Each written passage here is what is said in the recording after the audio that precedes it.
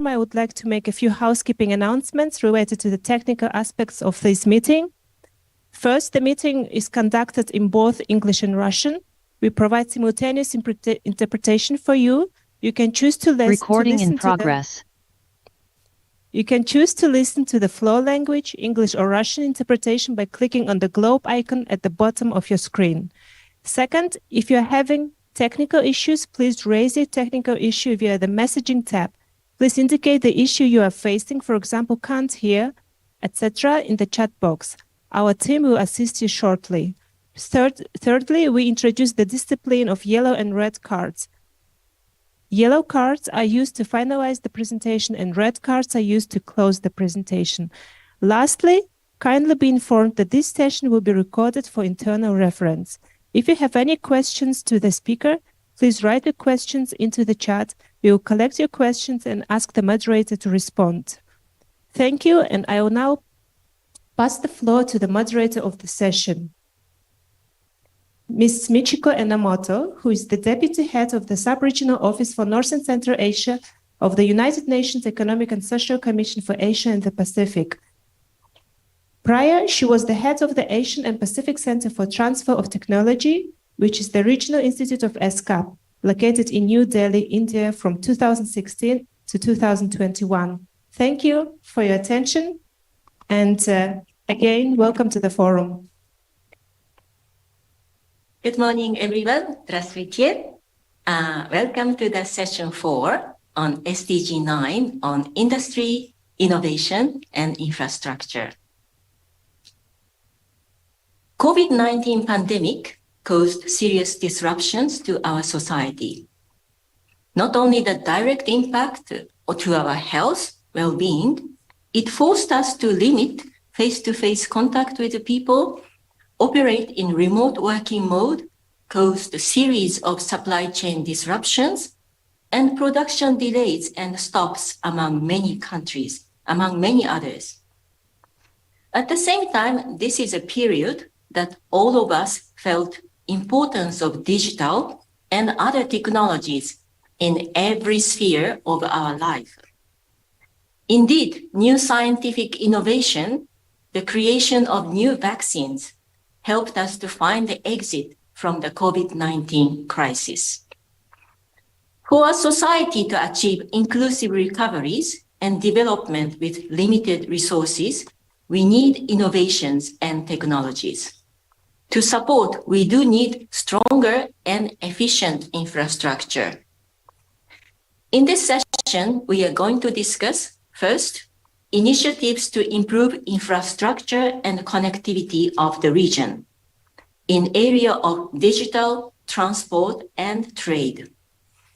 They are particularly important for our region, as most of us are landlocked developing countries. Second, we will going to discuss how to facilitate innovation and the use of the latest technologies to rebuild better the post-COVID-19 society, and facilitate economic diversification to build stronger knowledge-based economy.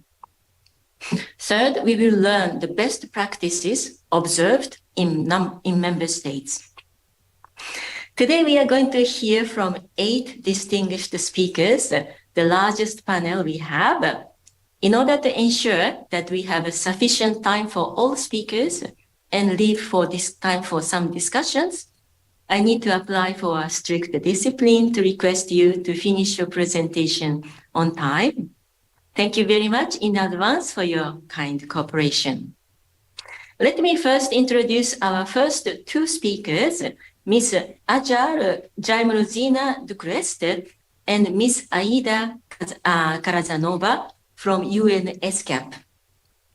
Ms. Ajar is the Chief of the Transport Connectivity and Logistics Section of the Transport Division of the UN ESCAP, and she has been supporting member states to develop integrated intermodal transport connectivity by assisting in further development of the Asian Highway, Trans-Asian Railway, and dry port networks, as well as the sustainable maritime connectivity.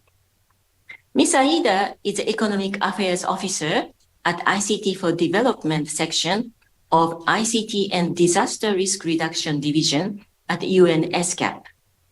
AIDA has been actively promoting ICT for development and digital transformation of ESCAP member states. So, Ajahn, you have the floor, and followed by AIDA. Please go ahead. Thank you very much. It's a pleasure to be here virtually. Of course, it would have been wonderful to join you in person, Michiko and colleagues. So I shall be presenting a joint presentation of three ESCAP division. Of course, AIDA will come in on the ICT part, and my part will cover transport and trade perspectives. Can you display the presentation, or should I share the screen?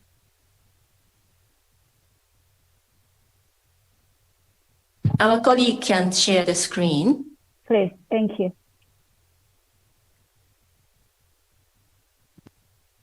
Valentin, please. Well, yes. Okay. Michiko and colleagues, if you allow me, I will switch into Russian because I believe it's the most appropriate. Добрый день, дорогие коллеги. Я буду представлять от имени отдела транспорта некоторую информацию по роли транспорта, торговли и, конечно, ИКТ в реализации целей 9 по промышленности, инновации, инфраструктуры. Следующий слайд, пожалуйста.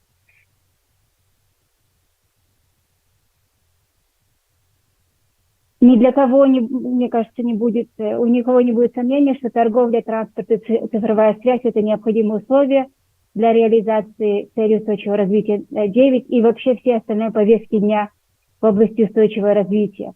К сожалению, и это уже в этом уже нет сомнений, что недавние события, в основном, особенно, конечно, пандемия COVID-19, но и другие развития, которые произошли на территории нашего огромного региона, очень усугубили ранее существующие пробелы в подключении, как мы говорим, в связуемости, транспортной, торговой или цифровой связуемости. И мы это видели особенно в странах Северной и Центральной Азии.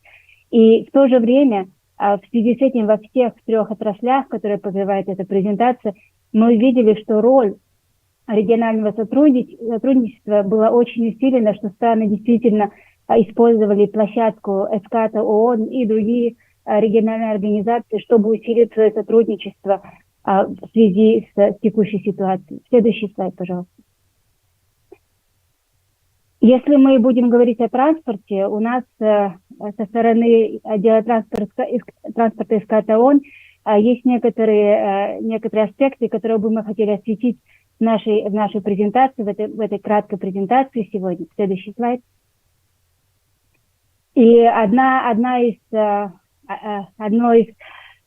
из моментов, который мы бы хотели подчеркнуть, что, к сожалению, факторы, которые усугубили влияние пандемии на транспортное сообщение, на транспортную связуемость, особенно сильны в нашем субрегионе. Я об этом скажу чуть более детально попозже, но первоначальный уровень цифровизации торговой и транспортной документации не был так высок в нашем регионе. Конечно, мы сравниваем уже с высоким уровнем других стран Азии, которые сделали огромный рывок в области цифровизации. Очень сильный фактор, который оказал неблагоприятное влияние, было то, что модальное разделение, использование, скажем так, разных видов транспорта в нашем субрегионе не очень сбалансировано. В основном упор идет на автомобильный транспорт, но, конечно, мы все знаем, что в странах Северной и Центральной Азии железнодорожный транспорт имеет огромное значение, и его потенциал действительно очень высок, но, к сожалению, еще не полностью использован.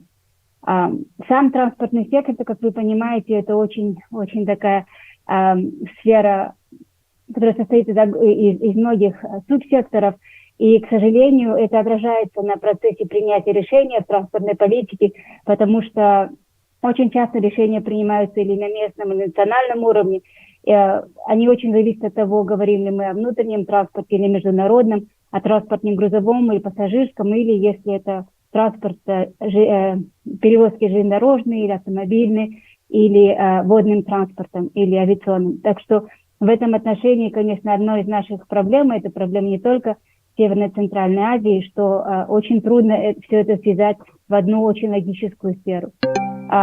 Вопросы транзита для стран Центральной и Северной Азии, конечно, очень болезненный вопрос. У нас налажено транзит с нашими общими, самыми важными партнерами, но, конечно, можно этот транзит улучшить, особенно в том, что касается железнодорожных перевозок. В нашем регионе еще есть проблемы с инфраструктурой, недостающие звена инфраструктуры или ее узкие места. Все равно существуют различия в стандартах в отношении транспортных средств, водителей и самих транспортных перевозок, что, конечно, означает, что должен быть очень часто бывает множественный контроль. И, конечно, как страны, которые очень зависят от транзита, те решения и политика, которые принимают которые принимают наши непосредственные транзитные партнеры и соседи, оказывают прямое влияние на транспортную связуемость стран. Следующий слайд. Что было очень очевидно во время пандемии, то что появились, конечно, все-таки новые возможности. И мы бы хотели отметить, что особенно в области цивилизации это не новое. Мы увидели огромный рывок вперед. И я бы хотела подчеркнуть цифровизацию не только автомобильного транспорта, цифровизации или использования бесконтактных решений, но также цифровизации железнодорожного транспорта. Мы видели, что многие страны региона, Казахстан, Киргизстан, Узбекистан, Туркменистан, вводили решения, новые цифровые платформы для железнодорожного транспорта, что очень облегчило его работу в условиях пандемии. И также, что бы хотелось ответить, что все технические решения уже существуют в области цифровизации транспорта, особенно вопрос в том, насколько они поддержаны и насколько в них вовлечены участники других секторов и очень широкого круга государственных субъектов. И это означает, что нам надо продолжать работу по повышению осведомленности и наращиванию потенциала в этой сфере. Следующий слайд. На данный момент очень важный вопрос, что мы видим, очень важное новое явление, что мы видим, усиленное явление, что мы видим в регионе, это что интерес к развитию новых транспортных связей с Южной Азией, с Юго-Восточной Азией очень сильно возрос. Вы видите на этом слайде несколько примеров или новых коридоров, или уже существующих транспортных коридоров, которые страны хотят ввести в действие или улучшить. И, конечно, опять же, цифровизация имеет огромный смысл и огромное значение для этой текущей работы. И чтобы я тоже хотела отметить, не входя в детали, к сожалению, потому что времени мало, что события в других частях Азии имеют огромное влияние на состояние торговый потенциал для стран Центральной и Северной Азии. Я имею в виду именно некоторые развития, которые произошли в странах Юго-Восточной Азии, которая сейчас растет очень высокими темпами и которая очень значительно улучшает свою транспортную связуемость. И со стороны ESCAP мы надеемся, что эти позитивные явления также позитивно отражаются на состоянии стран Северной и Центральной Азии. Следующий слайд. Хотелось бы отметить, kindly speed up. Да, что в вопросах продвижения цифровизации очень сильное препятствие — это неравенство в развитии и в качестве инфраструктуры. Пример, который вы видите на слайде, это, допустим, внедрение высокоавтоматизированных машин, беспилотников, даже можно сказать, по азиатской сети автомобильных дорог. Мы провели исследование в условиях пандемии, когда это решение, опять же, стало очень привлекательным, потому что используется минимальное количество водителей. И что мы обнаружили, что, к сожалению, различия стандартов в качестве инфраструктуры, транспортной инфраструктуры и, конечно, оперативных моментов очень сильно замедляет продвижение этих цифровых решений. Так что мы бы хотели этот вопрос отметить, и вы видите в нашем обследовании, вы можете получить дополнительную информацию. Следующий слайд. С этим я перейду к вопросам торговли, которые я также освещу от имени нашего отдела торговли и инвестиций. И в следующий слайд, что вы можете видеть, что упрощение процедуры торговли, это, мне кажется, не стоит опять это повторять и повторять, это, конечно, очень ключевой момент в снижении, предотвращения ненужных затрат и повышения эффективности самой торговли, которая становится более упорядоченной и цифровизованной. И для стран Центральной Азии, Северной Азии это особенно важно. Последнее исследование ESCAP показало, что можно снизить издержки на 13%, если будет обеспечен беспрепятственный электронный обмен данными, торговыми данными, документами. Это огромное снижение, очень мало реформ торговых или транспортных, которые могут добиться такого результата. И, конечно, то, что это бесконтактное решение, также помогает нам бороться с такими феноменами, как пандемия. Следующий слайд. Опять же, в странах Центральной Азии был огромный рывок вперед. Во время пандемии этот регион Центральной и Северной Азии выше по уровню реализации мер по упрощению процедур торговли, чем общий уровень по Азиатско-Тихоокеанскому региону, но в то же время уровень очень зависит от страны, и опять же огромный рывок вперед был сделан за последние 2-3 года. Следующий слайд. Страны применяли огромное количество мер упрощения торговых процедур во время борьбы с пандемией. Здесь вы видите описание некоторых из этих мер, и вы опять же видите, что помимо упрощения процедур торговли общего характера, было внедрено ряд решений цифрового значения, особенно создание информационных онлайн-порталов и цифровизация государственных услуг, которая помогла нам пройти вперед. Следующий слайд. Одно из очень позитивных развитий во время этого периода это то, что наше рамочное соглашение об упрощении трансграничной безбумажной торговли вошло наконец-то в силу. И, как вы видите, участвует уже одна страна из региона, и мы в ближайшее время ожидаем, что Туркменистан также присоединится к соглашению. Это соглашение действительно создает прекрасную институционную структуру для согласованного внедрения безбумажной торговли. И мы уже видим результаты в рядах стран, которые приводят в действие. Следующий слайд. И я закончу этот обзор транспортных и торговых моментов тем, что ESCAP оказывает услуги в оценке готовности к безбумажной торговле, трансграничной безбумажной торговли. Мы провели исследования в странах региона, как вы видите на слайде, в большинстве странах региона, где мы оценили текущее состояние страны и сделали рекомендации по индивидуального подхода, индивидуальных планов для этих стран для перехода к безбумажной торговле. Я приглашаю вас прочитать и ознакомиться с этими исследованиями, которые были сделаны буквально в этом году. На этом я закончу обзор. Следующий слайд торговли и транспорта, и передаю слово моей коллеге Аиде, которая расскажет о вопросах ИКТ. Спасибо большое. Wow. Thank you very much, Hajar. And dear colleagues, I will speak English because I noticed that in English sentences and words are shorter, so we can fit in 5 minutes. But I know most of you speak Russian and English at the same time, so it would be easy to have perceptions. We at ICT and development section do a lot of research and try to share that research, next slide, through the visualization charts. So this is one of the interesting and very fresh research on digital transformation, and the scores you could see Asia Pacific and other regions have the most disparity.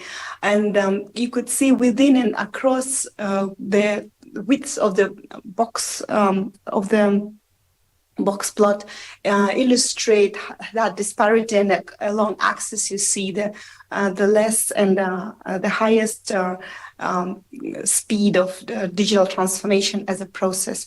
So we could see some regions and countries accelerated the digital transformation, and some are very behind. And you can find out that in Asia Pacific, the most disparity is within Southeast Asia. Next slide, please. The next visual representation of the ICT is also could be found in our research. It's internet speed. And the interesting fact about North and Central Asia, that the internet speed of mobile broadband and fixed broadband is also varies. And we could see that the speed of the mobile broadband in the whole region is only 18 megabytes per second. And the first runners are Azerbaijan and Georgia. And in these countries, the distribution of internet is also quite even. Uneven is in Turkmenistan, and we also see some disparities in Azerbaijan, Armenia, Russian Federation, Kazakhstan, and Kyrgyzstan. Another interesting map. This is the whole map, but you could go by subregions. You could see the fixed broadband, where the first runners with a good speed is Russian Federation and Kyrgyzstan. And then we have the next row of the countries, which is Georgia, Armenia, and also in these countries, the disparity between rural and urban is less vivid. So this is an interesting observation. So what does Asia Pacific do? Next slide, please. To address this disparity, and how can we organize the digital transformation processes? Just recently, last month, Asia Pacific and the Committee of ICT and Science, Technology and Innovation adopted Asia Pacific Information Superhighway and Action Plan, where member states committed to implement 25 actions within 3 pillars. One is connectivity for all, the other is digital technology and applications, and the third one is digital data. So these 3 pillars has its own peculiarities, and then we mobilize their work and support the platform where the member states with the structure of chair and co-chair and alternative chair think for you, how can we speed up or at least communicate what's happening in the region, and how can we achieve some impact by 2026. So next slide, please. This is just to illustrate, along with the big political framework, our section also worked together with the 8 other divisions and sections on the tools, very technical tools to support policymakers in planning. So one of them is the e-resilience monitoring dashboard, where we try to compile all the ICT indicators and in a very holistic and very pragmatic way, where we analyze policies, infrastructure, new systems and applications, hazard and exposure, and digital data through the framework of risk prevention, risk reduction, adaptation, and recovery. So within this framework, we will report to you on what's happening in each country. And these reports are upcoming, and we hope that policymakers can also do the policy briefing around that. Another 2 exciting tools about the Smart Corridor Simulator and Infrastructure Co-Deployment Portal. These 2 online tools also can help policymakers to assess the compatibility of 3 infrastructures like ICT, energy, and transport, and find the most interesting and the most cost-effective way of building fiber optics, or choosing another infrastructure like 5G, which can help to mobilize more data in real time. So the last couple of slides, next please. You may find the main findings and observations in a very short snapshot format in this report, which is just presented on 30th of August, which is called Shaping Our Digital Future. And this is the first report in biennial series that we're committed to give back to the region.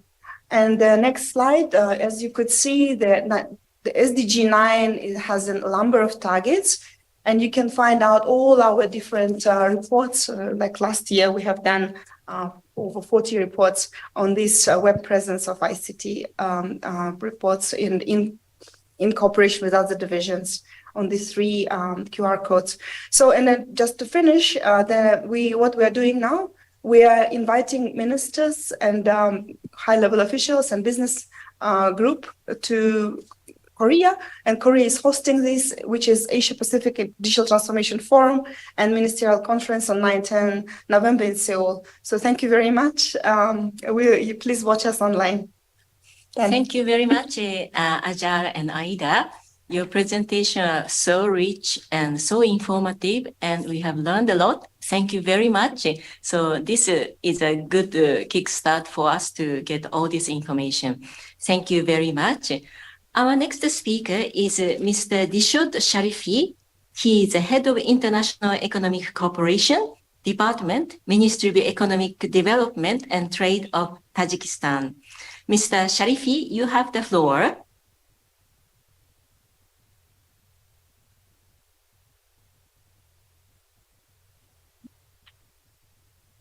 Can you please connect Mr. Sharifi?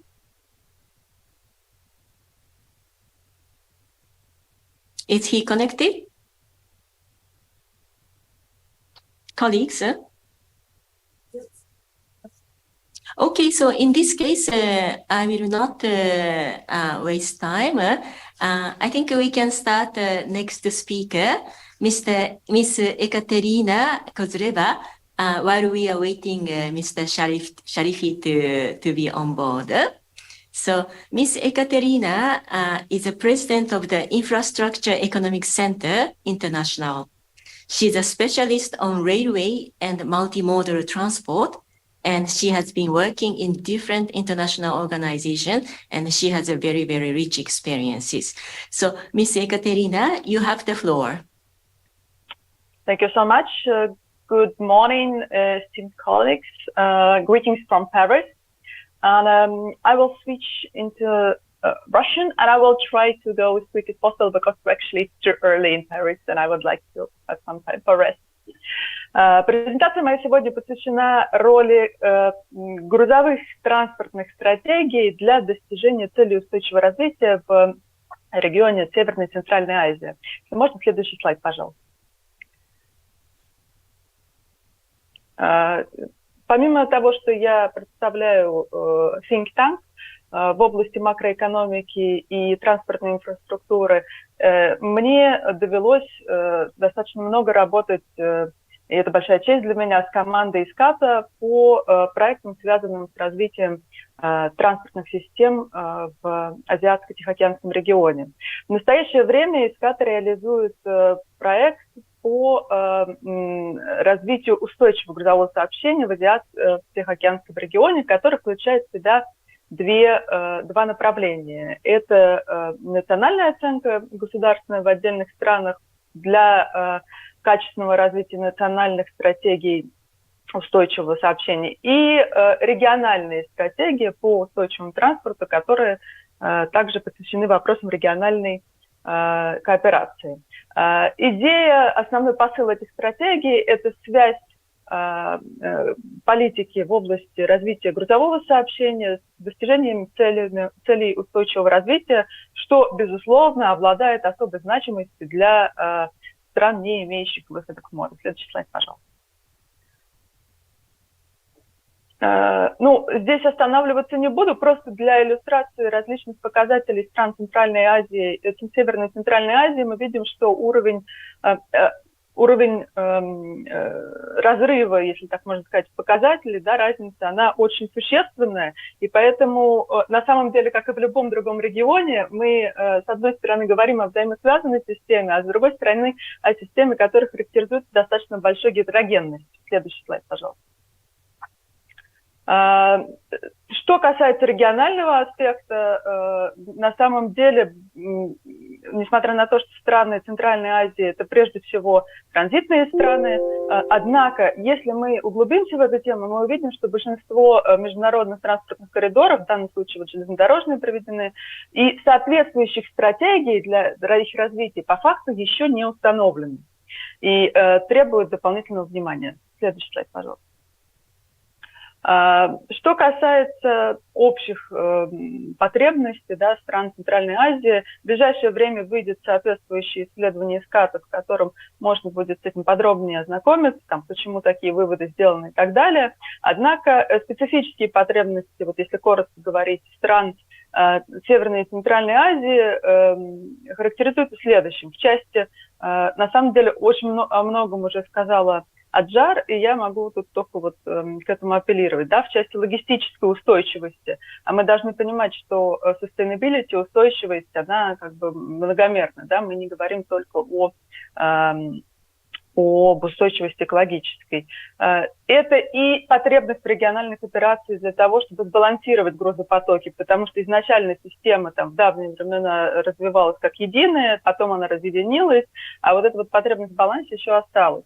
Да, то же самое касается цифровой связанности. С точки зрения экономической устойчивости, это, конечно, очень сильная зависимость транзитных потоков от изменений экономических, даже не в соседних странах, но и в удаленных странах, тех, которые лежат на начале и конце транзитных цепочек.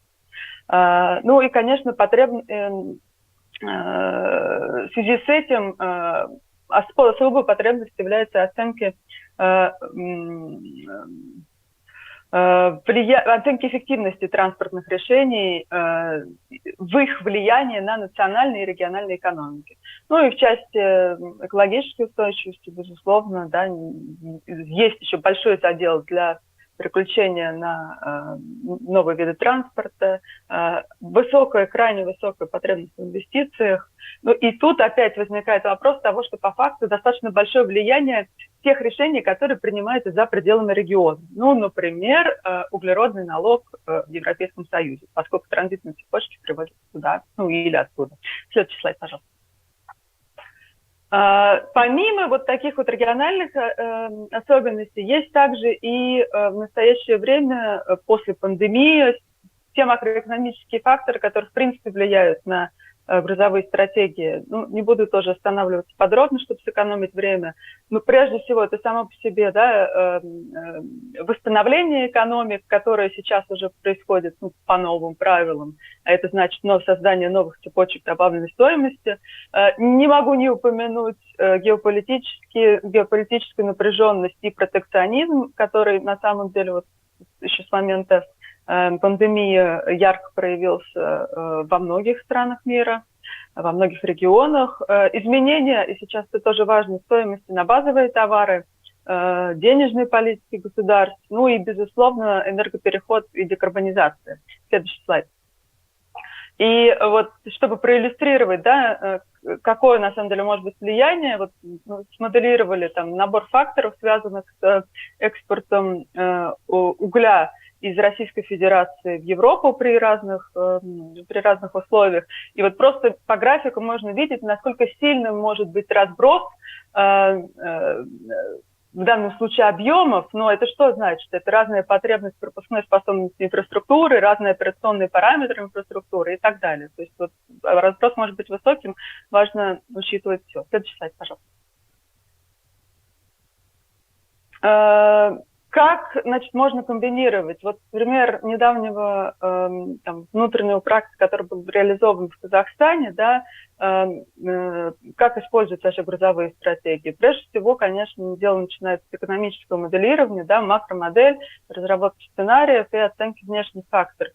Далее, значит, прогноз торговли, который, в свою очередь, конвертируется в прогноз грузопотоков.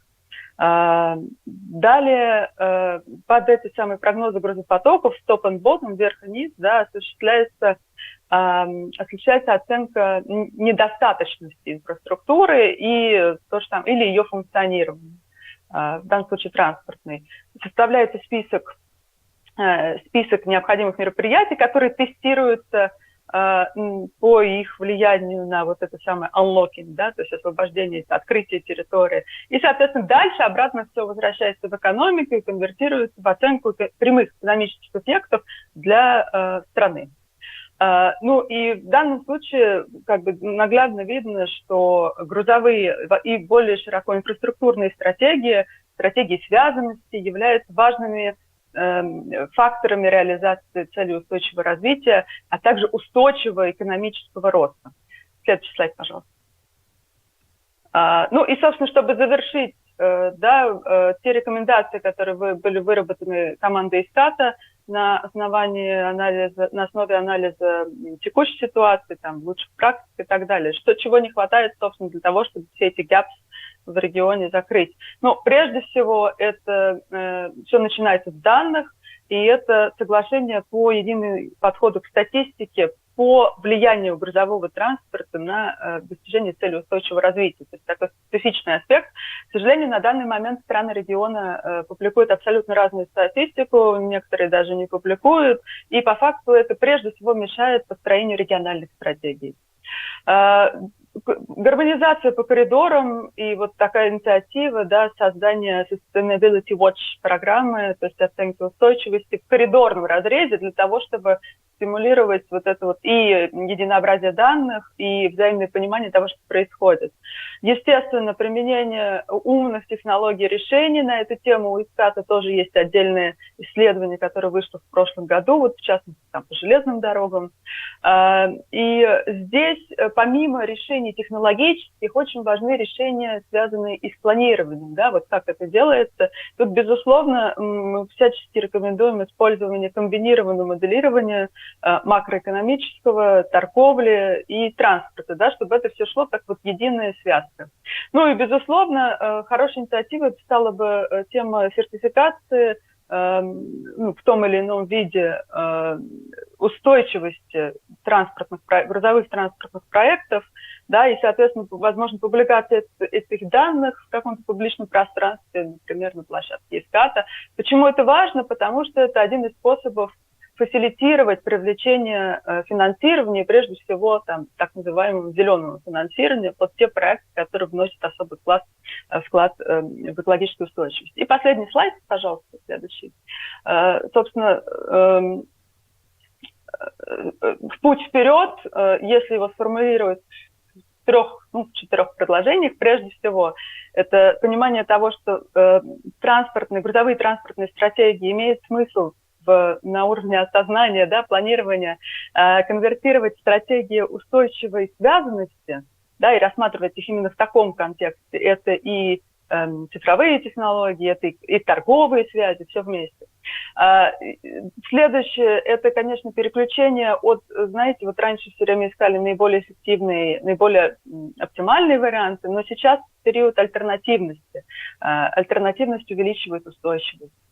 И внедрение постоянных изменений, связанных с постоянным уменьшением негативного воздействия на окружающую среду. И для усиления практически региональной кооперации идея ESCAP – это организация региональной платформы по устойчивому транспорту. Спасибо большое за внимание. Thank you very much, Ms. Kozureva. It is a wonderful presentation. You have summarized and gave us many, many very useful recommendations. Appreciate it. So I would like to go for the next speaker, Mr. Rustem Bigari. He is the Chief Executive Officer of Digital Government Support Center of Kazakhstan. Okay. Wait a moment, please.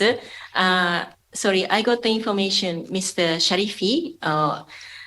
Mr. Dishol Sharifi has solved the issues of connection. So I would like to give the floor to Mr. Dishol Sharifi. He is the head of International Economic Cooperation Department, Ministry of Economic Development and Trade of Tajikistan. You have the floor, Mr. Sharifi. Спасибо большое, госпожа председатель, за предоставленное слово. Да, действительно, прошу прощения, у нас были некоторые технические моменты, которые мы решили. Спасибо большое. Уважаемые коллеги, уважаемые участники сегодняшнего заседания, дамы и господа, прежде всего позвольте поприветствовать вас, уважаемые коллеги, и выразить признательность за организацию сегодняшнего форума. В целях реализации наших общих возможностей Республика Таджикистан выступает за тесное торгово-экономическое сотрудничество со всеми странами, особенно с нашими партнерами по развитию. В этой связи, осознавая необходимость в адаптации к новым условиям и новым реалиям, мы призываем наших коллег по региону к более активному сотрудничеству в области цифровизации в частности. Текущая ситуация дала понять, что цифровизация необходима для продолжения развития экономики. И Республика Таджикистан в силу своих возможностей предпринимает определенные шаги в развитии своего научно-технологического потенциала. Правительство Республики Таджикистан нацелено на расширение сотрудничества и содействия в интеграции бизнес-процессов, коммерческих организаций и государственных учреждений с целью повышения эффективности цифрового взаимодействия. Следует отметить, что в стране принята концепция цифровой экономики и разработан план мероприятий по ее внедрению, основными направлениями которые являются переход к цифровизации национальной экономики и развитие цифровой инфраструктуры. Ведется усиленная работа над внедрением проектов умных городов и внедрением системы больших данных, то есть Big Data. Сегодня мы становимся свидетелями Interpretation, please. Сегодня мы становимся свидетелями глобальной цифровой трансформации всего общества, вне зависимости от сферы деятельности, которая все активнее использует прогрессивные цифровые сервисы. Правительство Республики Таджикистан с особым вниманием относится к вопросам цифровой и зеленой экономики. Цифровая трансформация в интересах людей является одним из ключевых аспектов взаимодействия, где коммерческие компании получают возможность расширить рынки сбыта товаров, создавая новые рабочие места, в том числе в смежных отраслях экономики. Это особенно важно для уязвимых слоев населения, женщин и молодежи, превращаясь в действенный механизм снижения показателей бедности. И странам, которые отстают от технологического преобразования, безусловно, сложно добиться успехов в социально-экономическом развитии. В этой связи предлагаем сконцентрировать внимание на создании механизма трансферта и обмена опытом информационных технологий из развитых стран в страны-партнеры.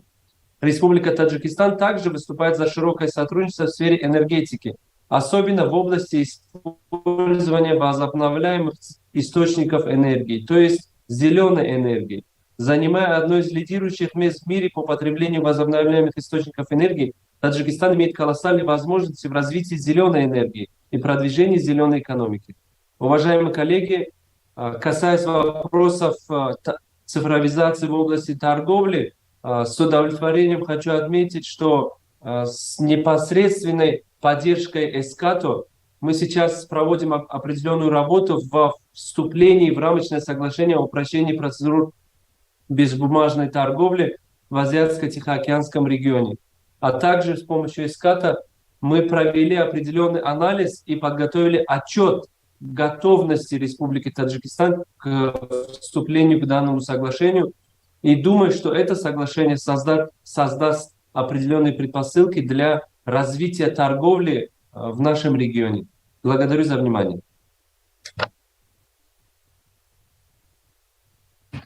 Thank you very much, Mr. Sharifi. I think it's very interesting to learn your initiative, Digital and Green Economy for People, and also very nice to know that you have been deeply engaged with the ESCAP for this framework agreement and paperless trade, among other successful initiatives. Thank you very much. So now I would like to go back and invite Mr. Rustem Bigari for his presentation. He is the Chief Executive Officer of Digital Government Support Center of Kazakhstan. Mr. Bigari, you have the floor. Thank you very much. Thank you for inviting us, and I'll be happy to share my experience. And let me start with my presentations, if it's possible, for technical assistance.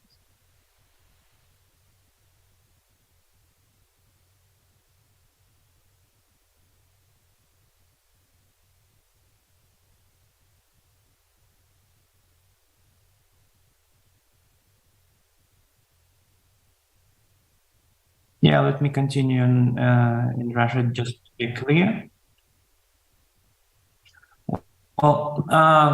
Цифровая трансформация в Казахстане уже пару лет назад мы достаточно активны, правительство этим занято.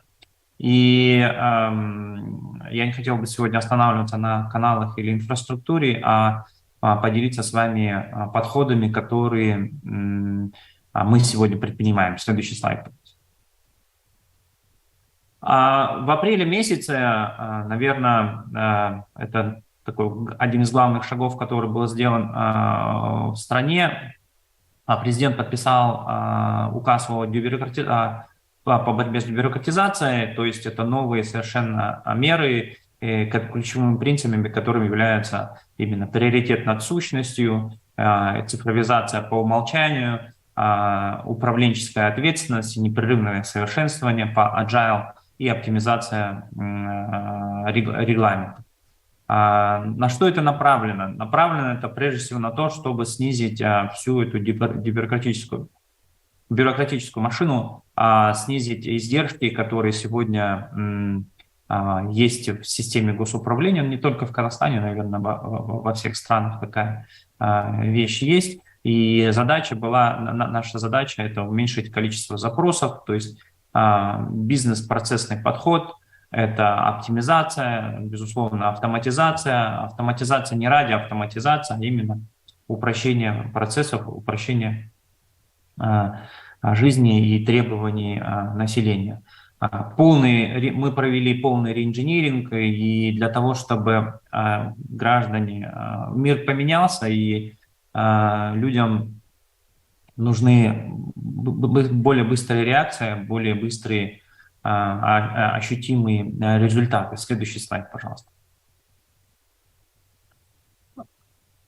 Да, за основу в целом мы брали, безусловно, международный опыт. Во многих странах он реализован. В Британии это Delivery Unit for Result, уже много лет существует. У нас на базе нашего центра создан такой же Delivery Unit, офис, который нацелен на конкретные задачи, направлен на конкретный результат.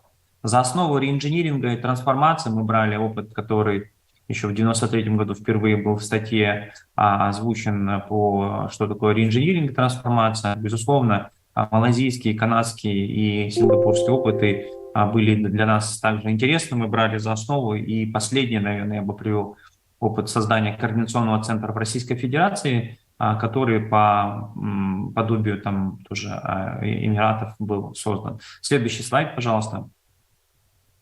В основе всей трансформации, цифровой трансформации, у нас лежит человек, гражданин, то есть его потребности.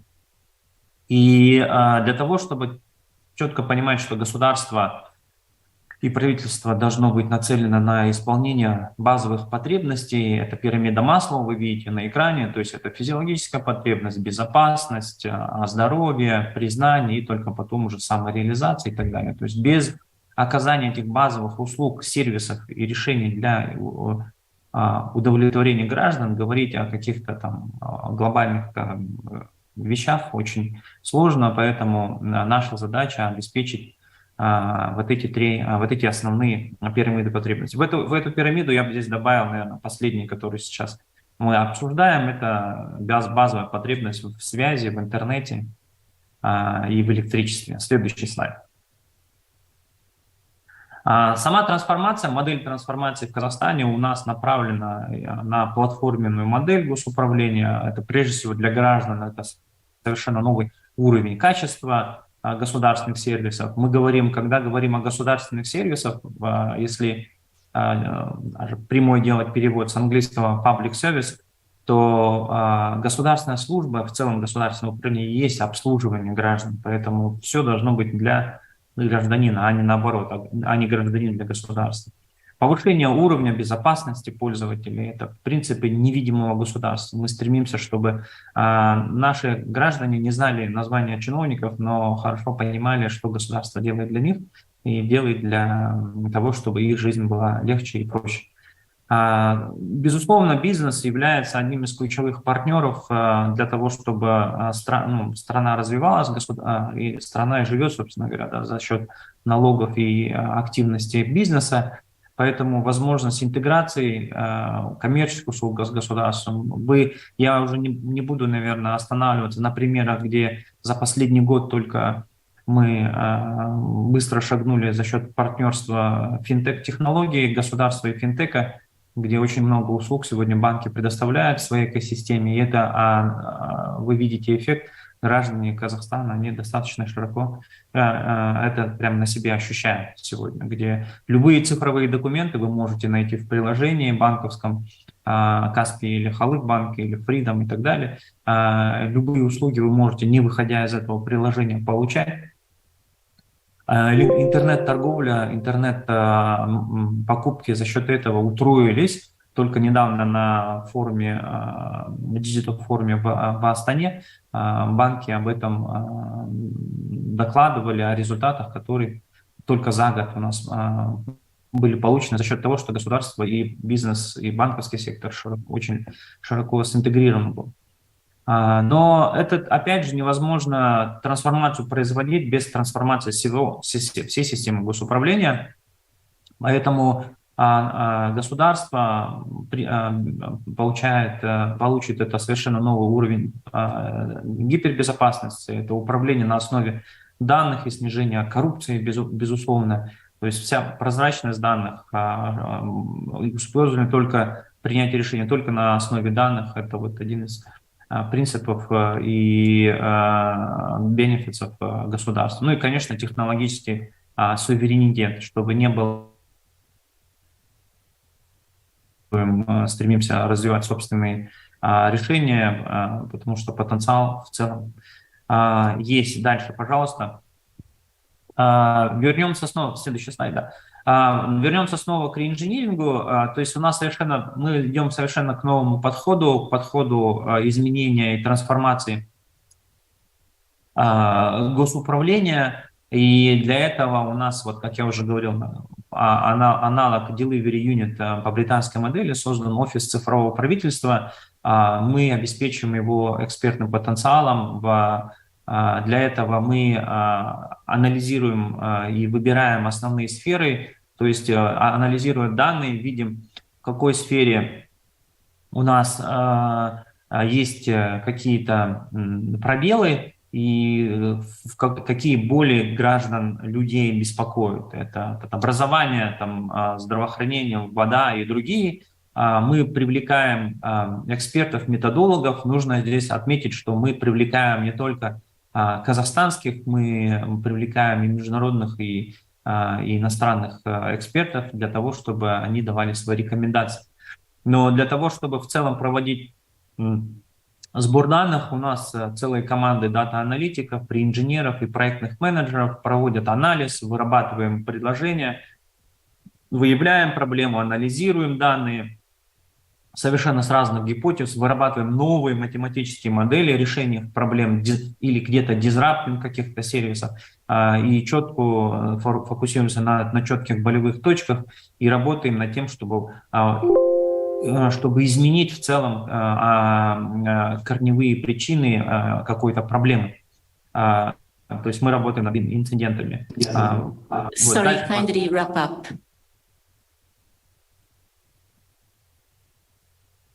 Да, ну и тогда я, наверное, поделюсь, в целом презентация будет доступна. Можно, давайте проскочим дальше. Следующий. Еще дальше. И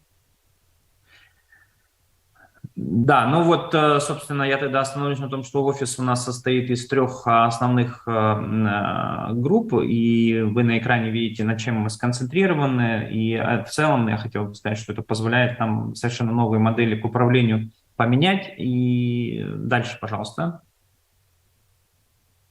То есть совершенно новая концепция принятия решений, то есть из колодцевых к принципиально новые аналитики. И дальше, если можно.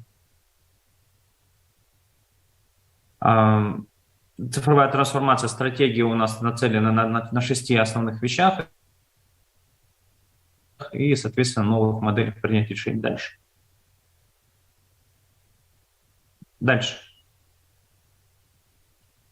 Как я уже говорил, все вокруг клиента и все государство, все управление вокруг именно гражданина. Дальше. Ну, мы переходим от колодцевых систем управления к доменной. Этими опытом мы уже внедряем и готовы с ним поделиться со всеми партнерами. Можно дальше. То есть в целом сегодня дальше. Последний слайд. И то есть мы от колодцев переходим к новой к доменной архитектуре. То есть нет зависимости от каких-то государственных органов. Мы говорим о том, что работаем только над конкретными сферами. Дальше последний слайд. Ну и на слайде вы здесь видите основные электронные правительства в целом по направлениям. Если есть интерес к более детальной информации, наши эксперты готовы этим поделиться. Спасибо большое за внимание. Последний слайд.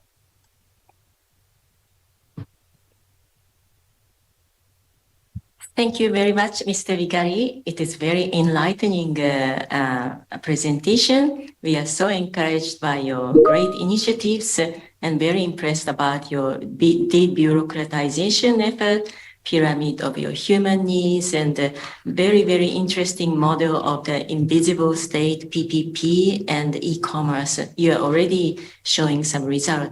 Thank you very much for sharing your wonderful experience. So sorry to interrupt you because we have a limitation of your time. Now, I would like to invite Mr. Farid Nahiri. He's a program coordinator at the ITU Regional Office for CIS. He has been providing strategic advice on digital infrastructure, cybersecurity, very important, digital transformation of major industries, ICT statistic and management of ICT development project, among many others. He is very specializing for CIS region. So, Mr. Nahiri, you have the floor. Thank you very much, Madam Moderator, and good morning, dear participants. Can I share slides myself? So, because I have a lot of them and I need to skip some of them. Thank you. Yeah, I'll share slides myself. I'll continue in Russian. Как я сказал, у меня довольно много слайдов, но по аналогии с господином Бегари я тоже хотел бы, чтобы все слайды остались в презентации, но при этом постараюсь уложиться во время. Слайды можно будет посмотреть после презентации, и там будут ссылки на те активности, которые реализует Международный союз электросвязи. Я бы хотел начать с краткого обзора того, что за организация ITU. Да, ITU был основан в 1865 году для координации телеграфных кодов, для того, чтобы страны могли общаться при помощи телеграфа между собой. В дальнейшем ITU был вовлечен практически во все работы, требующие той или иной межправительственной координации по вопросам технологий. Это координация радиочастотного спектра, наиболее известная в настоящий момент деятельность ITU, координация спутниковых запусков на геостационарных орбитах. И ближе к 20 веку ITU также стал заниматься развитием широкополосного доступа, развитием интернета, в частности, с фокусом на подключение неподключенных. Собственно, миссия МСА сейчас и заключается в том, чтобы подключить весь мир. И в 2003 году встреча ВИСИС также наделила ITU мандатом заниматься направлением информационной безопасности, кибербезопасности. И с учетом фокуса SDG 9 я вот в своей презентации сфокусируюсь именно на инфраструктурных направлениях, которыми мы занимаемся. В ITU входит 193 государства-члена, и важно отметить вот уникальная такая особенность нашей организации, что входит 900 компаний частного сектора. Так как вы знаете, что технологии в первую очередь развиваются и изобретаются частным сектором, научно-исследовательскими организациями, то такая структура ITU, она наиболее точно, мне кажется, отражает реальность. В ITU входят все крупные IT и телеком-компании мира, да, то есть раньше это всегда были телеком-компании, такие как Huawei, Cisco, Vodafone, Verizon, то сейчас и все IT-гиганты также входят в ITU, Google, Facebook, Tencent и другие крупные компании. ITU состоит из 3 секторов. Сектор радиосвязи координирует радиочастотный спектр, согласовывает спутниковые позиции.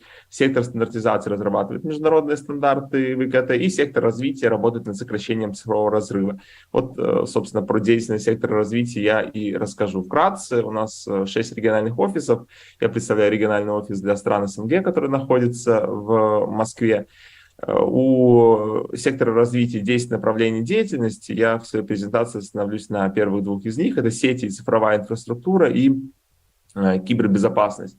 Ссылка на этом слайде дана на общую программу, на глобальную программу сетей цифровой инфраструктуры. Можно посмотреть, какие активности реализуют коллеги из штаб-квартиры из Женевы, коллеги в других регионах. Ключевые направления — это радиовещание, управление использованием спектра, соответствие функциональной совместимости, сети последующих поколений, универсальный ШПД, связь в сельских районах и преодоление разрывов стандартизации. В частности, вот по ШПД. ITU является глобальным лидером по картированию ШПД в мире. Мы данные получаем непосредственно от стран, непосредственно от операторов.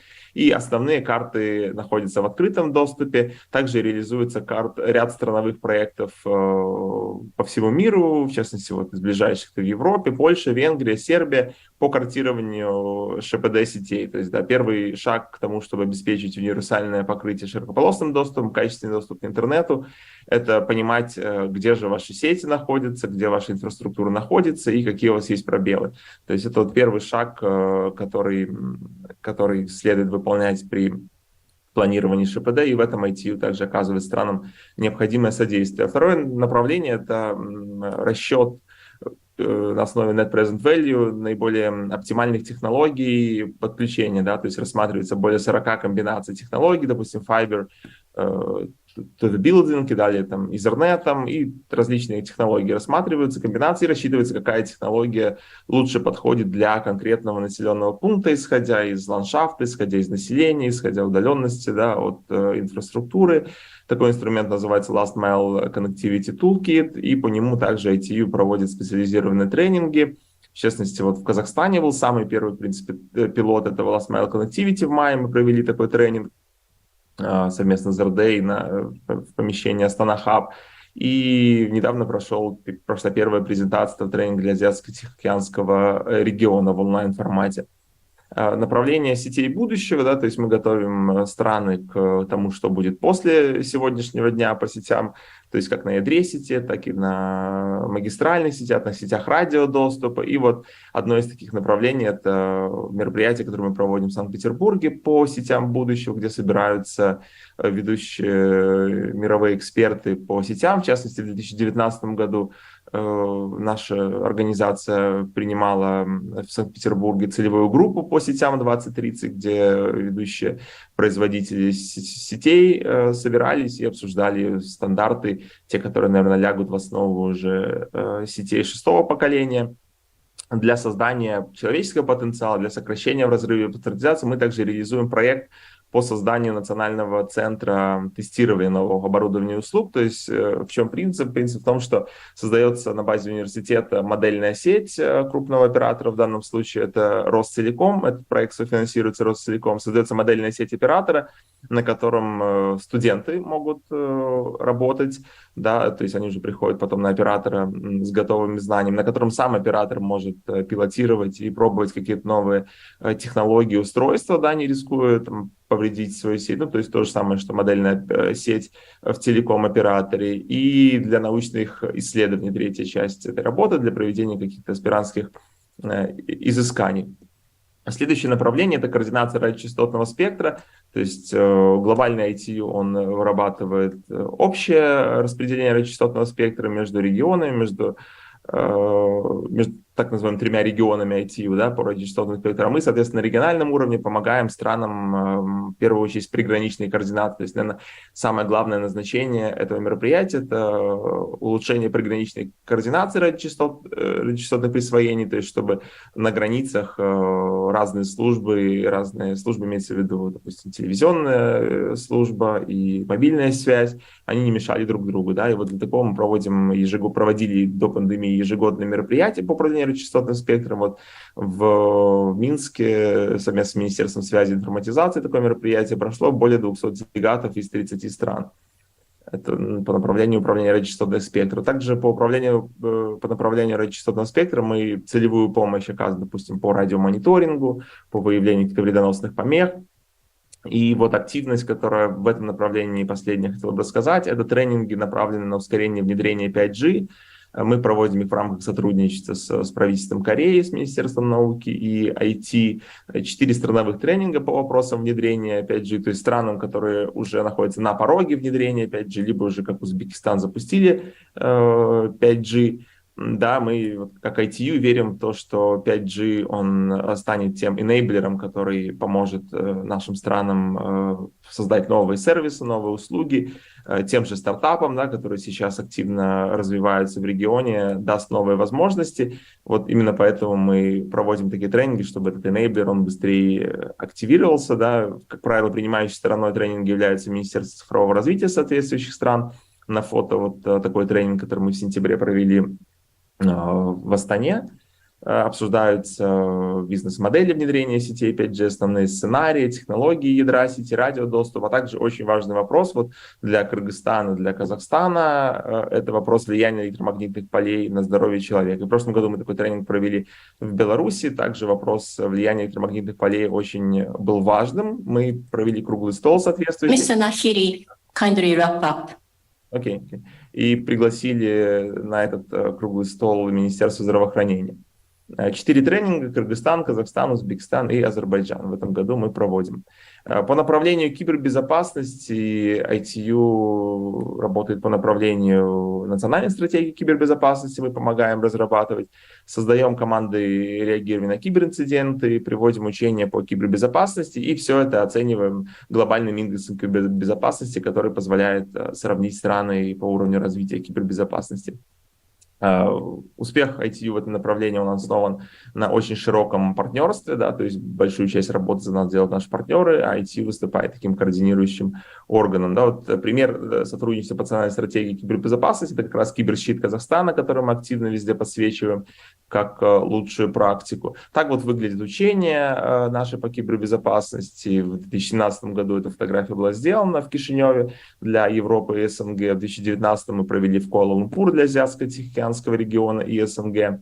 В 2021 году мы провели первые национальные учения в Кыргызстане, где собрали более 150 стейкхолдеров из банков, операторов критической инфраструктуры, госорганов совместно с ОБСЕ и компаниями частного сектора. Мы в Кыргызстане также реализуем совместно со Всемирным банком проект по созданию отраслевого центра реагирования на киберинциденты. И вот наиболее актуальное мероприятие прошло в середине сентября в Алматы. Это учение, межрегиональное учение по кибербезопасности для стран СНГ и арабского региона. На этом у меня все. Спасибо за внимание.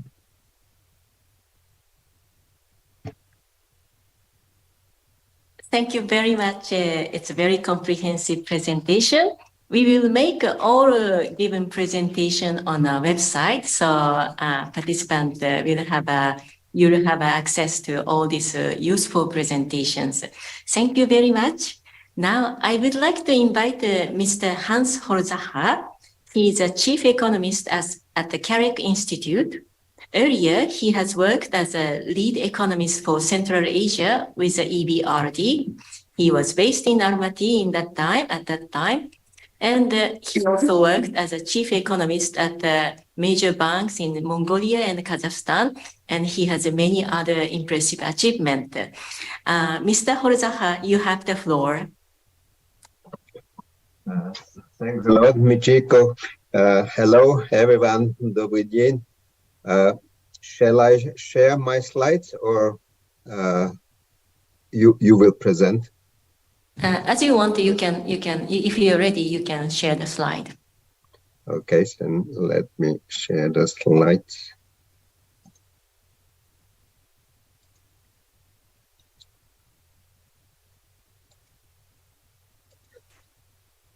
So just to confirm, can you see them well? Yes.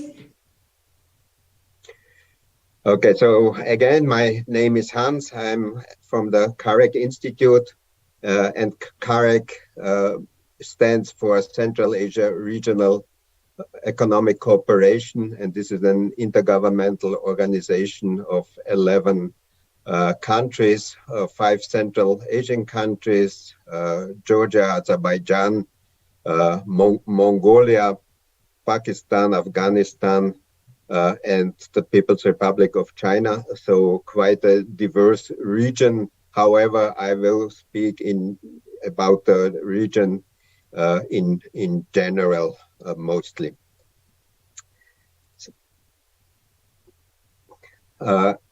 I'm a macroeconomist, and the topic is SDG 9. So I will focus more on long-term issues and general questions, even so, as we all know, there is a lot of short-term issues as well. However, let me have a more long-term perspective, and I'm a macroeconomist, so I will be more general, and a lot of what I will touch upon, we heard the last 2 days much more in detail, and by the way, in a very interesting and informative way. So congratulations to the forum, and I have learned already a lot. So what you see here on my first slide, so the thick red lines is always on the slides, is over Can you please move the slide? I moved the slide. Can you not see the now gross national income? No. Don't the slides move? No. So maybe we can share the slide on behalf of you. Yes, please. Okay, Valentin, kindly.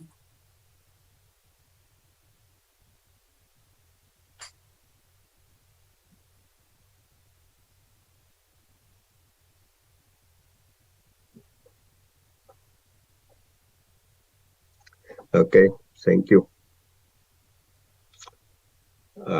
Это на русском, но я все-таки, наверное, продолжаю на английском. So again, I will. So the red thick line, what you here see, is always the simple average for the CAREC region, and as I said, I will be speaking more or less about the CAREC region as a whole. What you can see here on this slide is the gross national income, and as compared to the gross national income of the United States, gross national income per capita. And what you can see here is that there were big catching up between the 1990s up to 2013, 2014.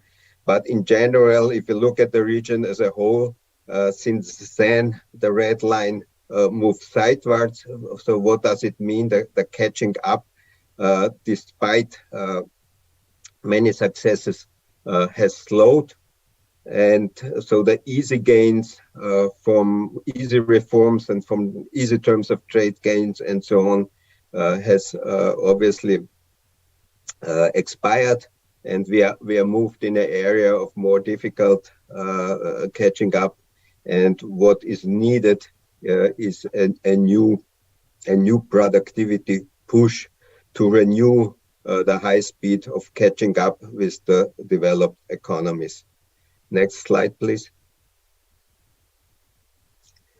Where should this productivity push come from? The one is technologies, so innovation, digitalization, but also other innovative technologies. The second important thing is foreign trade, in order to better utilize comparative advantages, and also a very important factor is direct investment and the transfer of technology and advanced management into the region. And what you can see here on the slide is the innovation index. The blue lines are always representing the world, in this case here, divided by income per capita. And the red diamonds are the countries of the region. And what you can see here is a diverse situation. Some countries do better. Some countries are not as advanced as some other countries in the world with similar income. But all the countries, I think, have to do more and have done a lot, but can still do more in their national innovation systems. Even so, of course, innovation is not an easy task, and not just a question of universities and innovation systems. However, I think it's a very important field to be developed further. Next slide, please. Once again, about digitalization, there is a correct digitalization strategy adopted by the 11 countries. And as we all know, it's important in very many fields to progress with digitalization. What you can see here on the slide on the table, but it's from 2016. So that time, half of the current countries were below average, global average in adaptation, and half were above, roughly. So the blue figures are below, the black ones are above global average. So also here, catching up is to be done. But as we heard, a lot of strategies, all the current countries have meanwhile digitalization strategies and move fast. And by the way, in general, the governments move faster than the private sector. So we heard a lot about e-government just now.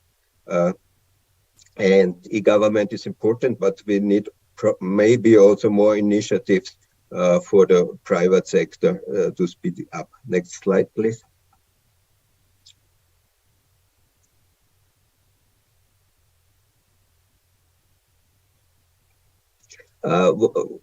Here, I come back to the question of greenhouse gas emissions, and current countries, as we will soon in the next slide, are highly affected by global warming themselves, but some of them are also high emitters. No, let's stay at the previous slide.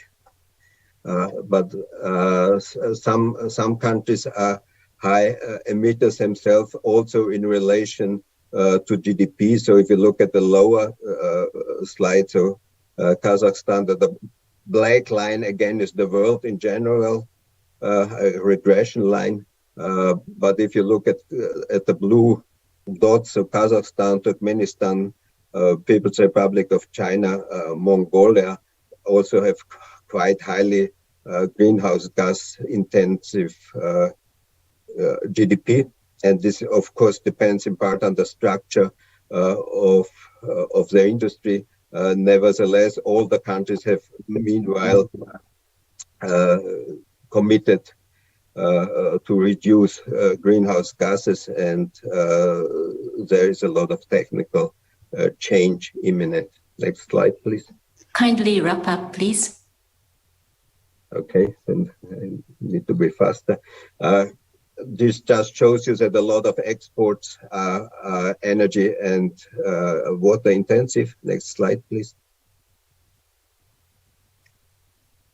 This again shows you, we had it before. I will not stay on this long time. So a lot of, and there are two sectors especially important in the undergoing change. The one is the energy sector, and there still need to be a lot of more renewable energy beside water also to be implemented.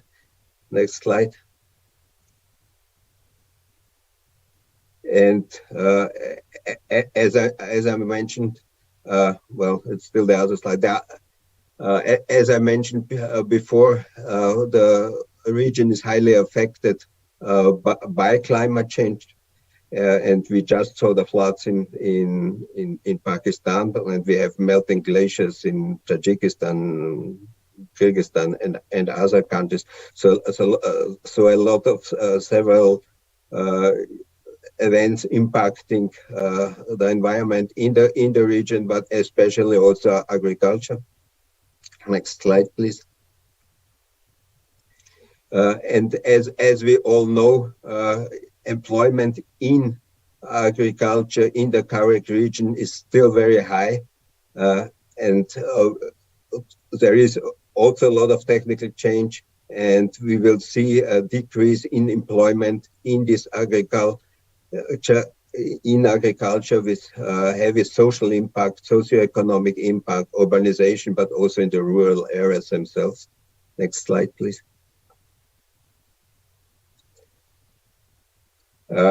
Coming now to the very important question, we speak here about technological change a lot, and a very important side of this is, of course, education. And in some countries, we still need, like in Afghanistan and Pakistan, also schooling in general needs to be improved, especially also for women. But also in higher education, we see some social barriers still, as you see on the lower slide. And there needs to be further initiatives to reduce these barriers, and especially important is technical education. Next slide. Kindly wrap up. Yes, this is my almost last slide. So just to remark, as we speak about SDGs, we need a productivity push, as I said, but we also need still more equitable distribution of the effects. So we need productivity, we need sustainability, and we need inclusion. Next slide, which says thank you. Thank you for your attention. Thank you. Thank you very much, Hans. Your presentation is very rich, and I wish we could give you more time, but thank you very much for your understanding. As you rightly say, that the region needs a new productivity push, cope with the climate change and equitable distribution. So we need technology, innovation, digitalization, other innovative technologies, foreign trade, FDI, transfer of technology, and advanced management. So to set up a proper national innovation system is very important. And thank you very much. We will place your PowerPoint presentation to our website so that our participants and member states will benefit from your wisdoms. Thank you very much. So now I would like to invite Ms. Anna Maria Ciconia. She's a coordinator of Technical Assistance Fund at the Eurasian Development Bank. In past 2 years, Anna Maria launched and oversees the realization of over 25 technical assistance projects, including one to moderate Armenian Stock Exchange. So she has a very impressive experience, and she will share with us her experience and wisdom. Anna Maria, you have the floor. Thank you very much, Madam Moderator. Good morning, esteemed delegates and participants of today's conference. I'm going to try and keep it a little bit shorter today, try and get to the point and speak about some practical aspects of how we can move SDG number 9 forward. As far as I know, I'm one of the few representatives of multilateral development banks here at the forum. And so I'm going to be kind of sharing my experience from the point of view of an MDB, and just speaking about how we can use comprehensive and maybe even creative solutions to overcome the unprecedented effects that we've seen after the global pandemic. So today I'd just like to speak about one of those comprehensive mixed modality solutions, which is technical assistance. It's a very traditional instrument that's used by almost all multilateral development banks and many international organizations as well. And today I just want to speak and share some insights about how we do it at the Eurasian Development Bank, and possibly reach out to you in hopes of cooperating in the future. Next slide, please. I'd just like to quickly probably give you a kind of snapshot. We've heard a lot about the progress made on SDG number 9 in the region, so I'm not going to go into great depth of what's actually happening there. I think that you all know the trends, the tendencies happening. But something that I would like to bring your attention to is the fact that the different indicators show very different dynamics. And on the one hand, we know that the region has fairly developed infrastructure, but there's a question of how resilient that infrastructure is. We know that manufacturing, for example, and its share in the value-added GDP needs to be as well increased. Sorry, can you get the slides on the screen, please? Thank you. As well as the access of enterprises and industries to financing. So this is a niche that we see as a multilateral development bank that we can enter.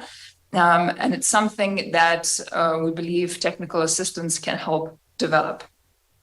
Can we please get the next slide?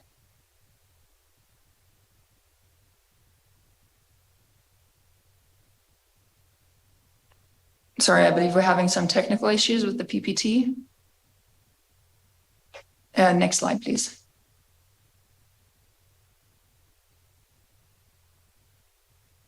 Thank you.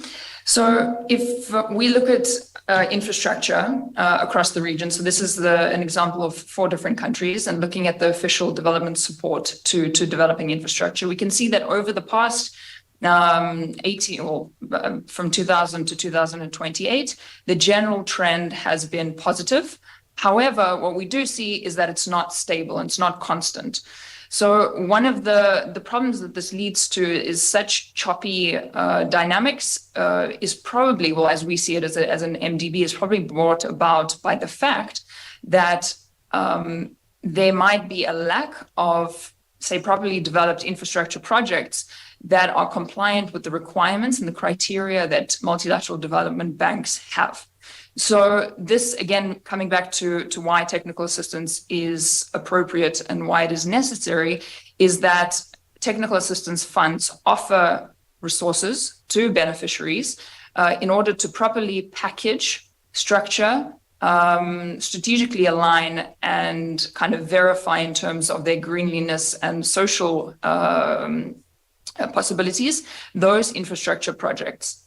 Another thing that I'd like to bring your attention to here is that you can see the official support being offered is not proportionate to the territory of these countries, which is another reason why, to a large extent, infrastructure is quite heterogeneous in the region. So the involvement of an institution, of an international financial institution, we can say that it's a great kind of characteristic of any infrastructure project, because to a large extent it increases the possibilities for additionality and crowding in, thus making the project more viable and offering it more diversified channels for investment. Next slide, please. If we look at manufacturing in the region, I think that we can see kind of similar picture. So in the run-up to 2020, the general trend was fairly stable, with some exceptions on part of Tajikistan, for example, where that dynamic was more negative. But nevertheless, we know that manufacturing is an important element, obviously, of any national economy. And when it is not being provided with enough investments, for example, technical assistance, it leads to a situation where it's not developing fast enough. And obviously, that does have far-reaching economic effects for the country. So this is, again, another niche that we see that technical assistance can have a significant impact as it promotes aligning those projects to green and social standards at a very early stage. Next slide, please.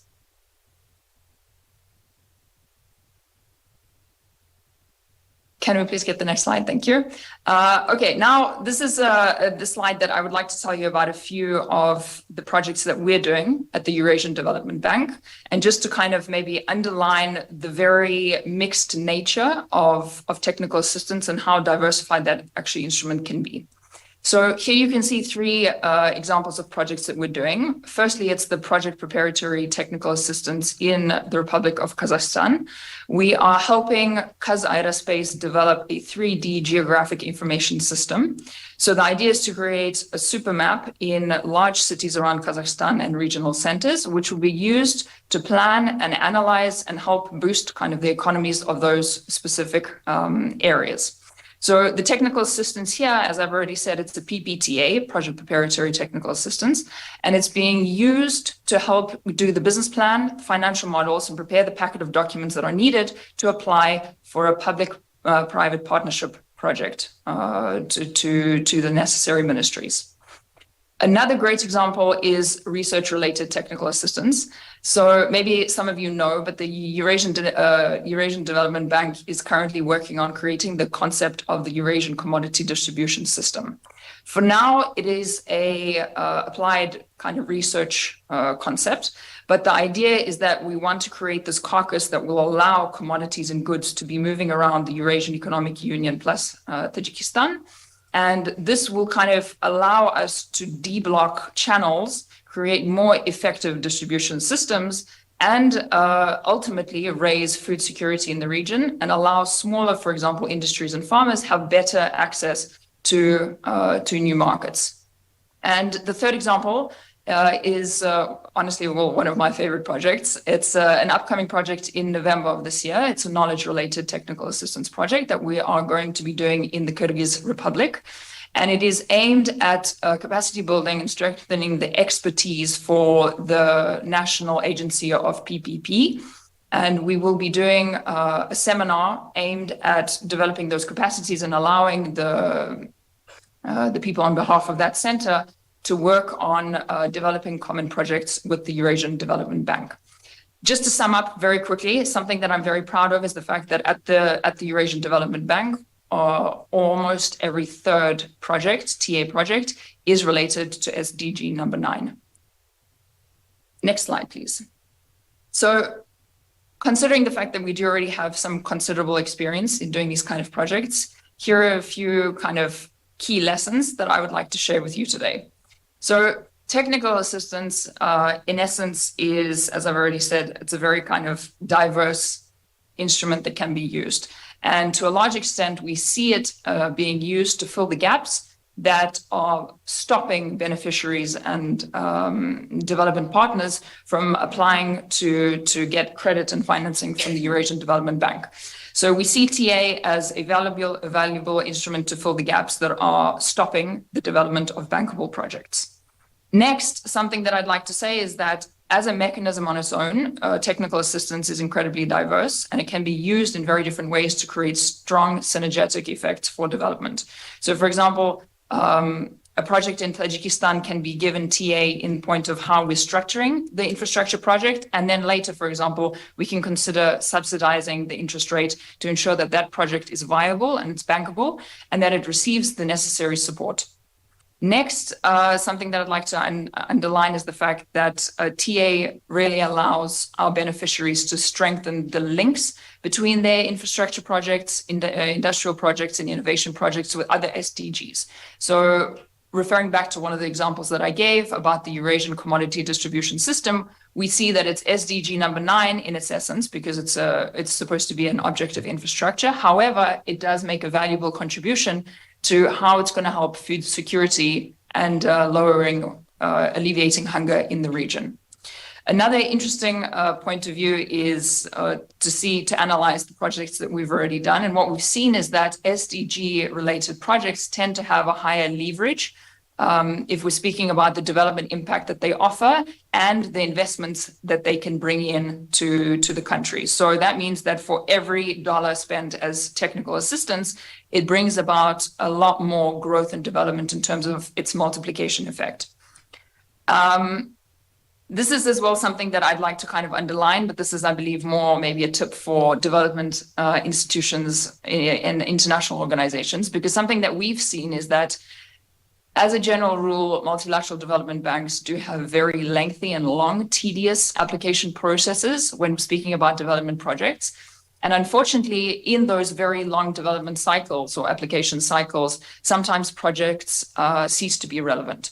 So something that I'd like to share as a key lesson for development institutions is that for technical assistance to be relevant, it needs to be delivered on time. It needs to be fast. So this is a challenge that we've kind of put before ourselves at the EDB, at the Eurasian Development Bank, that we need to be able to kind of deal with projects and package them and get them already up and running within a plus minus period of 3 to 4 months compared to what usually can take maybe 9 to 10.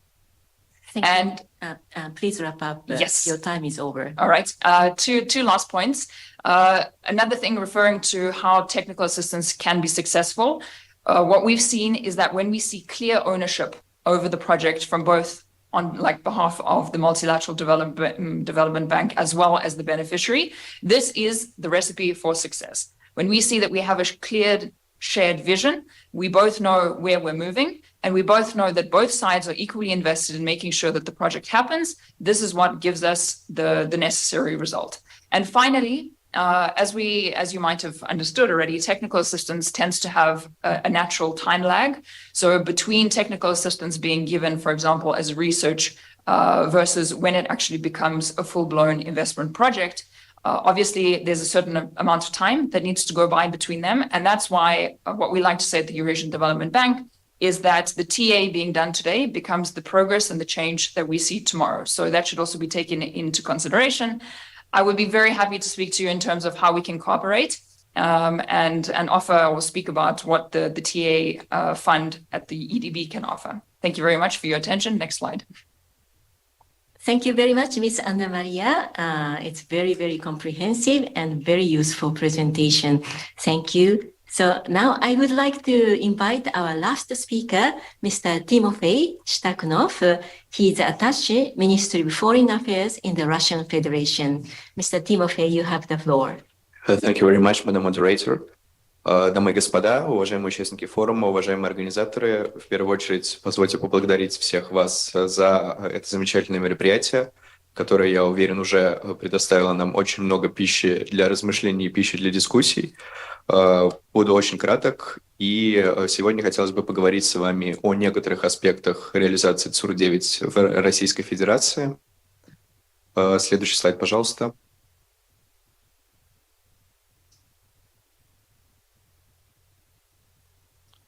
Итак, в первую очередь хотелось бы отметить, что Российская Федерация остается полностью привержена реализации целей устойчивого развития. И хотелось бы отметить, что в нашей стране ЦУР реализуется в том числе в рамках систематизации так называемых национальных проектов, принятых в 2018 году. И эти национальные проекты охватывают значительную часть всех целей и задач, упомянутых в повестке 2030. Следующий слайд, пожалуйста.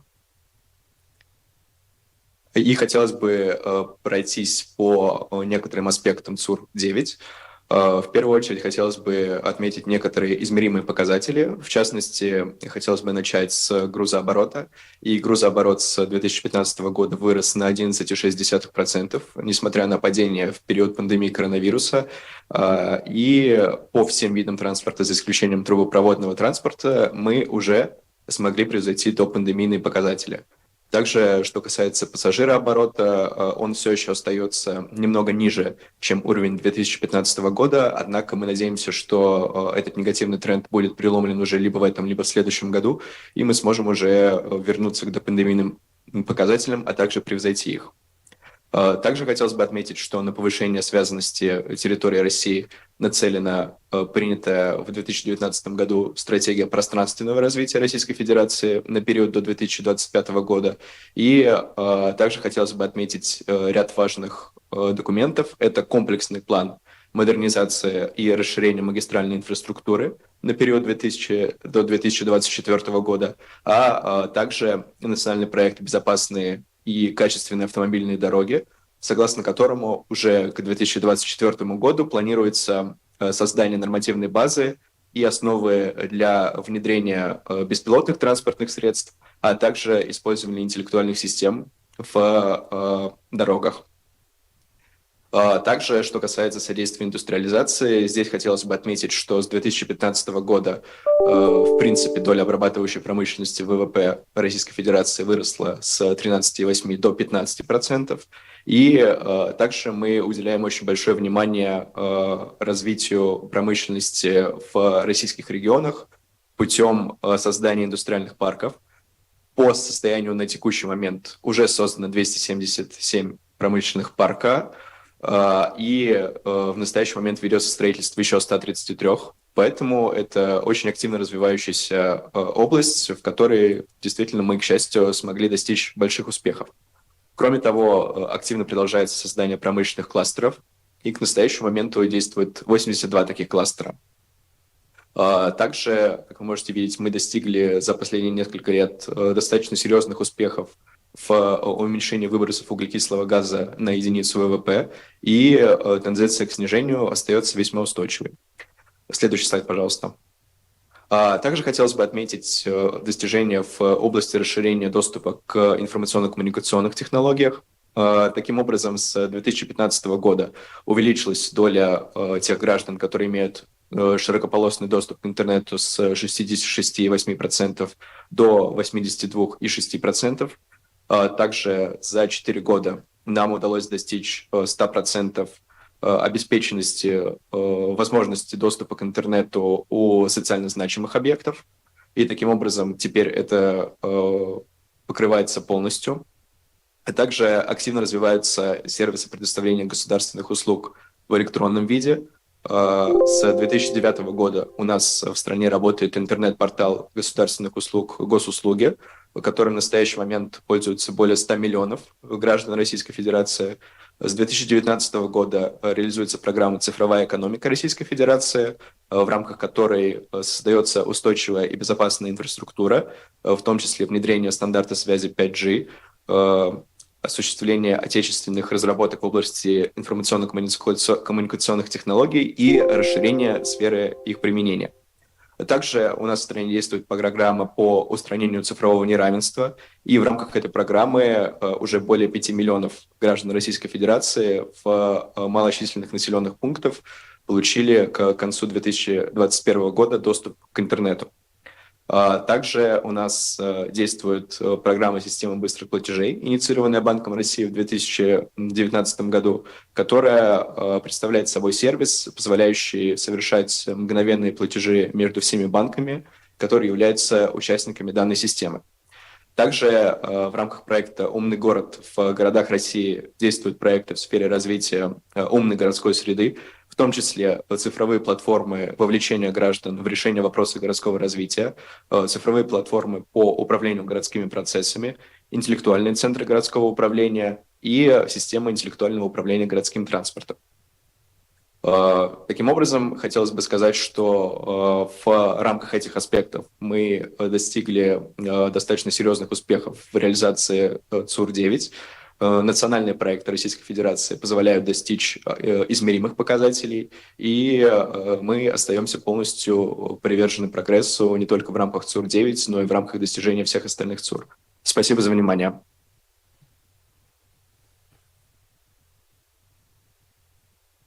Thank you very much, Mr. Timofey, for sharing your impressive record of development.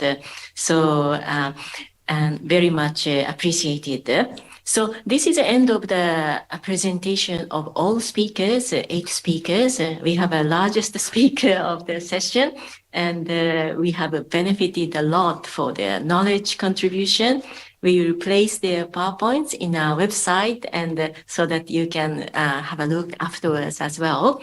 So now I would like to give a floor for questions, answers, and comments. And also, I will also ask Patricia to share with us if there is any questions received from online. So the floor is yours. Yes, please. Please give a microphone.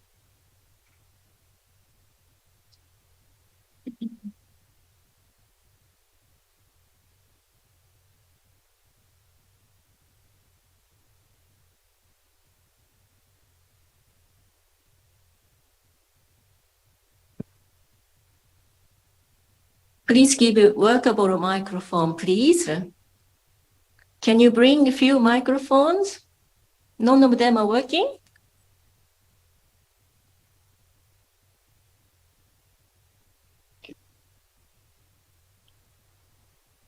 Thank you.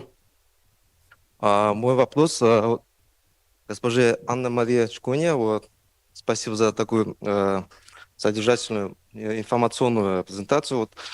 Вы отметили, что банком уже проводите диверсификацию проектов, инфраструктурных проектов, зеленые стандарты, цифровизация, инновационные проекты, приходят. Инновационные проекты, они в основном требуют более длительного периода разработки, так как там фундаментальные исследования там проводятся.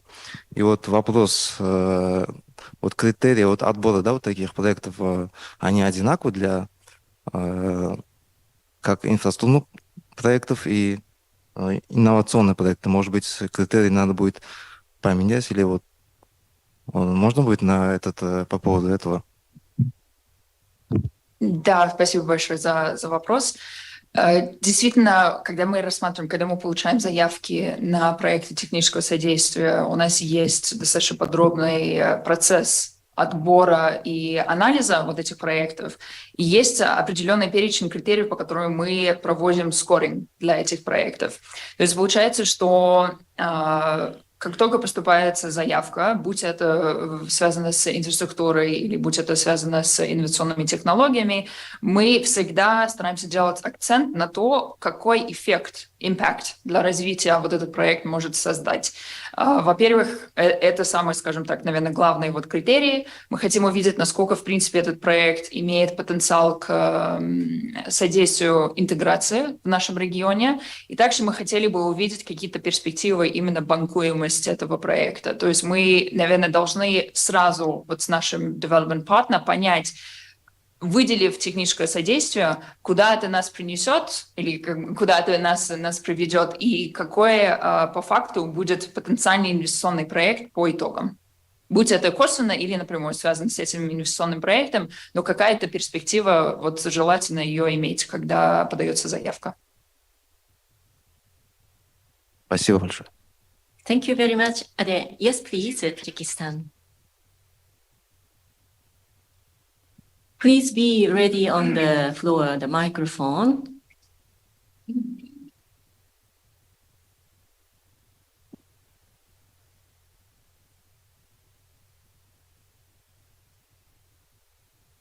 Finally, stand by for other questions. Доброе утро.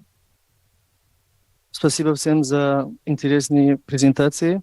Я тоже хотел бы вот насчет технической помощи, которая вот отметила уважаемая Анна-Мария. У меня не вопрос, а то, что готовность работать с вами.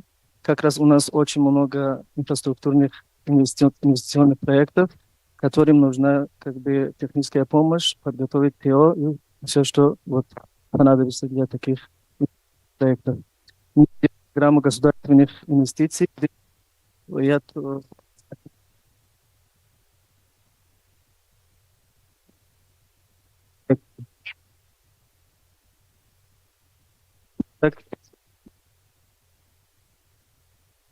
Спасибо большое. Будем очень благодарны за сотрудничество.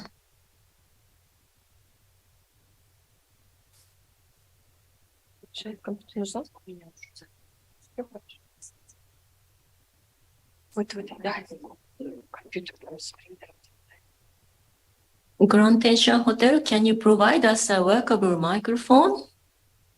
This is workable. Hold.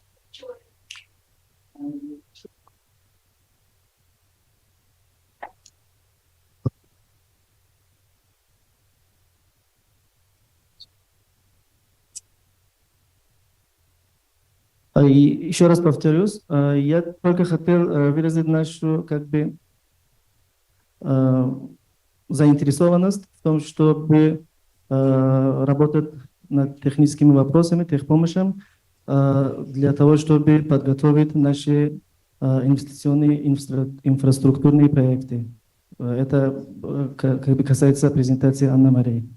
Мы поэтому как бы после этого форума можем обменяться как бы визитками и дальше работать вместе. Спасибо.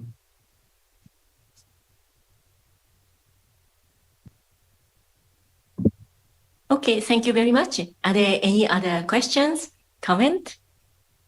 Any questions from the online, Patricia? No? So thank you very much for all of you for staying with us. And we have a very, very active participation. And active, very, very informative presentation from all the speakers who had shared with us their precious knowledge and expertise. I would like to take this opportunity to give a big thank you and a grand applause for all the speakers. Thank you very much for your cooperation. Now this session is over, so we are sorry we are a little bit out of time. So now the coffee and tea is ready. Kindly grab your tea and coffee, and please come back at 11:05. Thank you very much. About evaluation. Yes. Dinara would like to give you some additional information. Dear participants, as always, please follow the QR code, which will be shared shortly to evaluate the session. Your cooperation is very important to us. Thank you very much. This is very, very important for us because kindly share the QR code.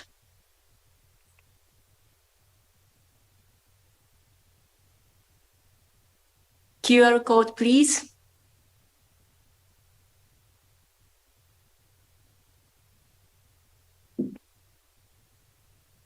QR code, please.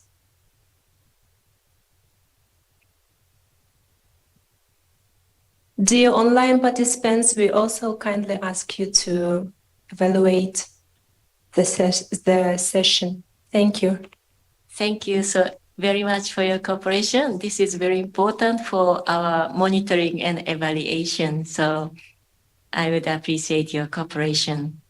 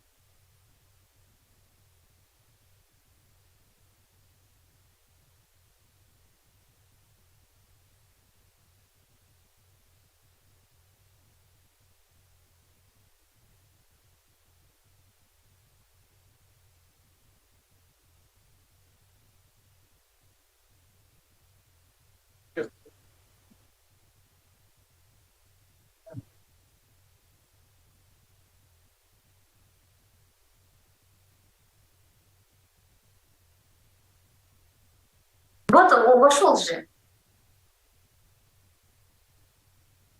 Что ты сел, вот это, как оно у тебя появилось? Ты куда вот это вот? Сука, компьютер.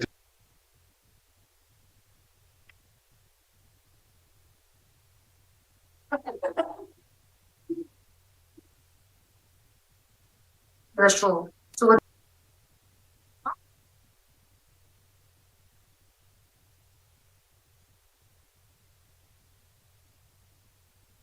Удобно для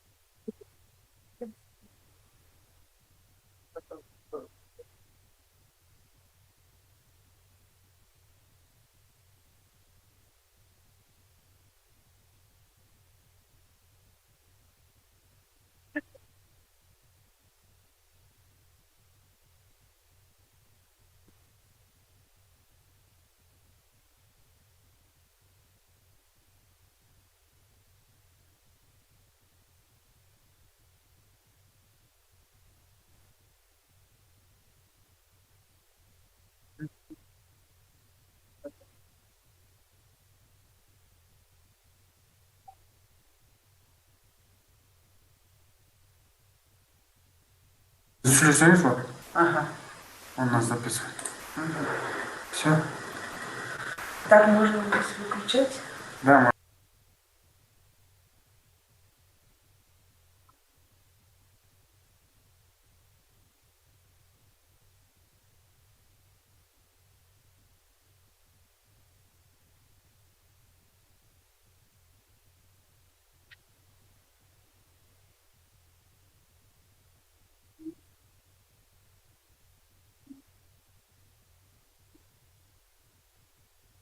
Да-да-да.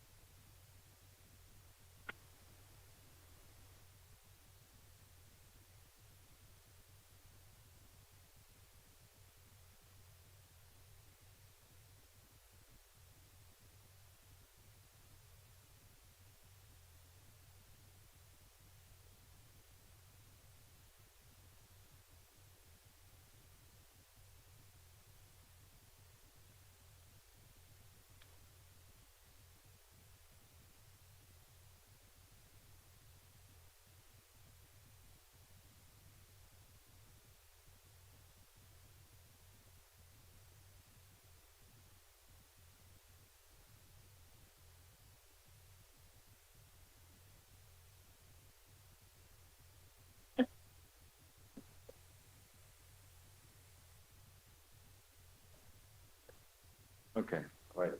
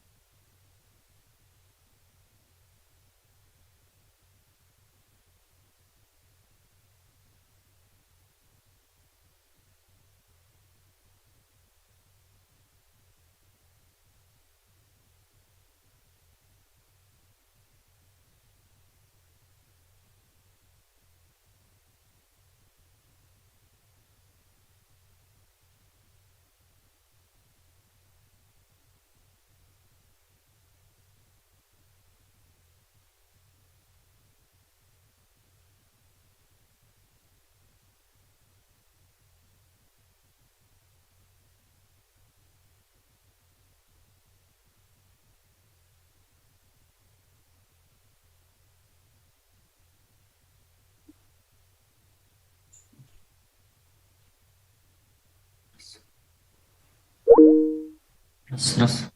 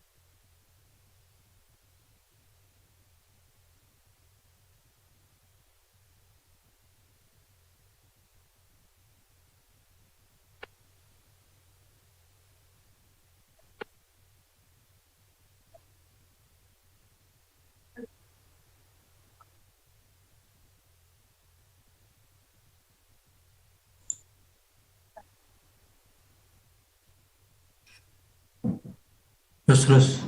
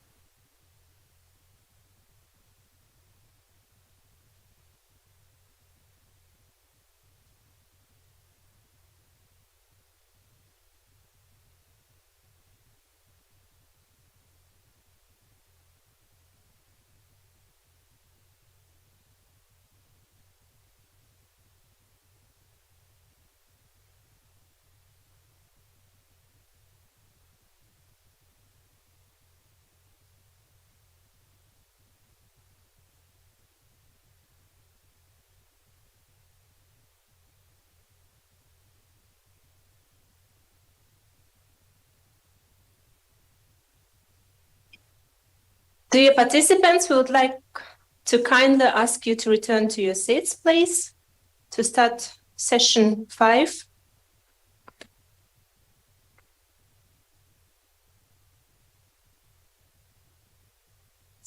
Уважаемые участники, просим вернуться в аудиторию, в зал, чтобы начать следующую сессию.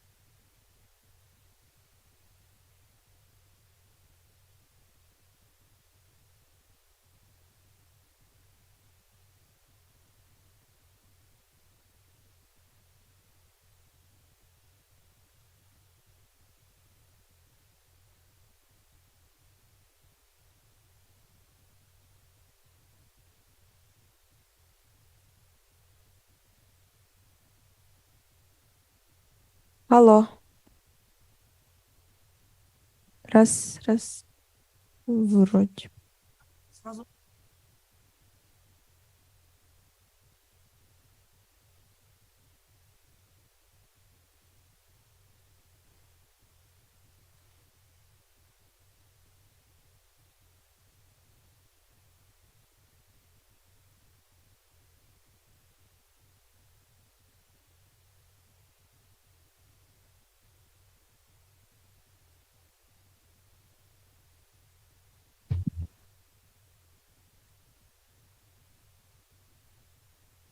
Good morning, dear participants.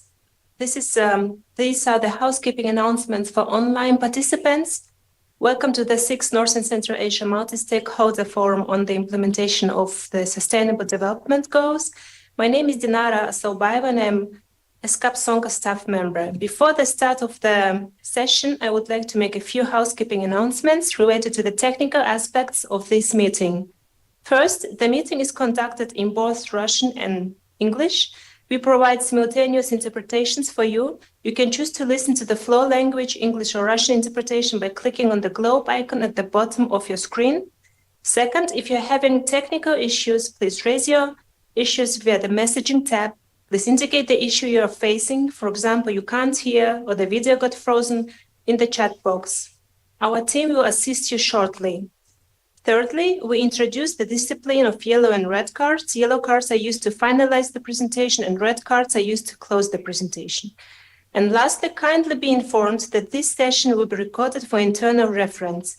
If you have any questions to the speaker, please write your questions into the chat and we will collect your questions and ask the moderator to respond.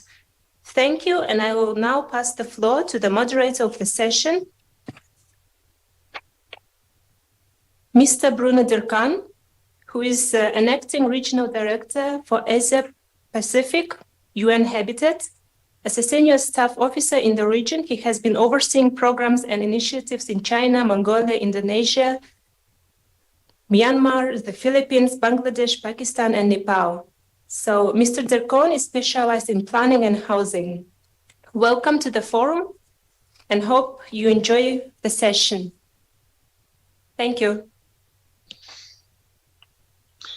And thank you so much for the kind introduction. A good afternoon from Fukuoka, Japan.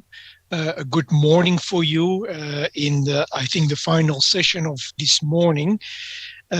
So as you heard, my name is Bruno Derkan of UN Habitat, currently in charge of the regional office for Asia and the Pacific.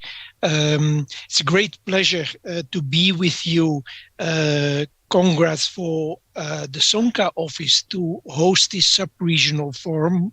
And of course, my utmost appreciation for ESCAP of bringing together these sub-regional consultations towards APFSD next year, towards the HLPF, on the progress of the implementation of the SDGs, and in the 2023 review, including SDG 11 on sustainable cities and communities. And that's, of course, very close to our heart and our work of UN Habitat globally and in the region. We have a very extensive panel this morning reviewing SDG 11 issues in North and Central Asia on trends, emerging issues, interlinkages in a context of sustainable urban recovery in relation to the big Cs, the climate crisis, conflict crisis across the world, and of course, COVID. And I hope in the various presentations, I look forward to that we will see new good practices on recovery for developing sustainable cities and communities in the sub-region, and we look at the various means of implementation, and that includes of course governance, resilient governance, urban and territorial planning, but also financing instruments, including municipal finance, capacity building, more emphasis on better data, and of course innovations and progress in appropriate technologies. Without much further ado, let me introduce very quickly the 6 speakers that I hope are all online. That includes speakers from Kazakhstan, from Georgia and Kyrgyzstan. Great to have you from the sub-region in this program. And farther apart, I said, I'm speaking from Japan. We have Kurt Carrigan from Bangkok. We have Andrew Bauer from Brussels and Gulnara Roll from, I believe, Geneva. And let me go back to the speakers from the sub-region. Greetings to Aida Darmenova from Kazakhstan. I will give more introductions before you speak. The same to Vantar Lomjaria from Georgia. And we have from Kyrgyzstan Almas Atukorovich Uzembekov. Very much welcome to this session. Each speaker has really no more than 10 minutes, and perhaps the red cards will go up faster. There is some delay in the program that is not in my control, so please cooperate with the SONCA team on the timing of your presentation. So really max 10 minutes or shorter. I don't know, I need to stick to the time schedule, or I will see instructions from the organizers, but that means in total 1.5 hours. And I will provide short summaries. I will look at the chat. So you have in the chat function for those connected to Zoom, and I will see how those in the audience, I see many in the audience, how I can pick up perhaps 1 or 2 questions or put that in the summary that I make at the end. I hold here on introducing. I really want to start off the session now, and I invite first my good colleague Kurt from Bangkok. He's working, of course, for ESCAP as the chief for the Sustainable Urban Development Session, and has a long experience in UN environment before as a deputy mayor of the city of Nashville, Tennessee in USA, and lots of other work. Kurt, you are very well placed to start off this session on SDG 11. Over to you. Thank you very much, Bruno. Can you confirm that you hear me well and see me? Perfect. Thank you so much, and I think thank you also for the kind introduction, and also for setting the context for the discussion today. What I would like to do is share the presentation.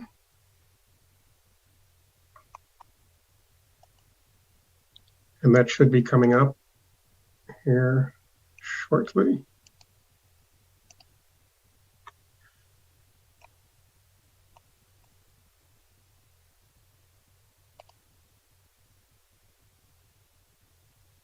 Is the presentation up? Because I think it's being shared from the room, is that right? Yes, it is. Okay. So let me proceed to the next slide. And you should see the presentation outline, is that correct? Okay. So what we'd like to do today is give you a very brief overview of the status of implementation of SDG 11 in the sub-region. We'll talk a little bit about some of the development patterns that are affecting that implementation, some of the emerging issues related to SDG implementation, and look at a few policy recommendations for the sub-region and how potentially countries could get inspired to be more ambitious and reach the aspirations of the goal. Next slide, please.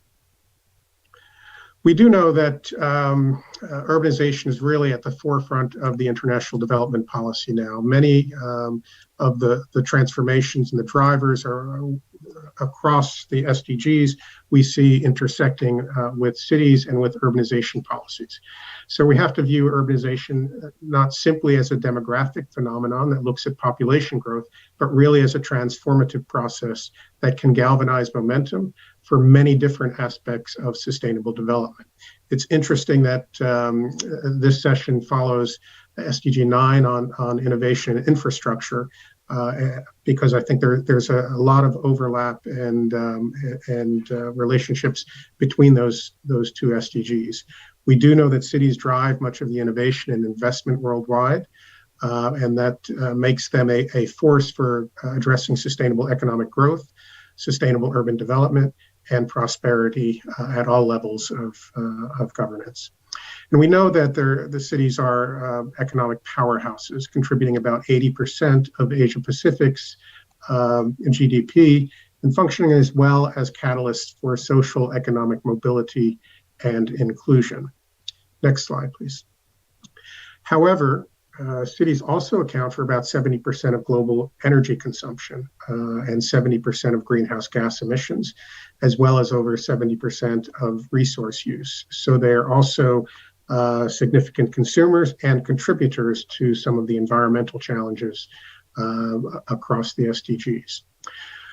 We do know that many of the cities in the region are experiencing rapid growth, and much of that in the context of unplanned or poorly governed urbanization.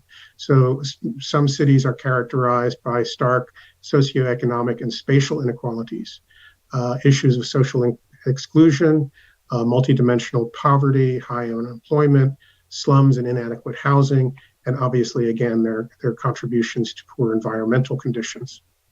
But cities are also well positioned to take the lead in addressing many of these persistent challenges if they are enabled and if their policy environment is such that they can take specific actions that contribute to achievement of the aspirations in conjunction with national governments. Next slide, please. So looking at the overall status of the implementation, we know that against the various targets in SDG 11, there is insufficient data for most of the targets, but there are some elements that can be assessed and have been assessed in ESCAP's most recent SDG progress reports. So we know that the subregion has shown some limited progress in safe and affordable housing and the reduction of slum populations and inadequate housing. We know that there have been investments in affordable and sustainable transport systems. And you know, as you heard from the last session on infrastructure investments, there needs to be considerably more. There's been some progress in the adoption of national disaster risk reduction strategies that reduce the adverse effects of natural disasters in urban areas. But we need to take more action, and you'll hear more from a colleague of mine on reversing the regression against death and economic loss from disasters. And on 11.6, reducing the environmental impact of cities. We know that there's been a high dependency on hydrocarbons for energy, for instance, and there's some progress on more efficient, safe, and sustainable energy infrastructure, including on power generation. You'll see some of that as well, and those really need to be scaled up, both to achieve sustainable urban development, but also to contribute to some of the climate strategies and the Paris Agreement. Next slide, please. Here you see the urban population in countries across the sub-region.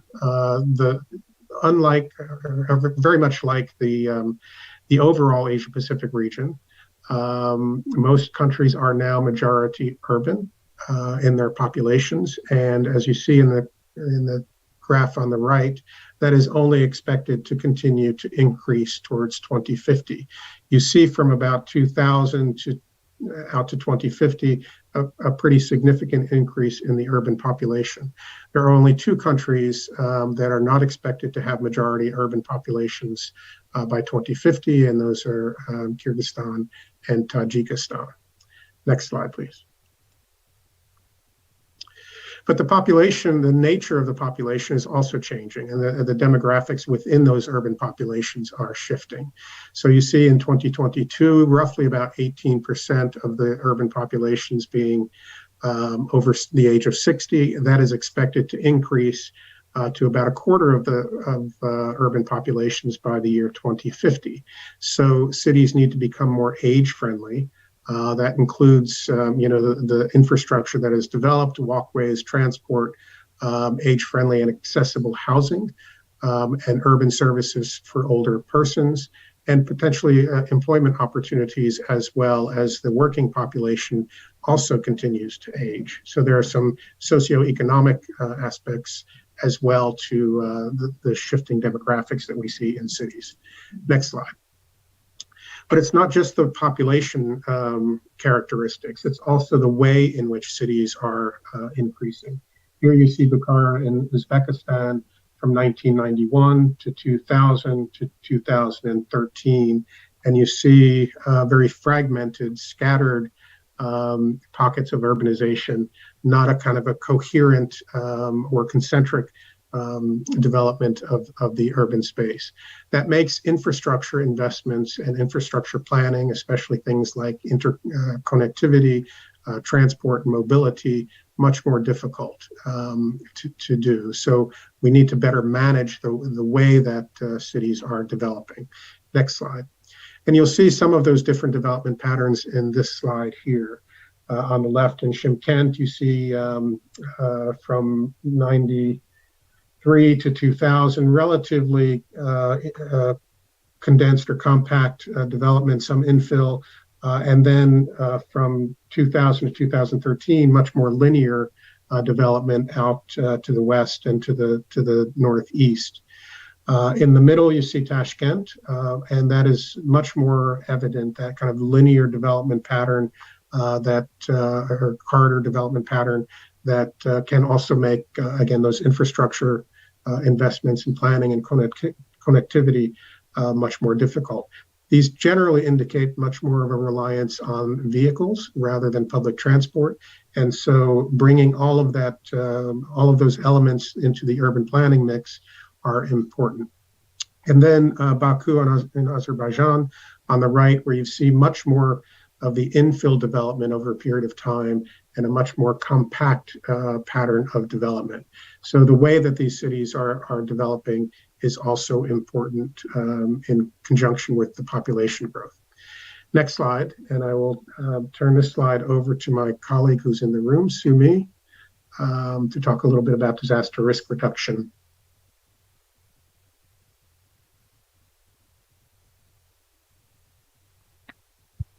Thank you, Kurt. I'd like to briefly talk, sorry, can we go back to the slide with the map, please? I think it was the one. Next slide, please. Yes. Perfect. Could you try clicking? The cities are supposed to come in and out. It's okay. Okay. So I'd like to briefly talk about identifying cities in the North and Central Asia sub-region exposed to the threats posed by the climate change. For this, we use multi-hazard data using 4 different indicators for drought, flood, cyclone, and heat wave. The climate data that we use that you see on the map is a CMIP6 climate model projection with 2% temperature increase with a more severe scenario. By overlaying the climate projection with the urban population data, we can see that the cities exposed to climate risk are concentrated in Turkmenistan, Uzbekistan, Kazakhstan, and south of Russia.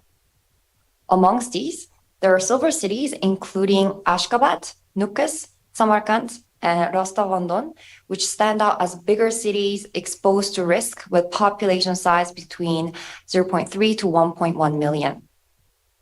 In order to adapt and prepare, the cities in the subregion need to understand the specific long-term risks it has given the climate projections, then create tailored adaptation plan to build resilience. Asia-Pacific cities have millions of people at risk, but they're also emerging as leaders for community-based disaster risk reduction. In recent years, there has also been increase in city-to-city partnerships where they share experiences for risk-sensitive and poor urban development.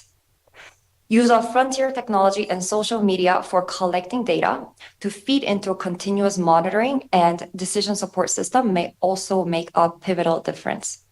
Thank you. Kurt, pass back to you. Thank you very much, Sumi. And we can move to the next slide, please.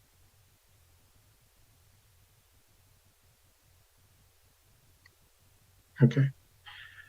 So you see here some of the data related to the emerging issues of SDG implementation as it relates to disaster risk reduction and the various multi-hazards. Next slide, please. And Sumi, I think, has also explained this as well. So if we can proceed to the next slide. Okay, among the issues that are affecting the way that the entire region is developing as it relates to energy demand, and really a lot of that energy demand is concentrated in the growth of cities. You see here on the top the non-renewable power plants in 2020, and the emergence really of the renewable power plants in the region in the lower slide. Many of those are concentrated around cities. A lot of it is related to hydro. There is an ongoing transition from fossil fuel-based to more renewables as part of the overall energy mix. And a lot of that, again, will be driven by energy demand in cities. So cities really have a role to play in the energy transition as well, and can take some actions at the local level to introduce things like district energy, renewable energies at a city scale as well. Next slide. Likewise, in the transport systems, we do know that transport goes well beyond CO2 emissions.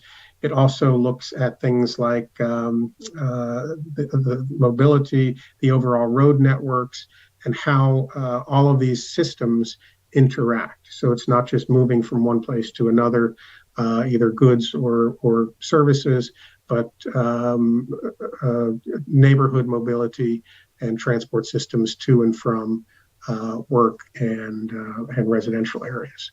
So the transport systems are also an important part of the way that these cities are developing, and you saw that in some of the urban development pattern graphics earlier. Next slide, please.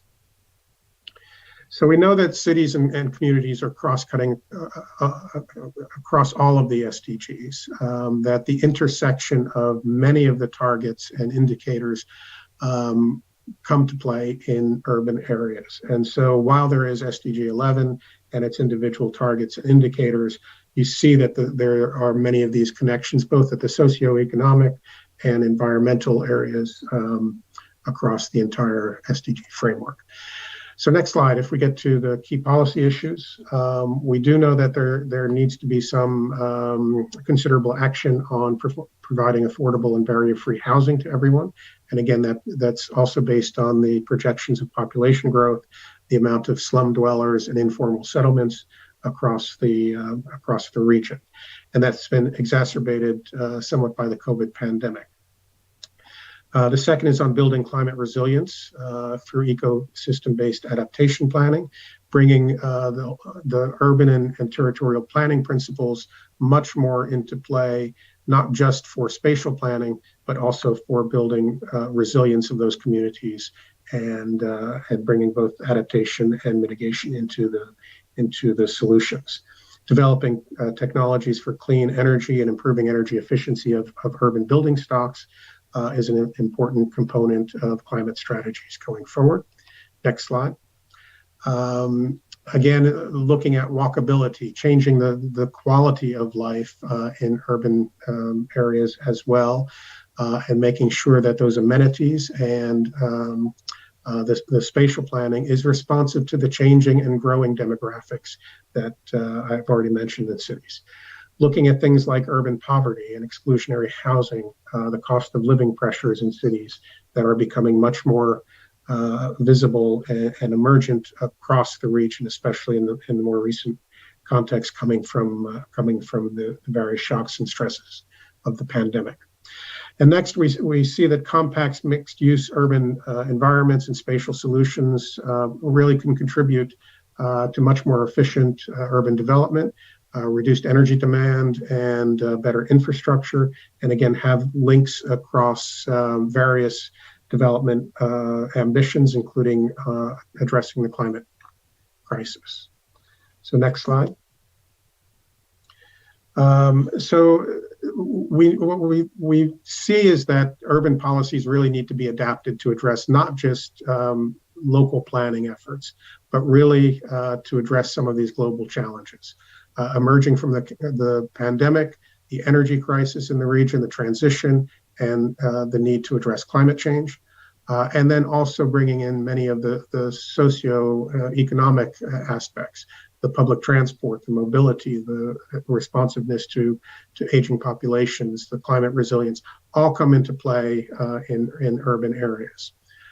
So adapting policies, having planning processes that lead to building resilience, to deploying the best technology solutions, and accompanied by urban finance to finance many of those solutions is an important element going forward. I think that's it on the presentation. The next slide is how to get inspired. We have the next Asia Pacific Urban Forum coming up in October of 2023. There are various capacity building platforms that ESCAP runs in partnership with UN Habitat and others, and those would be available to the region. We do know that there are issues related to pollution that are emerging in many cities across the region, and that's there are programs and initiatives to address that. We would invite you to visit the Urban Gateway on ESCAP's website. And the next slide is the last that shows some of those key knowledge products that you can access at that site. Thank you all very much, and that's the end of this show. Bruno, back to you, please. Thank you, Kurt, for the double act show that you gave. Much appreciated, and for setting the big picture on urban challenges for the sub-region. Many points noted on aging, on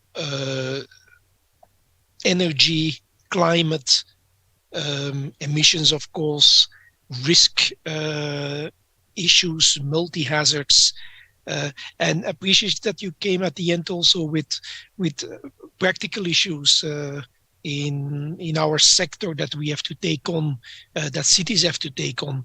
And in that light, we have to dive down, and we have to, proof of the pudding is in what cities are actually doing. And I'm glad that we have Aida Darmanova with us from Almaty, Kazakhstan. She's I need to see, I hope I see your picture, apologies. The head of the data management department of digitalization. I look forward to the presentation. 10 minutes, we are about 10 to the hour, so I hope you can forward with the presentation of 10 minutes. Over to you, Aida. Thank you very much, Bruno. Good day, ladies and gentlemen. On behalf of Almaty City Hall, I am pleased to welcome you all our guests in our lovely city. And in my presentation, I'd like to touch on what we have done to make Almaty not only beautiful, but also smart city. Next slide, please. Okay. So our previous speaker has mentioned global challenges that cities are facing with. When we started our department end of 2019 and we're developing smart city strategy, we have identified basically these challenges we have to make some changes for our city. First of all, of course, especially when we are talking data, so we have to somehow to learn how to make data-driven decisions that are made not only on knowledge or intuition of a city manager, but basically which is based on verified on data. Secondly, our big challenge that we would like to boost digital business economy through data, and because we believe that, and that's the fact, Almaty City has the biggest IT force in the country, and the most of IT talents and IT companies are based here. And other colleagues also consider that Almaty has a great potential in being developed as an IT hub for Central Asia. So that means we are putting efforts to make Almaty City and digital business development as a hub for digital business as well. Also, moving around the city, as was mentioned, Almaty is the biggest economy of the country, of course, faces transport issues as well. And transport issues, of course, related to ecological issues, to green city, to green environment, to CO2, carbon, all these issues.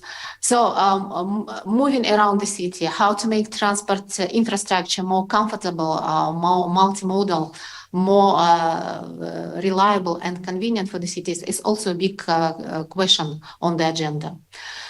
Physical security of citizens, business and assets are also important, and it's always raised by citizens when they are meeting with the mayor of the city to discuss. So now we are working on equipping all schools of the city and all public spaces with video surveillance. And of course, there are different questions arises of whether face recognition should be in, or how, if not, but how in this case to provide physical security for our residents. And of course, we would like to make Almaty as an ecologically friendly city. That mean we have beautiful surroundings and we have a beautiful green city, but how to keep it clean and vibrant for our next generation is a big challenge for us. Next slide, please. And because yesterday there were a lot of discussions how countries and cities responded to COVID-19, I also would like to touch a bit what we've done during during pandemic period. During pandemic, our department developed 15 projects, and they were quite fast and urgent projects. And we have to admit a high level of involvement of Almaty city community, especially IT business community. When people came to the city, to City Hall and saying, what kind of help we can do for you? So what kind of program you would like, what kind of applications you would like to be developed, what kind of data you would like to be integrated with. And what we've done quite fast and efficient. First of all, we did heat maps with the big data of mobile operators. And that precedent is quite unique for Kazakhstan because we had an agreement with all 4 operators, different operators of the country. And we did a heat map of people movements within the city, and that this information was used to make more frequent clean of areas and where people were mapped as the mass of the people. Also, we noticed there is a strong correlation between calls to emergency numbers as to medical services, and then in 5-6 days, rise in a number of hospitalization due to COVID incidents. So that helps to better plan healthcare facilities to be prepared for COVID ill people. Another big project we managed in cooperation with the entrepreneurs of Kazakhstan, that we developed a special application for police when they were blocked entrance to the city. We developed special permissions, and these permissions have been in digital forms. That when a car was entering the city, so the police had all information whether this car is allowed to enter the city and whether this particular person in the car has a business in the city that it's vital for him to enter. All these different kind of projects, they were developed quite fast, and again with high engagement from business society, and for what we are very grateful for them. Next slide, please. And of course, we have to say that pandemic catalyzed data usage. And we had quite an interesting project with the support of World Bank, with Habitatum Group, on evaluating whether or not the city has to close public spaces, spaces like parks, walking areas, or because as you would remember, there were quite strong tension to close all that people should stay in apartments and do not exit their homes. And we did this analysis, and we recommended to city government that, in fact, if public areas do not have point of attractions like sales points, it's probably better to keep them open, that people can go out and somehow to refresh out from pandemic. Also, we did analysis of sales points before and during pandemic. What commercial points were increased, who lost sales during the pandemic, in order that then probably some of them can be subsidized by the city government to renew their businesses after the pandemic. And the big input we during pandemic with the data were also done to development of cycling infrastructure of the city. This is a new project which is expanding cycling infrastructure in the city, and we used GPS data and data from again from NGO Society of Cyclists of Almaty. They kindly shared with us, and we made a good contribution to development of new cyclist infrastructure of the city. Next slide, please. But coming back to the data and data governance and what we'd like to do with data. So first of all, when we started to analyze data available at municipality level, we found out that most of critical data are being collected in verticals, And in IT, it's called in silos. They're kept in silos, and this data does not talk to each other. And on top of that, we have to admit that at municipality level, though the data is being entered at the municipality level, it comes directly to national databases, and sometimes it's hard to retrieve it from national databases back for the city. And that was quite obvious again during pandemic period, because we would urgently need this data about our citizens back, but it might take some time to get it back. For Almaty city, because we are a big economy and there are a lot of services, some of social services are being performed by commercial companies, like mobile operators, like transport holding, like utility providers. And they are commercial companies who are keeping their data, and they are not really obliged to return this data back to the city. This is also was a challenge for us. And the Internet of Things with all these smart meters and CCTVs, they were also a challenge for us how to manage.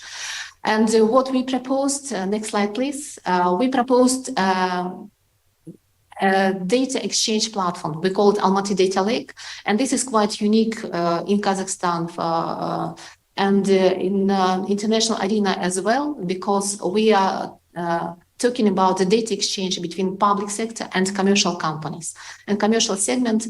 And so the idea is it's an open system, so that the data coming in and data coming out, enriched data that it's to be consumed by academia, by civil societies, by expert communities, by citizens themselves, and of course by business. And as an initial project, we integrated data from one public source on Almaty people and one commercial database from utility providers. And just due to data integration from these different sources, we helped community providers start filling the long-term gap of lost revenue. So that's around $5 million USD dollars per year. They enriched their databases, they cleaned databases, they increased their consumer base at least 25%. And that, of course, this helped in better infrastructure planning. And we also saw the gap where we can deliver new proactive services for citizens. And in our plans, as an initial idea, we take Singapore experience in building data around citizens. So citizens 360, most of you probably know this is the approach is being used in Singapore, and we've taken is also as a basis for Almaty city.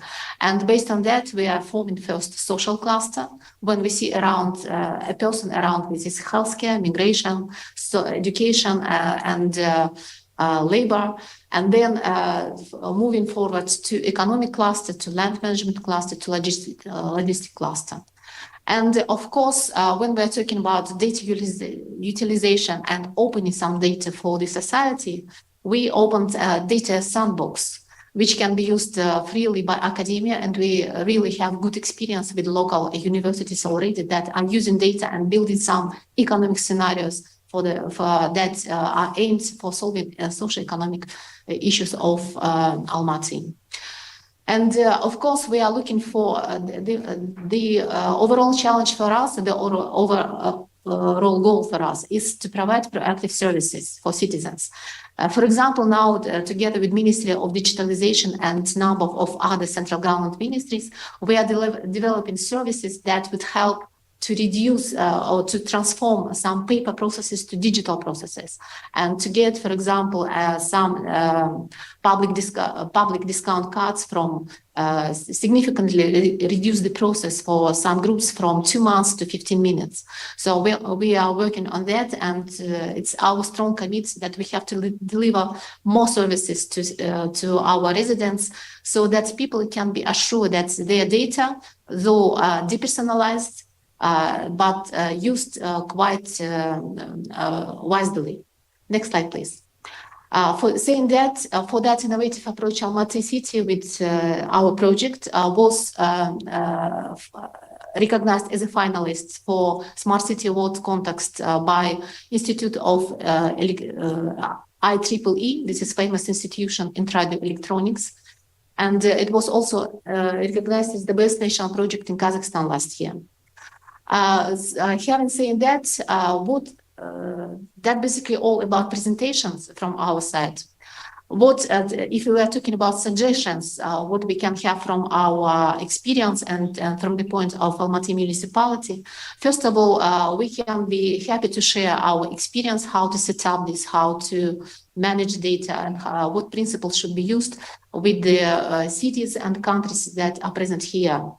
And we would also be happy to discuss how it's possible with financial support from UN agencies to make it happen. That's first of all. And secondly, what we noticed from our experience, and if you may suggest that UN agencies should be focused on data culture and data literacy, that more work should be put in working with civil society, with some institutions and regular residents. Thank you so much.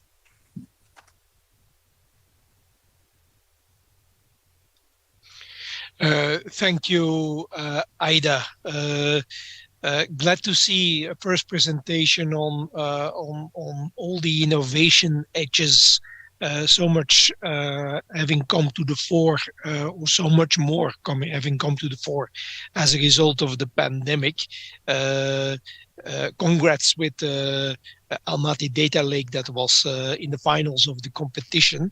And I looked at your applications, for instance, not just improving efficiency, the 15-minute delivery of services except instead of 2 months, or the apologies, or the cycle infrastructure. So very much appreciated to have this close look on how many issues you're taking on in Almaty. Let me move forward for the sake of time. Andrew Bauer, you're next up. Andrew is the team leader for risk governance at UNDRR, Regional Office for Europe and Central Asia. I think, Andrew, you're connected from Brussels. You're also coordinator for the Making Cities Resilient 2030 initiative, and with ECHO experience, academic experience, you bring a lot in. What you have against you is the time. Let me slot you at 8 minutes, Andrew, except if, like Kurt, you come with a double act with a colleague in Almaty, and of course Aida from the host town of this conference in Almaty. I would be the last to having reduced their time. So Andrew, I beg you for a concise intervention. Thank you. Over to you. Thank you very much, Bruno. I'll do my very best, and thank you very much for the kind introductory words. I hope you can hear me okay. I have a few slides. I think the organizers will put them up. Thank you very much. So yes, I work from the Brussels office covering 55 countries here in the region. I'm actually in Dushanbe at the moment, which is one of the reasons I wasn't able to join you in person in Almaty, but I'd like to extend our gratitude for the invitation to our host, ESCAP, as well as the host country, Kazakhstan, and the host city, and Almaty, and I'm very, very honored to follow the presentation by the representative of the city. What I'll try and do very briefly, and I'll only use my slides as a bit of just a refresher of what I'm talking about, but in short is to really explain to you how we are working at UNDRR as the coordinating agency in charge of the Sendai framework for disaster risk reduction, and how that component contributes to the Agenda 2030 and the SDG 11 implementation specifically, and a flagship initiative of ours that is accompanying the process. And a few of the organizations on today's panel are actually partners in this process, and delighted to see some of them. Gunara, very fantastic to see you with me today. So next slide, please. So very briefly, the Sendai framework is one of the international processes driving Agenda 2030, and it accompanies a number of other processes. And to really see here an international process driving the resilience and DRR agenda in the global context, with a very strong component on subnational, regional, local efforts for resilience. And we already heard from ESCAP colleagues of some the vast variety of different initiatives there to support city resilience and urban resilience across the region. Next slide, please. This is just a reminder. The slides will be available to all the participants afterwards, but just a quick visual reminder of how some of the targets of the Sendai framework connect with the goal 11 around sustainable and resilient cities. We are really here looking at an objective of reducing losses, human and economic, as well as reinforcing the governance structures to support resilience at both national and local level. Next slide, please. In practical terms, what does it mean in terms of engagement around implementing the Sendai framework? And this is just a snapshot of how, and I'm not going to go into the details, but a snapshot of how systems can be built to be more resilient. This applies at a city level, at a country level, at a regional level, and just highlighting a number of the practical processes that are important here.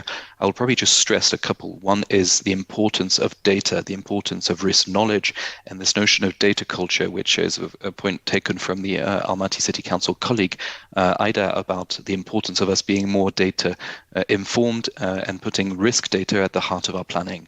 And one important component, building maybe on the presentation by ESCAP, is the link between DRR and climate change adaptation, and how do we converge the planning and the exercise around that. So we're now having conversations as how do local DRR strategies connect with local adaptation plans, and also therefore connect with voluntary local commitments and so on. One important component is the financing pillar, which has to accompany all DRR measures in terms of risk informing investments. And of course, all that has to build on lessons learned. We heard very fantastic practical examples from Almaty on pandemic lessons learned, which I think contribute to a more sustainable and resilient cities. Next slide, please. Taking all this at a local level, Sendai has 7 global targets, including one target E on governance, which includes a very strong component on supporting local level strategies for disaster risk reduction that are in line with national strategies. This work is moving forward very nicely globally, and I'll touch upon a few practical examples of how this is happening in the region covered here in today's context. Next slide, please.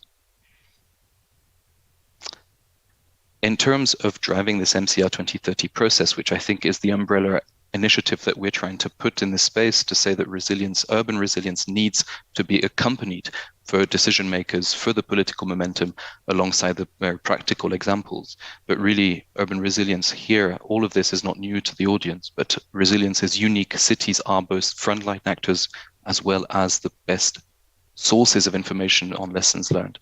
And we need to build capacities of cities, both in terms of access to tools, but also in terms of trying to make sure that we don't overload cities that may have limited resources in that process. Again, the rationale behind this initiative on MCR 2030. As I said, one of the main challenges is around risk financing and the importance of building coherent processes. So building synergies between partners, as well as a whole of society and vertical approach. And I find the organization and the setup of today's panel very representative of this, with representatives at different levels of governance and different UN partners involved in these discussions. Next slide, please. I will not go into details. Take this as a bit of a teaser, and you can always contact me or colleagues to find out more. Making Cities Resilient 2030 has an architecture of itself, where there are many things to facilitate access to data and knowledge, different instruments that partners may bring to the table, as well as a political momentum to drive the process forward. I will probably mention one example is that this semester we are looking amongst the partners at the agenda of digitalization. In the word of digitalization, smart cities has come back. So we're trying to see how to connect the smart city agenda with the resilience agenda and bringing these elements together. So if you need and want more information, please do not hesitate to be in touch. Next slide, please. Just very practically speaking, just here are some very concrete examples of how we work. One of the components of the work under the MCR 2030 that UNDRR has been coordinating is to provide that technical assistance to cities. We've been working with Dushanbe, Ashgabat, Tashkent, Astana, and Bishkek, sorry, and to support the development of local strategies in those contexts. And in doing so, trying to make sure that the network is beneficial. Someone mentioned earlier the city-to-city partnership. This is central to this process, where the resilience hubs, role model cities on resilience in the global network, are able to support cities developing national strategies, we're bringing together in the next few weeks cities from the region with one of our key resilience hubs, Greater Manchester, the United Kingdom, to exchange on how to build such comprehensive resilience strategy and how to implement it.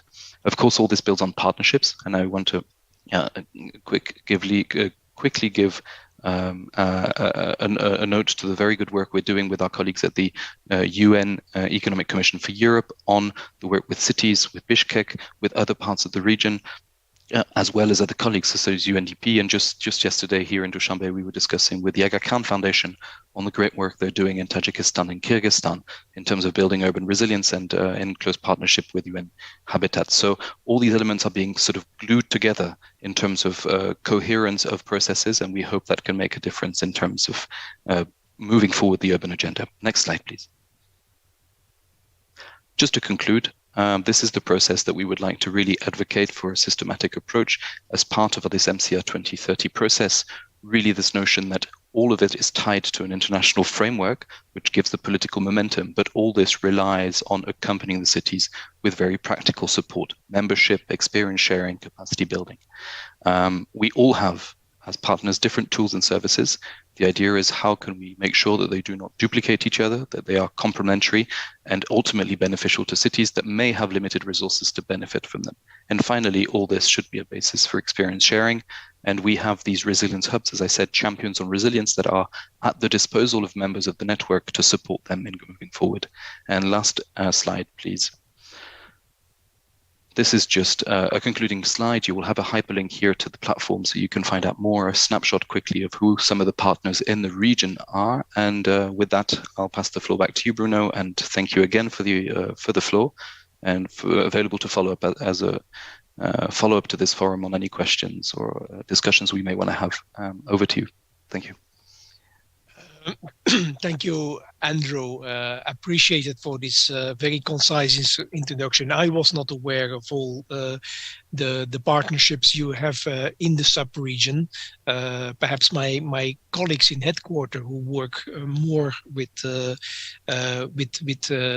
countries in the sub-region have collaborated with you.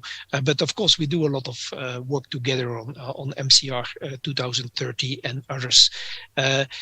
Yes, always the same message. I think we are bringing all these interconnections between the framework, between the frameworks, between DRR, climate, and as you said, also innovation. It is so important, and again, the proof is in the pudding. And seeing what cities make of it and bring that together, either in innovation departments, as Ida showed, and next we have, and I look forward to hearing the message from Georgia, from Mr. Vaktan Jaria. He is the head of the Municipal Department of Economic Development in Tbilisi. He has a background in public administration, social sciences and economy, academic experience, and now managing this municipal department on economic development in this wonderful city of Tbilisi. Vaktan, over to you. I see the screening has already worked out. I think this is your slide that you are putting up yourself. Happy that all went well. Floor is yours.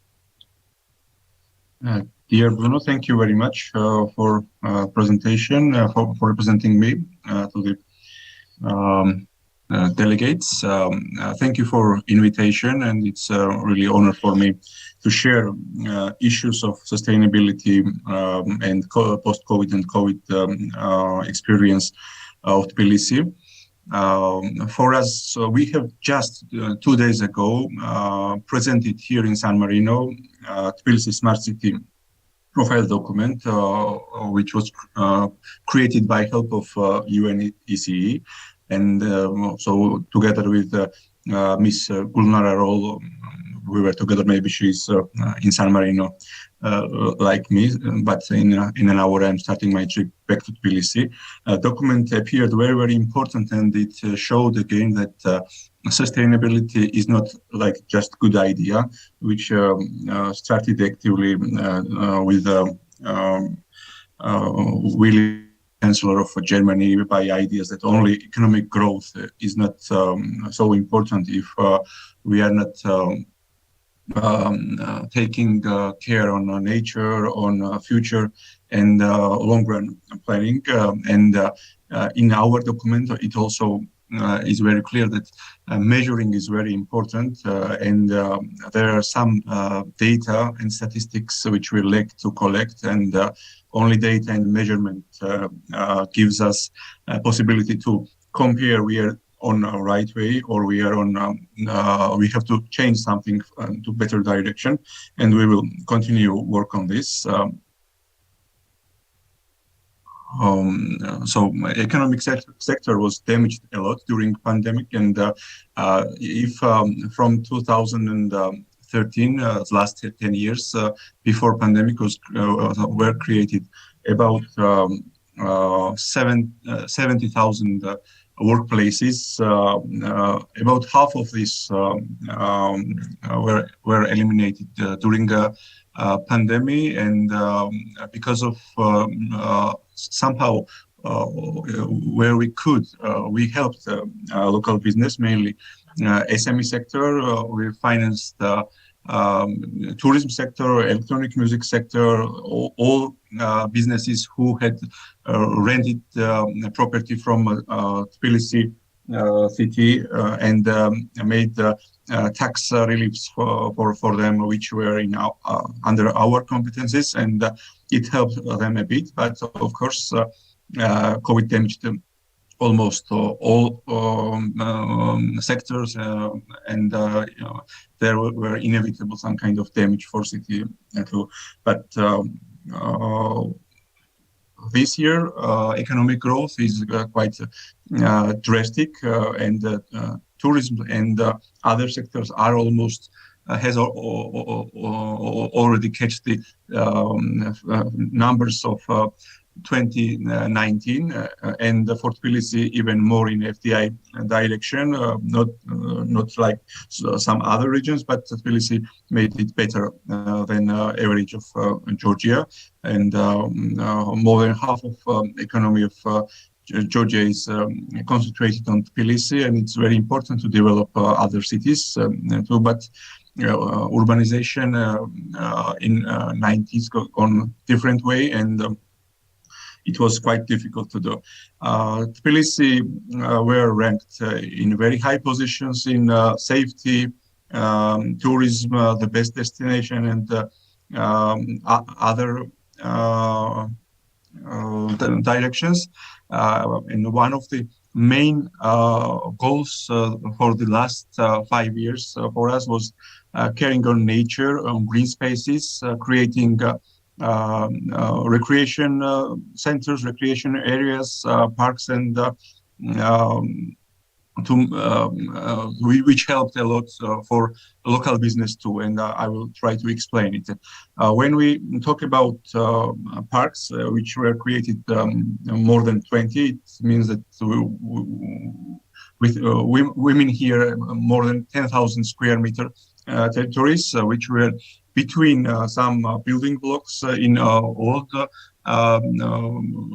so Soviet settlements of Tbilisi, and there was ability to create a huge area for recreation, huge area for parks, and it was a really a good example how territory where there are vehicle garages and the territory for just nothing became a territory for playing, for recreation, for having rest in the nature, and also this appeared the reason why local businesses starting doing something near this area, and also property value were increased a lot for this area. It was approximately $150 per square meter of property, and this is about 15-20% for the local property where this process were the most active. but there are also thousands of new public spaces which were less in size, but it's also very important where it's possible to make greener and make territory more suitable for better life. We were trying to do this, and while budget was for 3 million euros per year, we changed it 10 times more, and 30 million euros were allocated for these activities, which is very, very important. Also, healthcare is very important. Georgia and Tbilisi done a huge progress during the last 10 years, and healthcare were accessible for all population. During the last 4 years, healthcare program was a bit modified, and some part of population it was cut for some part of population. But the Tbilisi city, in its competence, is trying to fill the gaps which central government has because of lack of resources, and we are financing lots of new programs, lots of important programs for saving people, and healthcare is one of the major part of our budget, and we are very proud of this because there are no more important expensive than saving lives in liver transplantation on screening programs, which helps us to help people not to find some cancer risks and to care for themselves before it is already lethal and much more problem. I will not concentrate more on this because of lack of time. Rehabilitation of Tbilisi is also one of the most important part of our budget. Here is Georgian lari figures, but we can just divide it on three. For example, 100 million is almost 32 million euros for Budiashvili Square rehabilitation, and this also made a huge impact on local areas, local streets, local squares, where this rehabilitation were financed by local government, and it not doubled but tripled and made 4 times more property value there, and also businesses started to do some new directions, some new activities, and employment also grow a bit because of this. One of the major reform for Tbilisi is transport reform, prior on pedestrians and public transport. It is painful reform, very important, and always on beginning of September while school starts, traffic jams and problems in roads created. But we know that even though this is very painful reform and public opinion is divided quite so in two polars, it's very important to follow figures and research and international recommendations, and we observe that we are on the right way, and orientation on public transport and orientation on pedestrians gives us results that last week was record number of more than 1 million users of public transport appeared, and even though that buses are sometimes overloaded, there are no lack of buses, and time is needed for this reform. We have about 150 reserve buses and more than 700 buses in use, which means that about 900 new buses, all of them are in Tbilisi, working for Tbilisi population and tourists too, which are one of the best conditions in Europe, and it's very important for us too. And I would like in a final phase to mention a very important program of new about housing in Tbilisi. Part of old buildings built in Soviet era is of course now out of the date and needs not only reinforcement, which takes about 7 million euros per year, but this money is better to direct on building new blocks. About 1,000 buildings, so more than 10,000 buildings needs to be rebuilt and so replaced. But we are concentrated on damage ranking, and there are 5 ranks, and more than 1,000 buildings need quite a fast response. We have started in this year, so 2022, rehabilitation of about 12 building blocks, and in next 5 years we will finish about more than 50 building blocks, which in past were not answering so fire safety issues. There were almost not green areas. There was problem of other public infrastructure, and issue of elevators, accessibility, and so on and so forth. But new buildings, which will appear by financing of not only local government, but we are also working together with public private sector, which we are when we are giving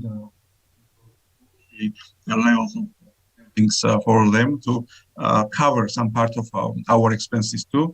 And this is a good example of public-private partnership. Population in and dwellers will receive in 1.5-2 years new flats for them, which are in new standard, so of safety, accessibility, energy saving, which is also very important, and energy demand on energy is increasing annually. So not mentioning COVID era, but it's also very important. And also Georgia starts for the next year energy saving standards for all new buildings, which will be built in Georgia, and these elements also should be very important for decreasing negative impact on nature. Excuse me for taking maybe a bit more time than it was expected. Thank you for attention, and I'm also ready for questions and answers too. Thank you. Thank you, Vakhtang. A very impressive contribution. Thank you so much. If this sub-region has to contribute to SDG 11 targets, for sure, you're doing a lot. Housing, transport, of course, comprehensive planning, heritage, and public spaces, SDG targets 11, 1, 2, 3, 4, 7. Yeah, very much appreciated. You showed so much, and of course, it begs for knowing more on how you are able to do so much in such a short time now in Tbilisi. Hope there is time for questions, Vakhtang. Otherwise, at another opportunity, because I first want to hear from the next speaker, and I believe thank you for standing in at short notice, contrary to, I think, the program that everybody has. We have now with us Almas Uzembekov from Bishkek City Development and Investment, I guess, department in Kyrgyzstan. And yeah, I look forward to your presentation.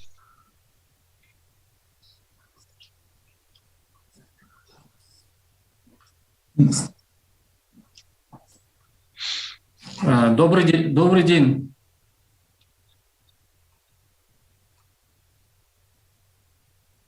Добрый день, участники 6-го форума Северной и Центральной Азии по реализации целей устойчивого развития. Благодарю организаторов мероприятий за высокую организацию и актуальность поднимаемых важных вопросов. Позвольте выступить от имени мэрии города Бишкек и поделиться опытом. Несомненно, распространение пандемии COVID-19 оказало значительное влияние как на социальное положение горожан, так и на деловую активность города Бишкек. Практически по всем основным экономическим показателям была отмечена стагнация, которая сопровождалась спадом производства, увеличением неофициальной безработицы, снижением уровня жизни населения, защищенность социально уязвимых слоев населения. Для минимизации негативных последствий, связанных с пандемией, мэрией города Бишкек были приняты следующие меры. Создан городской штаб по обеспечению экономической стабильности на территории города Бишкек и разработан план мероприятий по смягчению влияния пандемии на экономику города Бишкек. Проводилась тесная работа с бизнес-сообществом по оказанию содействия возобновлению экономической деятельности и был создан онлайн-чат для оперативного решения возникающих проблем. Совместно с различными фондами оказывалась гуманитарная помощь в виде продуктовых наборов нуждающимся семьям. В целях предотвращения искусственного завышения цен на социально значимые товары на ежедневной основе проводились мероприятия по координации и мониторингу цен на рынках торговых комплексов города Бишкек. Были созданы оперативные группы реагирования на необоснованное повышение цен на продукты питания и медикаменты. Проводились встречи с руководителями супермаркетов, рынков, представителей фармакологических компаний о недопущении повышения цен.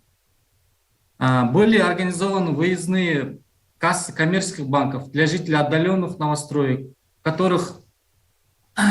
которых горожане получили доступ к операциям по снятию денежной наличности, получению пенсии, пособий и заработной платы.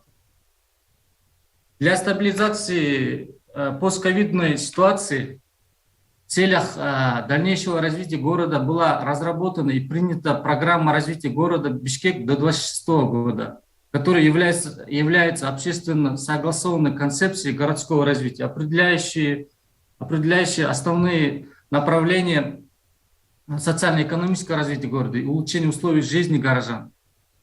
В рамках указанной программы утвержден план действий по следующим основным направлениям. Обеспечение доступности, качества социальных услуг, благоприятная городская среда, современная городская инфраструктура, привлекательный архитектурно-государственный художественный облик города, рост экономики и укрепление местного бюджета, эффективное городское управление.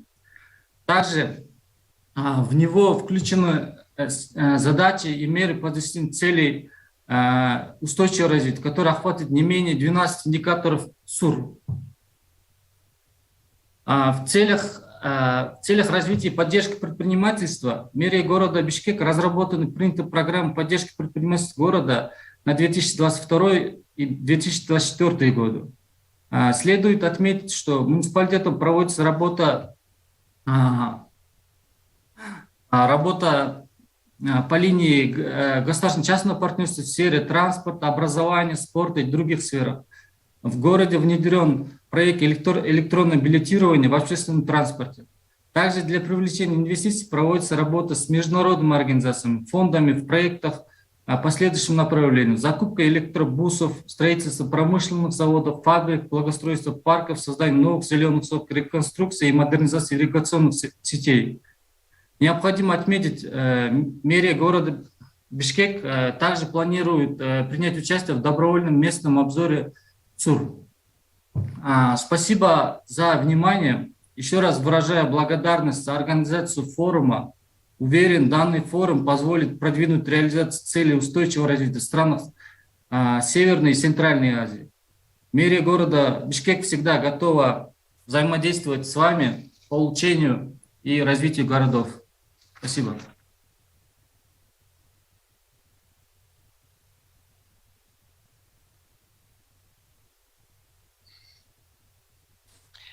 Thank you so much, Almas, for coming in at short notice and sharing your program on mitigating COVID-19.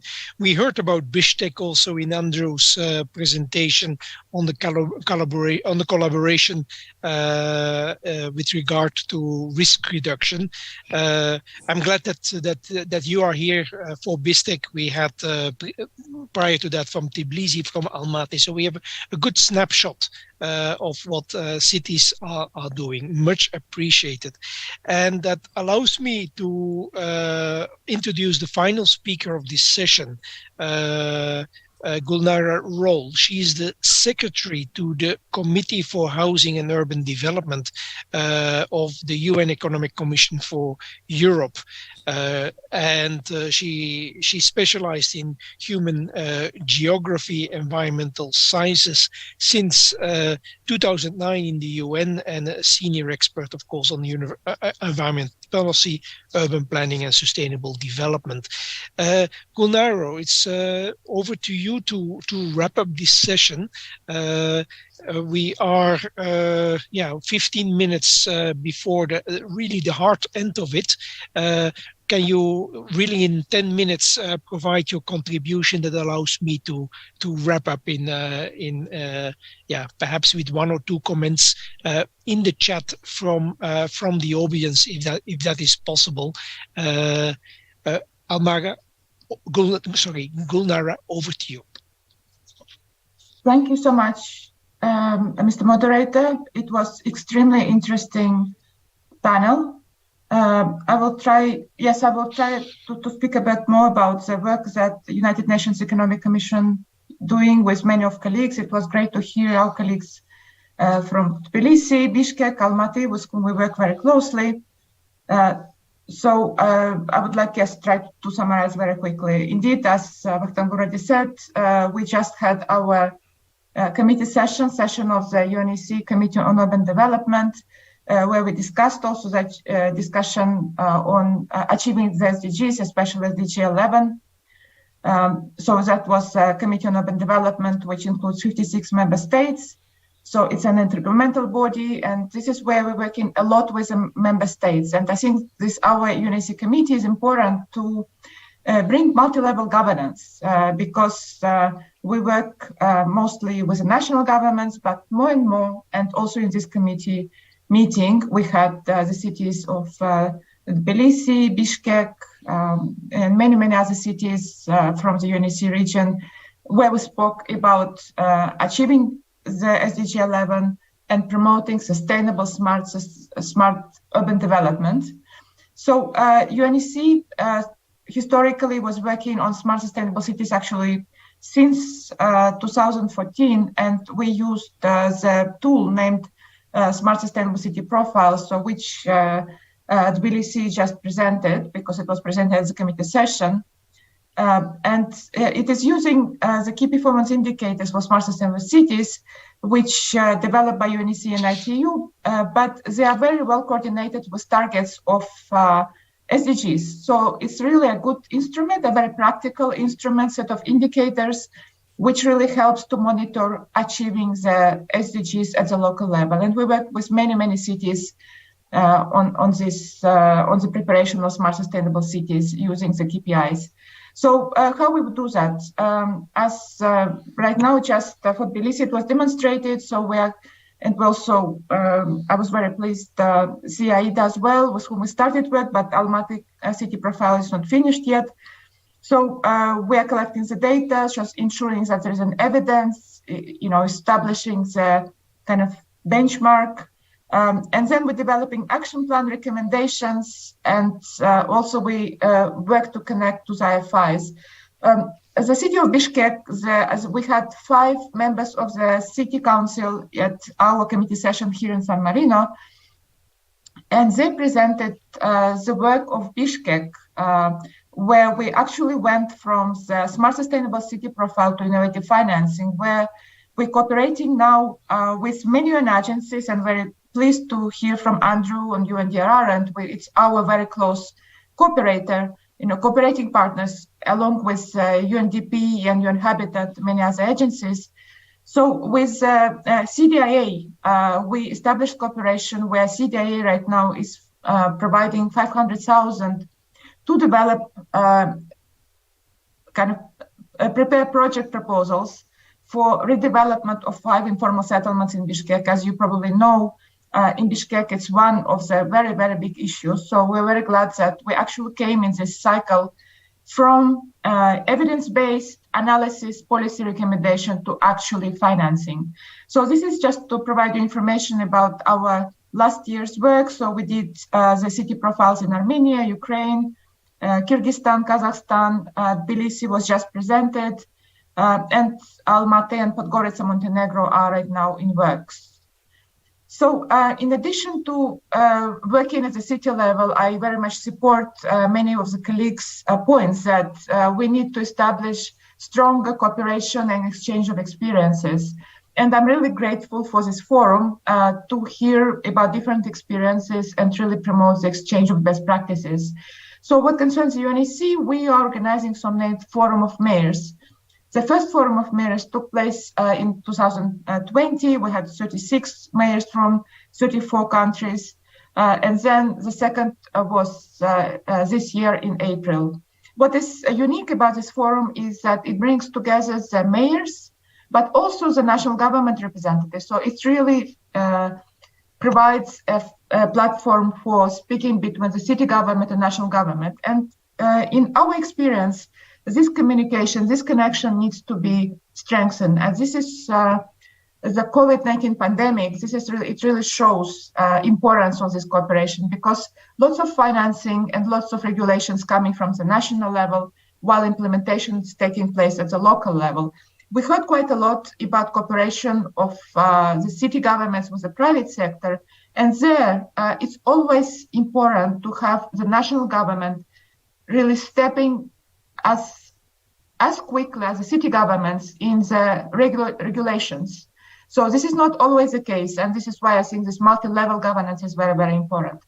Here, just to show you some slides about some of our guidance materials. We have regional action plan, and our approach is really looking into the quality of life, looking at the city development, where housing, transport, urban development, urban planning are well connected. And we're working a lot right now with international architects, such as, we're working with Norman Foster Foundation and many other urban designers who are working also in the region. So I think this is very, very important. So international best practice is definitely a very important approach. You mentioned already, some of the colleagues mentioned building economic resilience. So we are also looking into different comprehensive approaches, looking into urban economic resilience, COVID-19 pandemic, climate change, disaster risk. I think they definitely needs to be looked in comprehensive manner. At the committee session in San Marino this week, the committee endorsed regional voluntary local guidelines. They really built on our experiences and kind of really in a comprehensive manner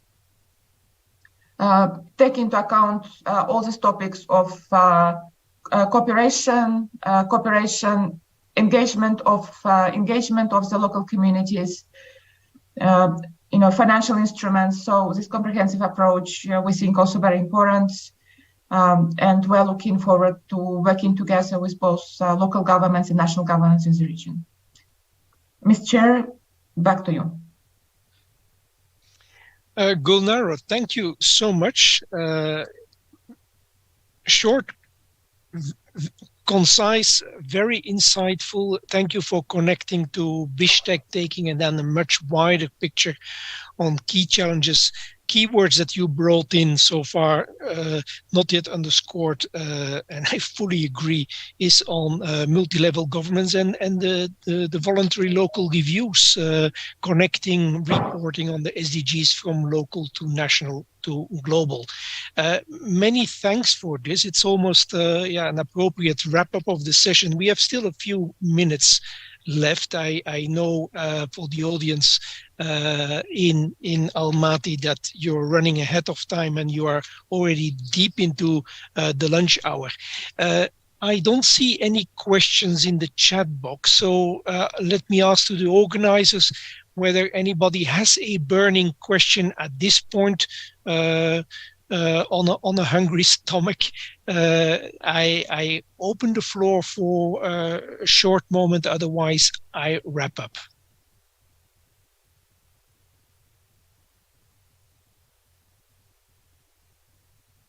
And I see colleagues. Please come in on the organizers. I have a view of the room, and I think let's go with the necessity of lunchtime, and allow me then to quickly wrap up. First, again, my appreciations to the organizers of the Sonka office, the hosts in Almaty, to ESCAP for this session.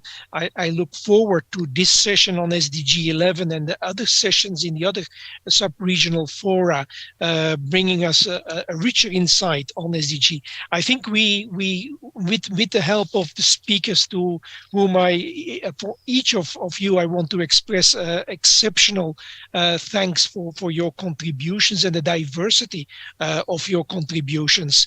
I think collectively you met the objectives of the sessions. We have heard from Kurt and from Andrew and Gulnara, issues on trend. We have heard from the speakers lots of talk on smart city solutions. We heard an example of the cycling tracks linked to innovation, all the work that happens in Tbilisi. We see immersion issues happening in real action, and that is important for us. These good practices in the making, already accomplished, are very important to us. We will pick them up in our reporting on SDG 11, in our reporting on the progress of the implementation of the new urban agenda. And I'm exceptionally grateful that in all your presentations, the connections between the development agendas, climate, Sendai, and the new urban agenda, and of course the SDGs overall, all these interconnections were very well positioned. I conclude again with underscoring this very important point of Gulnara. Good practices at cities are so important. This is where innovation happens, but there is, I'm sure, in your sub-region, a lot of work to do on the local national synchronization, on the multi-level governance, on national urban policies that take into account the urban dimensions of the SDGs. But we have heard good progress on that, and many thanks for this. Once more, it was a privilege to be with you, and I wish you still a very good day for this forum. Thank you. Bye-bye.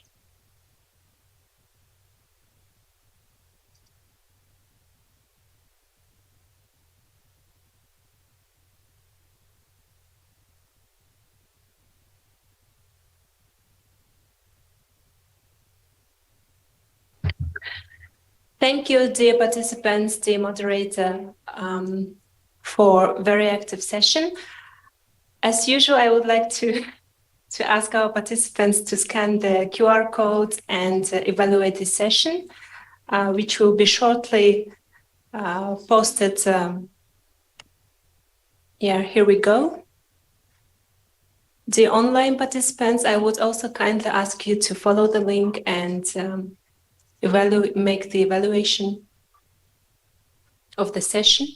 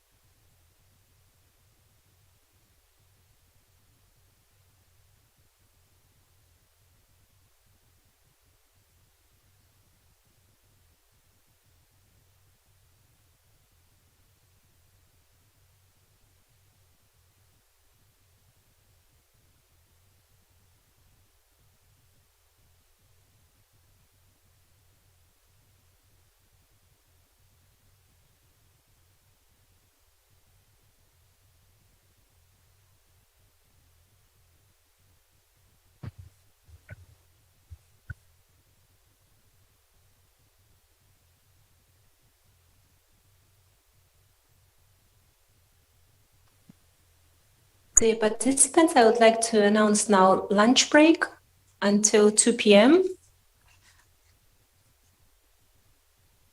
I hope you enjoyed the session. So see you at the session 6 at 2 p.m. Thank you.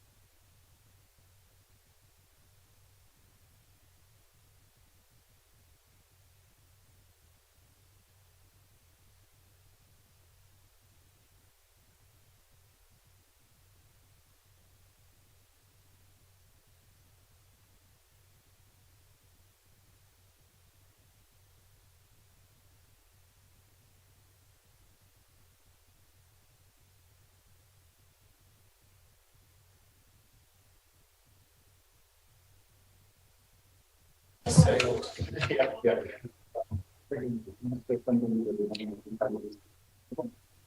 afternoon, dear participants. Welcome to the Six North.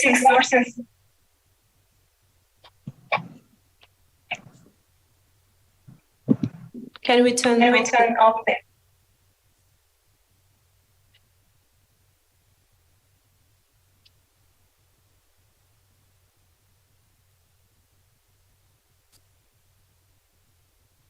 Good afternoon. Welcome to the 6th North and Central Asia Multi-Stakeholder Forum on Implementation of the Sustainable Development Goals. My name is Dinara Saubaeva and I am ESCAP Sonka staff member. Before the start of the session 6, I would like to make a few housekeeping announcements related to the technical aspects of this meeting. First, the meeting is conducted in both English and Russian. We provide simultaneous interpretations for you. You can choose to listen to the flow language, English or Russian interpretation by clicking on the globe icon at the bottom of your screen. Second, if you are having technical issues, please raise your technical issue via the messaging tab. Please indicate the issue you are facing, for example, you can't hear, etc., in the chat box. Our team will assist you shortly. Thirdly, we introduced the discipline of yellow and red cards. Yellow cards are used to finalize the presentation and red cards are used to close the presentation. And lastly, kindly be informed that this session will be recorded for internal reference. If you have any questions to the speaker, please write a question into the chat. We will collect your questions and we'll ask moderators to respond. Thank you. I will now pass the floor to the moderator of the session, Mr. Oliver Pattison, who is the Chief of the Section for Countries in Special Situations in the Office of the Executive Secretary of the United Nations Economic and Social Commission for Asia and the Pacific. Please, thank you. Great, thank you. Thank you very much, Dinara. And welcome everyone to this 6th and last session of the workshop.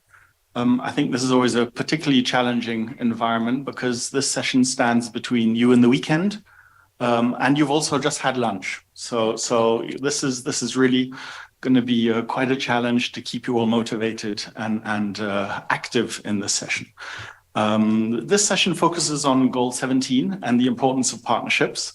As you know, this sub-regional forum is one of 5 sub-regional forums that ESCAP is organizing.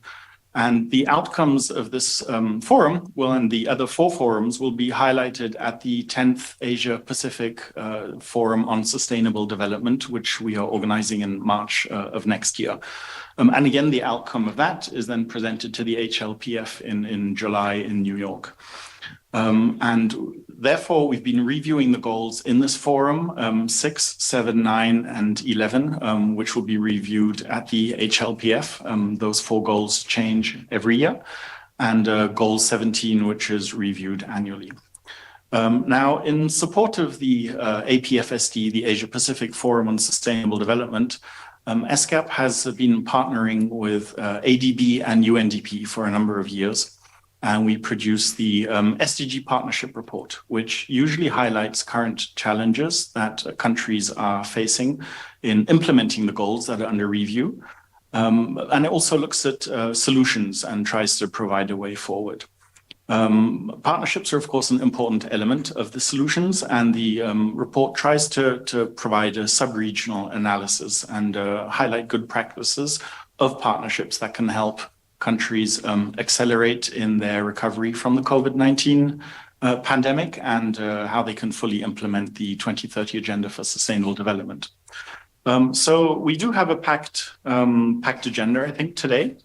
To start off, we have a joint presentation by 2 colleagues from UNDP and ADB, who will be presenting the partnership report of 2022, some of the main findings, and we'll be highlighting a little bit what the next year's partnership report will be looking like.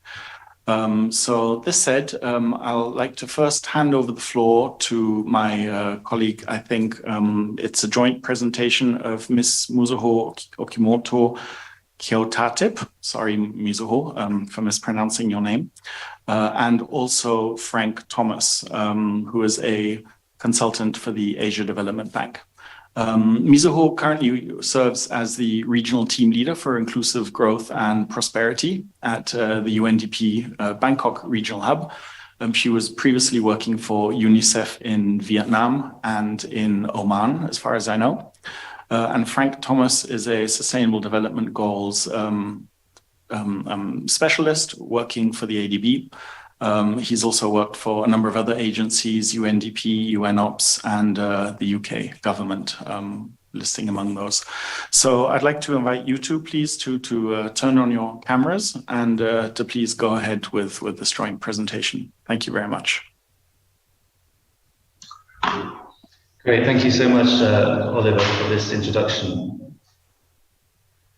So I'm Frank Thomas from Asian Development Bank. I work in the SDGs team with headquarters, and I will be presenting the first half of the presentation on the 2022 SDG Partnership Report. I believe someone in the room will be sharing the slides. Yes, I can see them coming up now.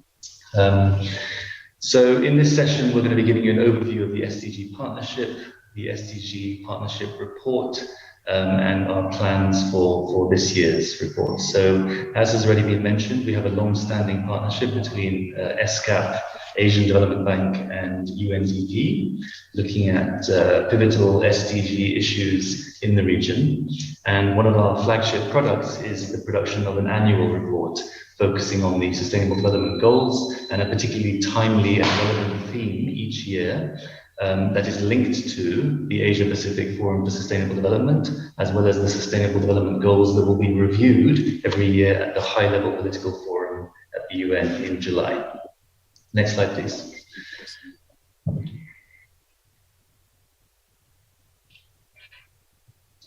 So, as I've mentioned, we produce these annual flagship reports, and we've done 6 so far. They are always launched in March of every year. So the most recent one was launched in March 2022 at the Asia-Pacific Forum, and then again globally at the high-level political forum in New York. The most recent one was called Building Forward Together towards an inclusive and resilient Asia in the Pacific, and unsurprisingly focused on the impacts of COVID-19 on the SDG agenda, as well as potential solutions and pathways forward. So we have a data portal as well, which is managed by ESCAP statistics colleagues, but that's very much our go-to data source for Asia-Pacific SDG progress trajectories, information on the region as a whole, or individual countries and individual goals.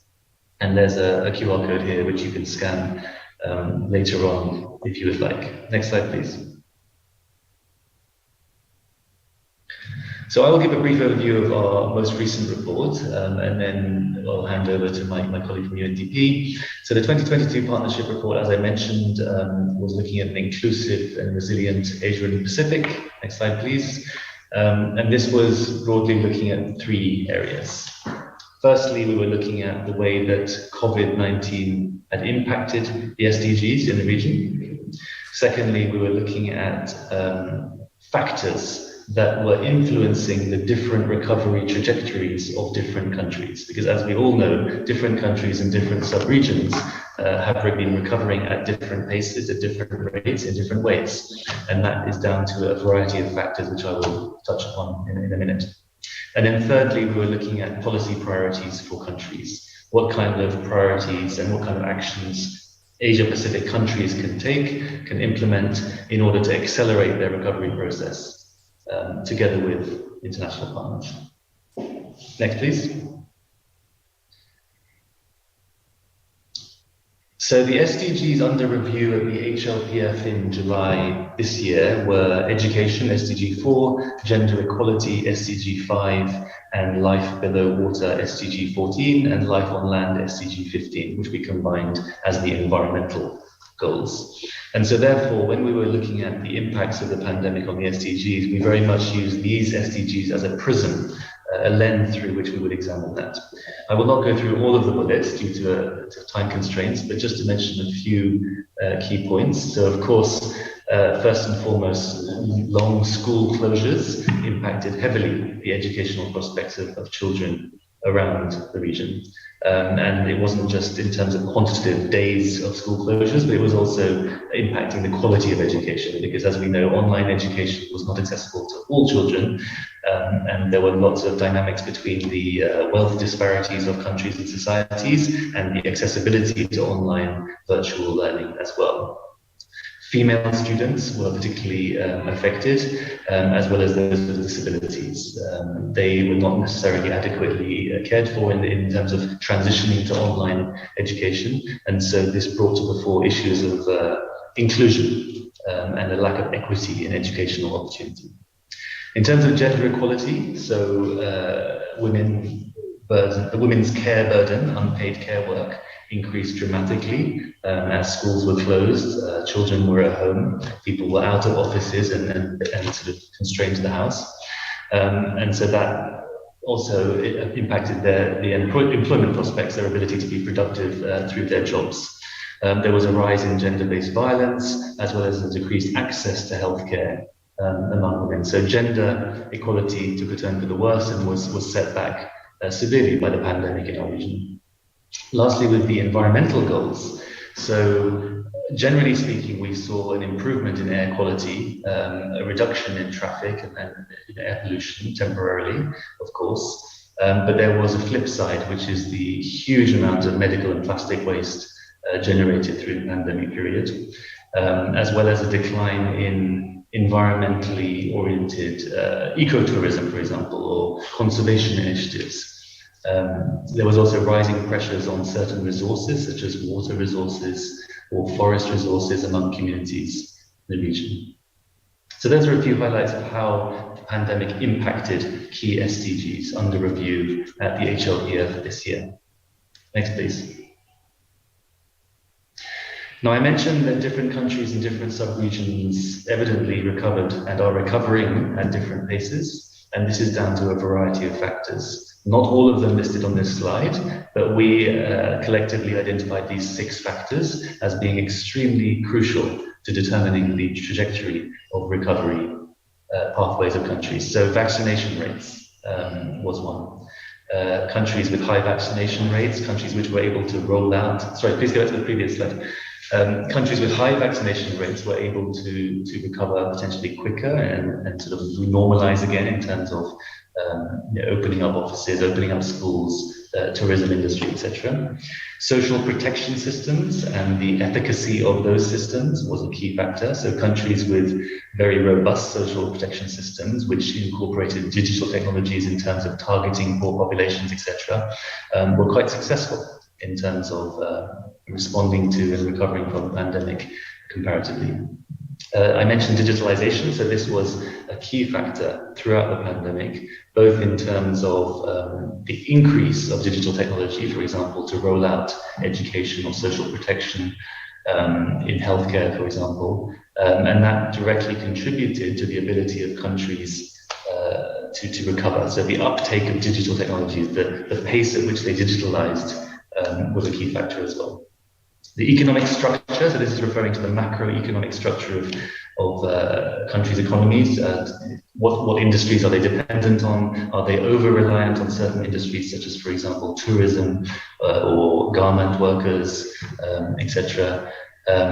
Countries which were very overly focused in certain sectors or industries that were wiped out by the pandemic tended to have much slower recovery trajectories.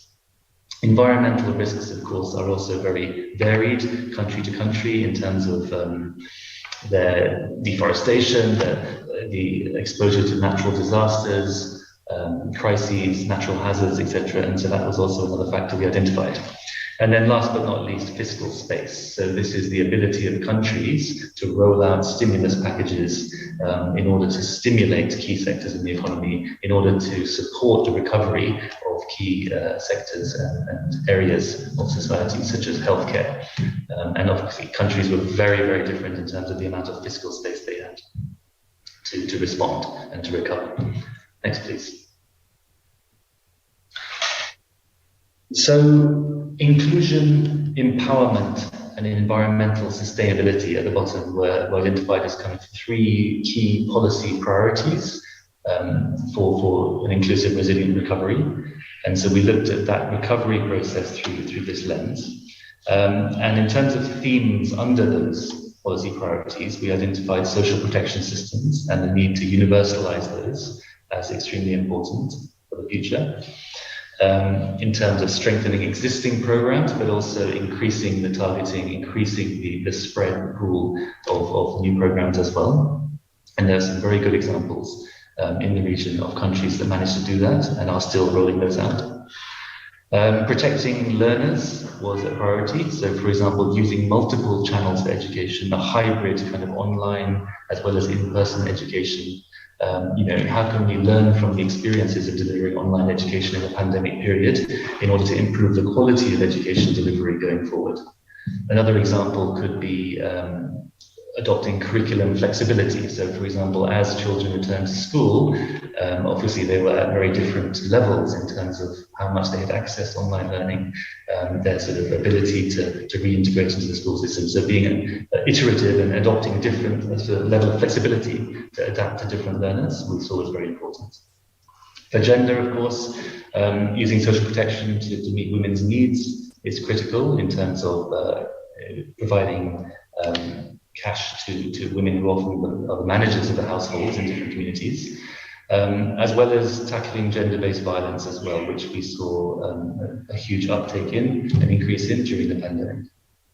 And then inclusive green economies, so the waste problem I've already managed, that's the focus going forward, as well as supporting local green enterprises, so MSMEs in various countries, as a means of stimulating that recovery in different countries of the region. Next, please. And so on the left-hand side of this slide, you see the three policy priorities that I mentioned, inclusion, women's empowerment, and environmental sustainability.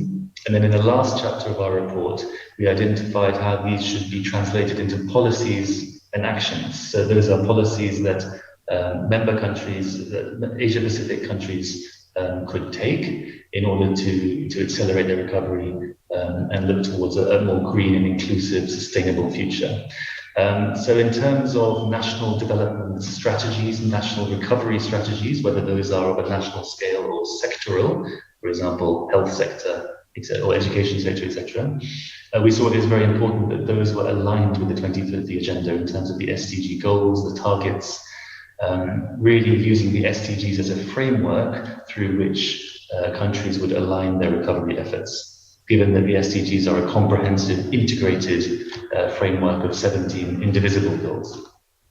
Secondly, reinvigorating financing. So I think all of us are aware of the need to galvanize private sector financing and to really increase blended finance in order to and use public finance as a means to kind of as a leverage towards increasing private finance for the SDGs.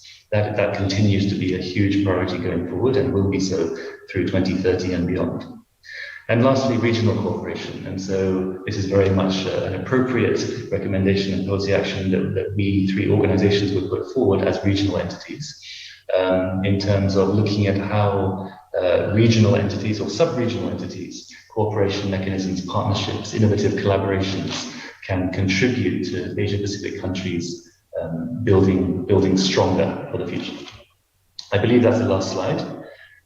So I will now hand over to my colleague Mizuho from UNDP to take you through our proposed 2023 partnership report. Over to you. Great, thanks, Frank. As introduced by Oliver, my name is Mizuho. I'm the UNDP Regional Inclusive Growth Team Leader and Advisor. Maybe if you can move to the next slide, I will start the presentation on the next partnership report. So as you can see, the title of the presentation of the partnership report is around the delivering SDG through energy, food, and finance nexus. The report will touch upon the interconnected topics of energy, food, and finance, how they affect the development outcomes, and also highlight effective regional cooperation and partnerships across the Asia-Pacific, particularly in this time of multiple and compounding of crisis. So maybe if we can, yes, thank you. If we can stay on that slide. So what leads us to the focus of the report? First, we recognice that we live in an era of multiple crises prompted by COVID pandemic, the climate change, and disruption of key systems. And as we all know, the pandemic has plunged millions into poverty and also giving rise to the new poor and levels of poverty. We also witness social inequities that have exacerbated widening gaps and also set back decades of development progress, and also reversing the trends in SDG progress, as has been also highlighted through many global reports recently. And meanwhile, climate change impact has intensified, challenging the medium to long-term fiscal sustainability. We also see that exogenous shocks, such as a natural disaster, are affecting countries in the region, and particularly those that are already vulnerable from the socioeconomic impact of COVID-19. Meanwhile, also disruptions in key systems translate to soaring energy, commodity, and food prices. We are in the midst of higher inflation rates that contribute to the cost of living crisis, disproportionately affecting the poorest of the population. If we can go to the next slide, please. So the report looks into how highlight the shocks and how the shocks and stresses from these energy and food and finance crises are intertwined with this compounding crisis. We will look at the continued disruption in global supply chain and key systems that heavily weigh on the food supply and security across the region. We also recognize that rising fertilizer and other agricultural inputs will soon impact food supplies, as they already are now. The agriculture productivity in Asia-Pacific region, we recognize that has been dependent on energy, has been highly dependent on energy, and unfortunately brought huge environmental and social costs, including soil degradation, overexploitation of water resources, increased pollution and deforestation, and biodiversity loss. And with the rising energy prices, many of the countries are increasingly concerned about the possible increase in the use of coal and overall slowing down on green and energy transition. We also note the multidimensional stresses are triggering financial crisis. Governments are trying to ensure food security, future agriculture production, and social protection, especially among the most affected segments of the population, are faced with growing debt and distress and deficit in resources. Next slide, please. So moving on to the partnership, the 2023 partnership report, we will look into three main segments. The first chapter, we will analyze the impact of conversion crisis on food, energy, and finance nexus, and with reference to relevant SDG targets. And where relevant, we will analyze sub-regional dimensions of these issues, identifying also the commonality across countries, as well as also special needs of specific regional categorizations. Chapter 2, we'll look at, we'll focus on finding solutions. It will highlight good practices, innovative solutions to food, energy, and finance challenges that are confronting the region. It will also highlight solutions that have interlinked impacts on different nexus issues. So one solution in food and energy would have multiplier effect in other areas. This chapter will also draw on insights from the survey of country stakeholders and also sub-regional consultations, as we are in today, and also subsequent consultations. We hope that we will feature efforts that countries are making at national and also subnational levels to advance SDG through the Nexus framework that embraces green economy and also as an immediate policy goal. And finally, on Chapter 3, we will be forward-looking and will identify key actions, policy recommendations, and also pathways necessary to realize the SDGs through a transformative action in the region's energy, food, and finance systems. Next slide, please. So this slide again takes us back to how we address the particularly the areas, the specific SDGs that are focus of this report, but I think I want to highlight a number of things here. That the objective of the report is to bring forward the crucial importance of strengthening regional cooperation and partnerships across Asia and the Pacific, as has also been highlighted by my colleagues Oliver and Frank. And also as part of that process, to effectively leverage private sector investment and participation as much as government involvement. And finally, the importance of attaining multiple SDGs and making sure that the solutions and policy insights highlighted in the chapter 2 and also the chapter 3 of the 2023 SDG report will actually look at how these solutions will lead to attainment of multiple SDGs, taking us back to the main focus of inclusion, empowerment, and environmental sustainability. So here I come to the end of the overview of the 2030 partnership report. The next slide, I just want to take you to the QR code also that will take you to the 2022 SDG partnership report, so you can see the key highlights, findings, and the way forward that also intertwines with the theme of the 2023 SDG partnership report. Thank you. Over to Oliver. Thank you. Thank you very much, Frank and Mizuho, for giving us an overview of last year's report and explaining a little bit what the next SDG partnership report will be looking like. And as I mentioned, this is kind of the background document for the APFSD and draws from the sub-regional forums that we're organizing. So all the comments we've been hearing, the presentations about the different, the 4 SDGs under review, will hopefully be able to find a way into the report in one way or another. Thank you. Before I go to the next presentations that are shown in the program, I thought we would liven it up a little bit, and we have plans to do an online poll with everyone. Most of you, I think, have your phones in front of you or laptops, and I'm sure the online participants do. So I'd like to hand over to my colleague Juliet Braslow, who's based in Bangkok, and she'll be guiding us through this short exercise for a few minutes. Over to you, Juliet. Thank you, Oliver. And we want to get you interactive. As Oliver said, this is the session after lunch. So we want to warm up with the first question. So we'll give you a chance to either scan this QR code on your phone or click the link that was shared in the chat for those of you online. And sorry if I can just interrupt, Juliet. Yeah, I think our IT people need to just put the slide on the QR code so that people know what to scan and to have the relevant link, because I don't see that up at the moment. All right, so I think online we see it. So maybe it's just a matter. Kayla is sharing her. Here it is. Great, I see it's up on the screen there.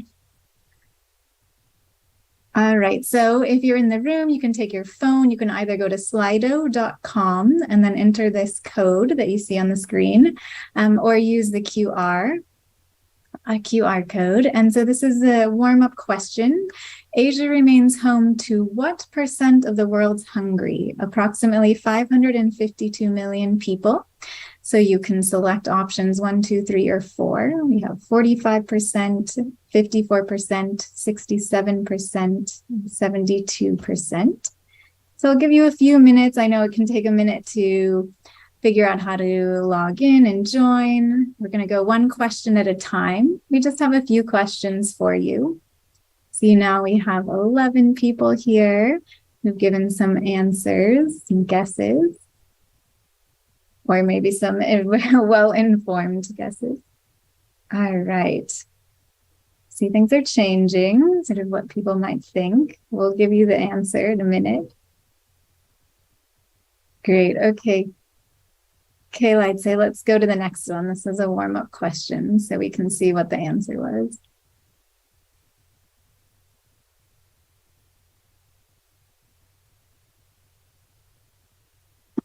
All right, so we'll give you, Can you share the answer in the chat and then we'll read it out?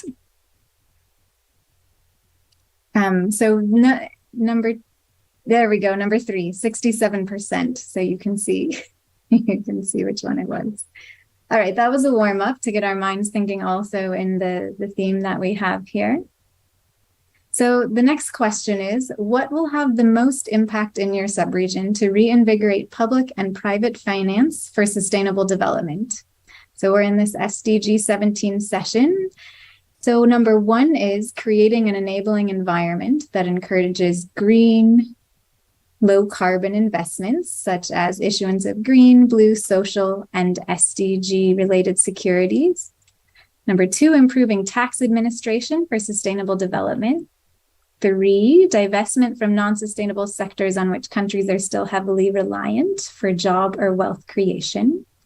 4, improved private investment climate through financial sector regulation, better governance, and prevention of corruption. I see the first option is quite popular. I'll give a moment for a few more people to answer.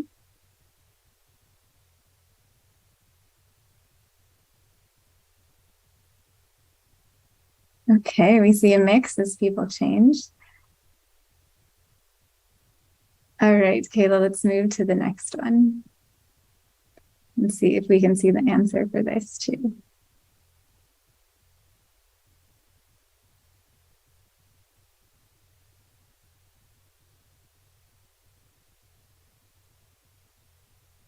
All right, what policies are most important to combat food insecurity in North and Central Asia?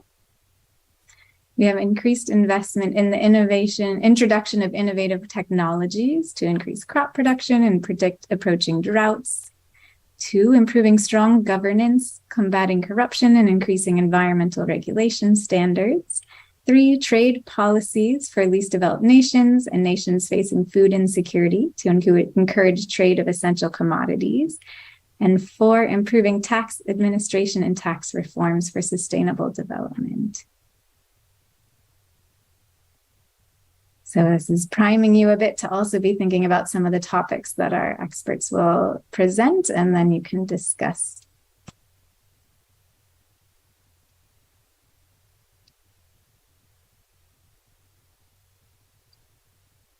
Okay, I think everyone who's been answering has answered. We have top 1, increased investments here.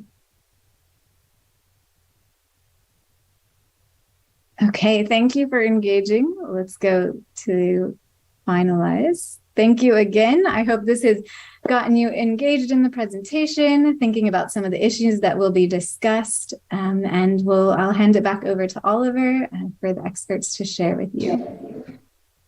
Great, thank you. Thank you very much, Juliet, for leading us through the short online poll. Interesting to hear the views that people had about notions of percentage of hungry people in the region, and also what they thought was some of the challenges to increasing, say, investment or also food production. Great. We can move on in the program now, and we have, as I mentioned, several participants still to speak. 1, 2, 3, 4, 5, roughly. So I'd maybe like to hand over to our second speaker. Are you the second or the third speaker now? I'm kind of confused. Anyhow, we'll hand you over to the next speaker, Mr. Binu Partan, who is head of regions at IRENA and IRENA is responsible for supporting member countries in their energy transition. Binu, of course, moderated a session yesterday in this workshop, so everyone here is familiar with him.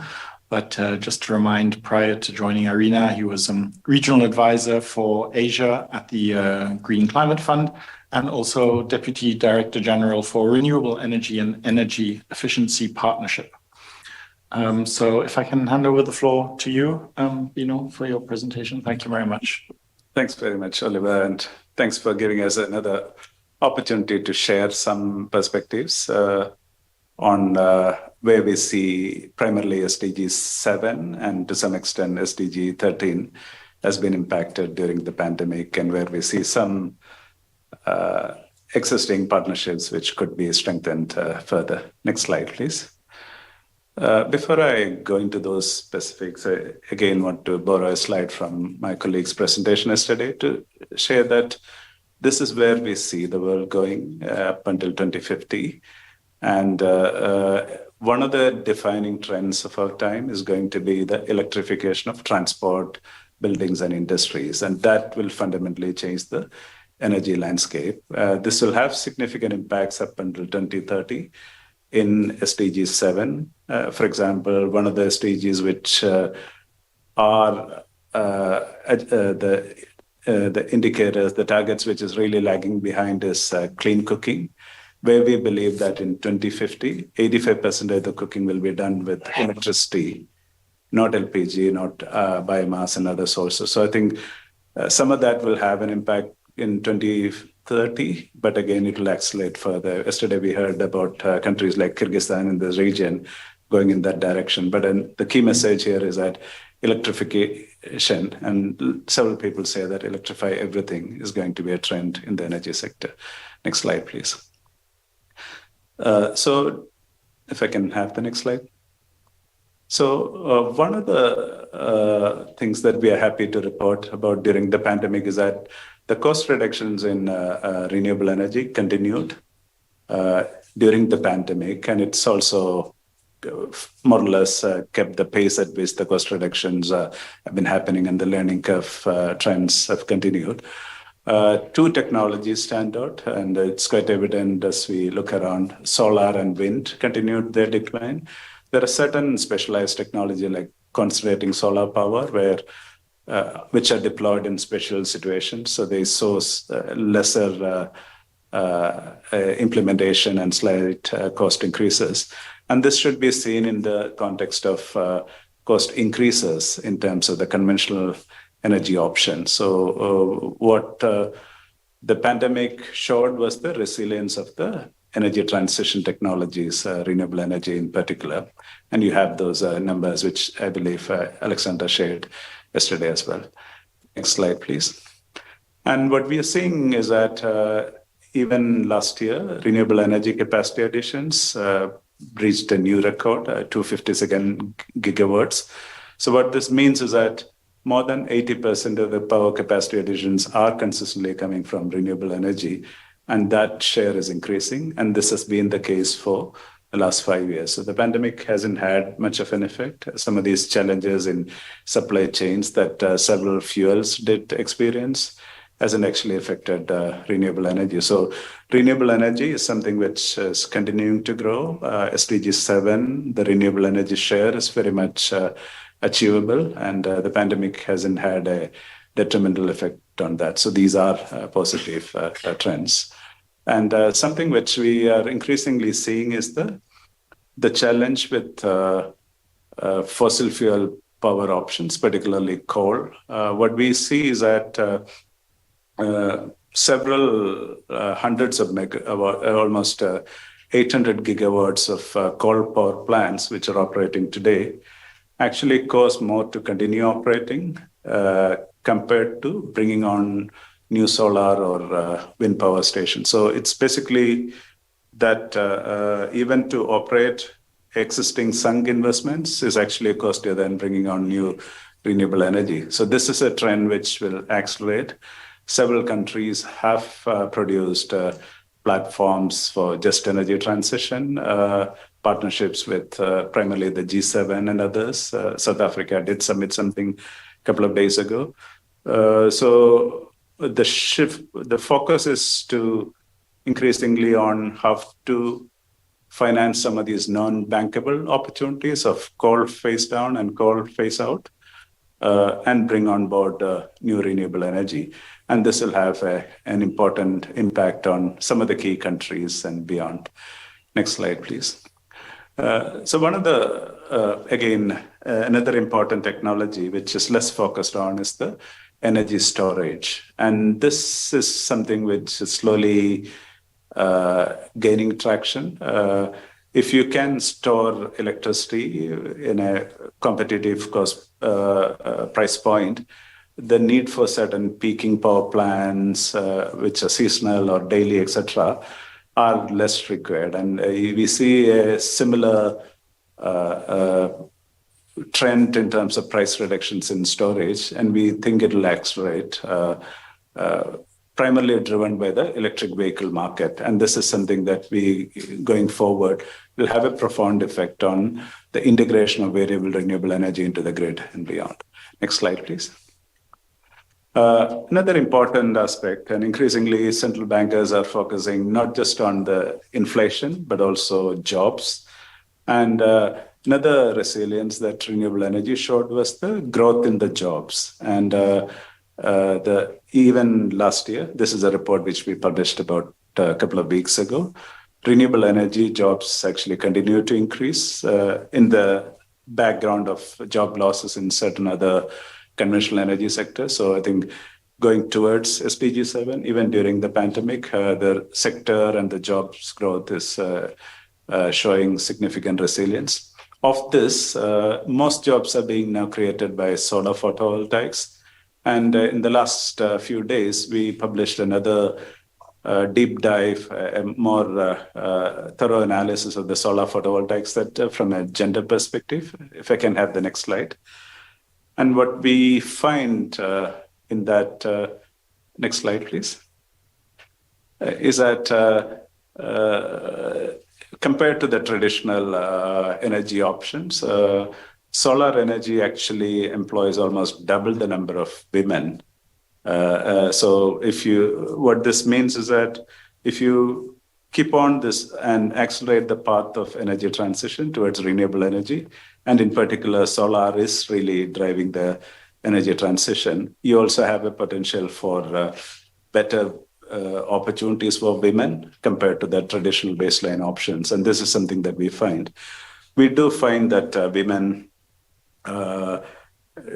have less STEM jobs and they have more administrative jobs. And this publication is on the website. Please download and review this. We'll be doing more deeper analysis from a gender perspective. But the key message which is coming is that renewable energy overall will provide 32% jobs, a significant increase from the 22 baseline. And since it's increasingly being driven by solar, where you do have opportunities to deploy solar, you also try to have an automatic benefit in terms of gender balance there. Next slide, please. So generally looking at regional initiatives. So this is really where partners such as ESCAP and other regional commissions do cooperate with IRENA. And we believe that regional cooperation is paramount to achievement of SDG 7 and the other SDG targets, and also the longer term energy transition. If you have interconnected infrastructure for green gases or for electricity, it does allow you to optimize your infrastructure investments and have benefits from in sharing infrastructure with your neighbors. It's particularly important for landlocked developing countries. So in the last 2 weeks, we did publish, along with the UNOCHA LLS, the Office of the High Representative, LDCs, LLDCs, and SIDS, a report on LLDCs and their renewable energy prospects. And a key element there is the role of interconnected infrastructure, shared infrastructure. We have clean energy corridor work in other parts of the world, in Latin America and Africa. And again, this region, Central Asia, is actually ripe for something what we call as a clean energy corridor, which could optimize investments and have overall benefits as well. So something that we will be working on with our partners, including ESCAP, on trying to have the partnerships, how countries can come together, utilize existing infrastructure, build more, and then accelerate this energy transition. Next slide, please. Another partnership we have with UNDP, with the NDC partnership and others, is really one is all the analytical work that IRENA does and the tools that we create for countries to use. But again, actually working with countries to drive their SDG ambition and SDG 13 plus SDG 7, and also the Paris Agreement temperature goals. So we are currently working with 84 countries, several of them in partnership with UNDP plus other partners, is to deploy IRENA expertise, work with countries to enhance the energy transition and renewable energy ambition in their indices that they submit to the UNFCCC. And we're increasingly working with countries on the long-term strategies as well, trying to use our analytical work around the veto to guide the policy and investment choices of those countries. So this is a work on which we'll report in Sharm el-Sheikh in a few weeks' time, but this will continue to increase in the future. Next slide. Again, coming in terms of partnerships, we did come up with a number of energy compacts in response to the Secretary General's call for energy compacts at the high-level dialogue on energy in cooperation with UNDESA and SE for All. And we're also realizing that some countries, primarily the G20 countries, could actually have a more significant effect on some of the SDGs and the energy transition. So we have strategic agreements with China, India, and Indonesia. We're moving towards a few more, where we'll work with some of these larger energy economies to influence their energy choices, and perhaps there will be spillover effects with other countries in the neighborhood and beyond. We're also increasingly engaging with partners, private sector companies. We have engaged with Enel, we've engaged with ENI, several energy companies. Just recently, we did a biofuels policy training for Rwanda and Kenya with ENI, Italian energy company. Again, there are a lot of opportunities we see where the private sector's long-term perspective is relevant to the countries and their own policy priorities. And we'll see more partnerships going forward, and there will be clear opportunities where we could collaborate in this region and beyond with ESCAP as well. And of course, with international partners, UNDP, ESCAP, we have an MOU with UNEC, etc. And finally, the role of the private sector, because no matter how all UN system and other institutions bring together the funds and the countries bring public sector funds, it will not be enough to achieve the SDGs or energy transition. And private sector needs to play a significant role. We can create policy frameworks and the appropriate risk mitigation mechanisms to de-risk some of these private sector investments, but a lot more needs to be done. So we did organize the first G20 Energy Transition Investment Forum in Bali almost 6 to 8 weeks ago. So we're very pleased to have UNESCAP be part of that. And we are going to organize the next one actually in a few weeks in Abuja, focusing on West Africa. But this is also important, that creating platforms where private sector developers targeting SDGs and energy transition in particularly risky countries can have access to finance which is tailor-made, and also risk management instruments which can offset the risk of their investments in those countries. Here again, we hope to work together with partners like ESCAP and others in this role. Next, and I believe that's the final one. If we can just move on. So we'd like to end on an optimistic note that we don't see negative impacts of the pandemic in the energy transition. It's continuing to accelerate. We're also seeing significant socioeconomic benefits, gender, jobs, etc., as a result of this. And we need to have more partnerships with like-minded institutions, but also with the private sector to continue and accelerate this trend. Thank you very much.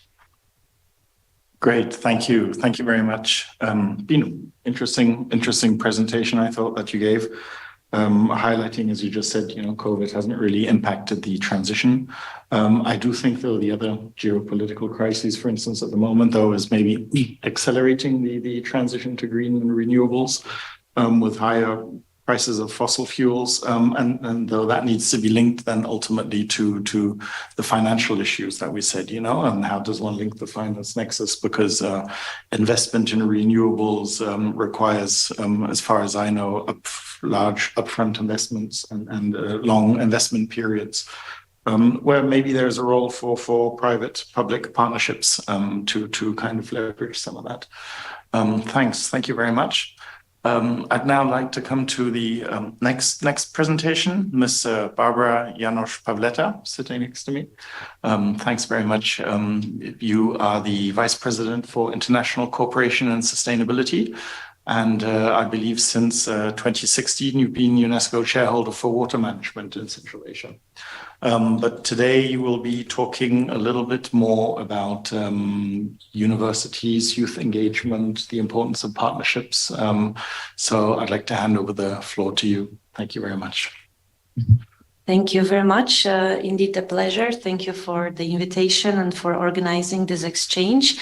And indeed, I think that ESCAP is the place where the different stakeholders meet. So by now we have had the global players view. Now we will shift a little bit to the different probably approach from the academia. And then we also have, even in our forum name, the different levels of engagement. So let's look at probably the global and local engagement somehow together. And if you change the slide to the next one, actually, I would like to shift a little bit the narrative, because I feel that everybody's speaking about the crisis, everybody's speaking about, and we are here to speak about the partnership. And obviously, I have the feeling that we spoke so much also about the knowledge, which is the basis for all of these transitions towards the SDGs, right? So we speak about basically, I would like to say that we speak about the hope, right? Because knowledge is something which is a basis for the future, for the achieving the SDGs. And as long as we don't push for this even internally, I think that we can end up in cost and benefits and all of that, and maybe somehow forget this partnership exactly, which is kind of the last, but certainly not least, the SDG to speak of. And when we speak about, again, the shifting a little bit the narrative towards the partnership and speaking about the sharing, justice, probably trust, hope, and all of that, which brings us to this lasting solutions, which are reflected in the SDG 17. And I would like to indeed speak a little bit about the role of academia. If you could give me the next slide, please. That's not so well visible, but it's a little bit like trying to figure out where is the space for academia and for knowledge in this in the partnership, in the strategic transition, which we watch all over the world, which is related to all of the urban growth, which we only heard about the transition in land, other resources uses, and all of this around. So I think that there is a lot to speak about the knowledge transfer. This knowledge transfer is happening in different forms, in the longer programs, educational programs, in the shorter, in the forms of dialogues, and trying to do something with our hands, like workshops, not only talking, but doing indeed something together. Technology transfer, this is something very much needed, what we spoke about, to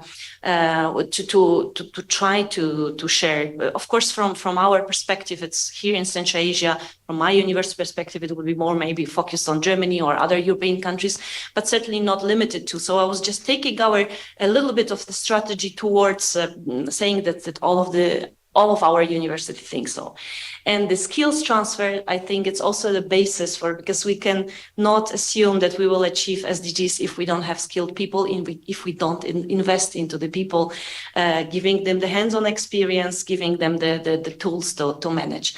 And certainly many of these issues which we've spoken about, the youth, the networking, the women perspective, but also one maybe which I did not hear too much by now, it's the engagement of the public even into the decision making, right?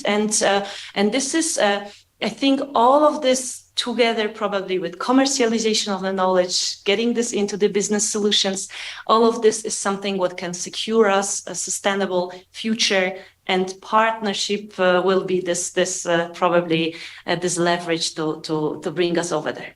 On the next slide, I will be just probably rather generally sharing the thoughts from the academia perspective on all of that. Instead of telling you the projects, what we can do, how the people act, I think that's very general, but it's true for all the universities of the 21st century and beyond, of the sustainable universities. When we speak about the education, it's so much needed, and we've heard about it already, how hardly the impact on education was, at least of the COVID, and now it's continuing. But this is where we have to invest into. This is where we need to raise the new generation, share intra-generations and between the generations. And this is something what I very much think that the university's role is about, but it's not limited to.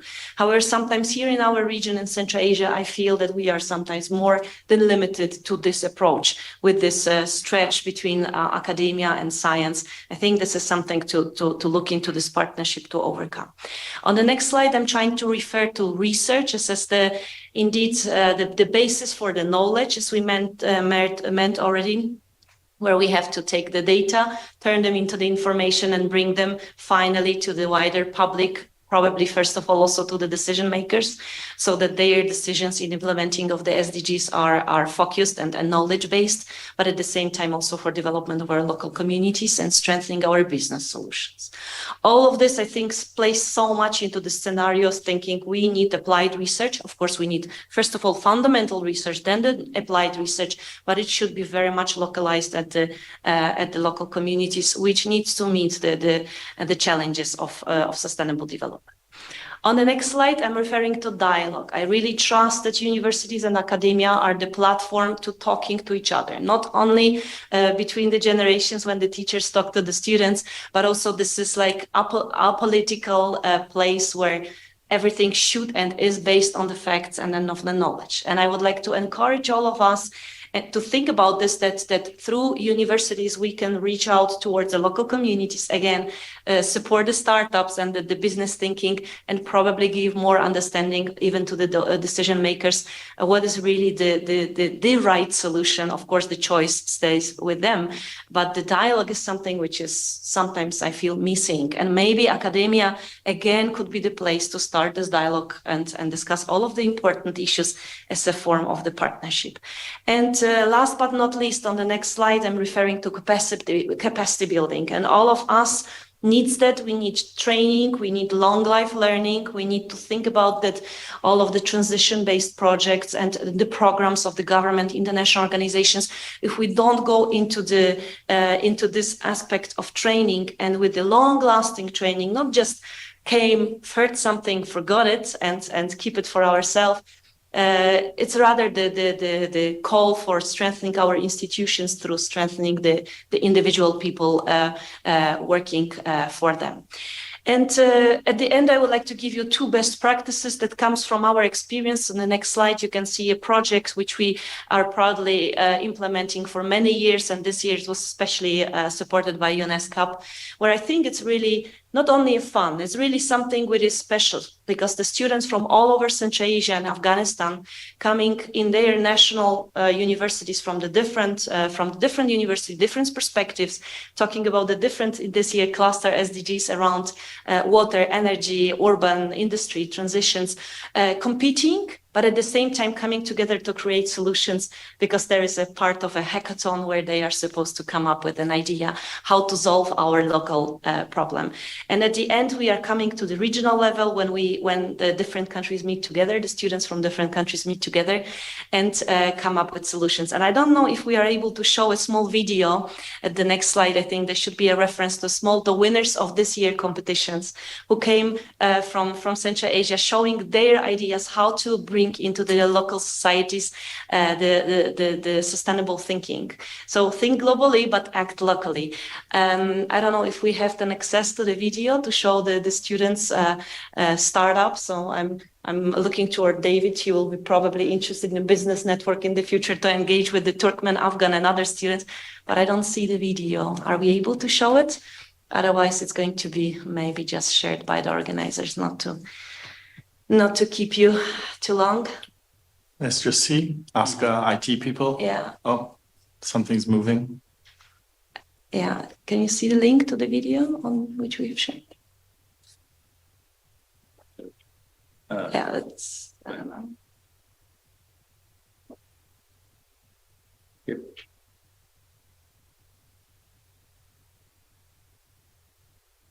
All right. I think if you made it short. Click on skip verification, yes.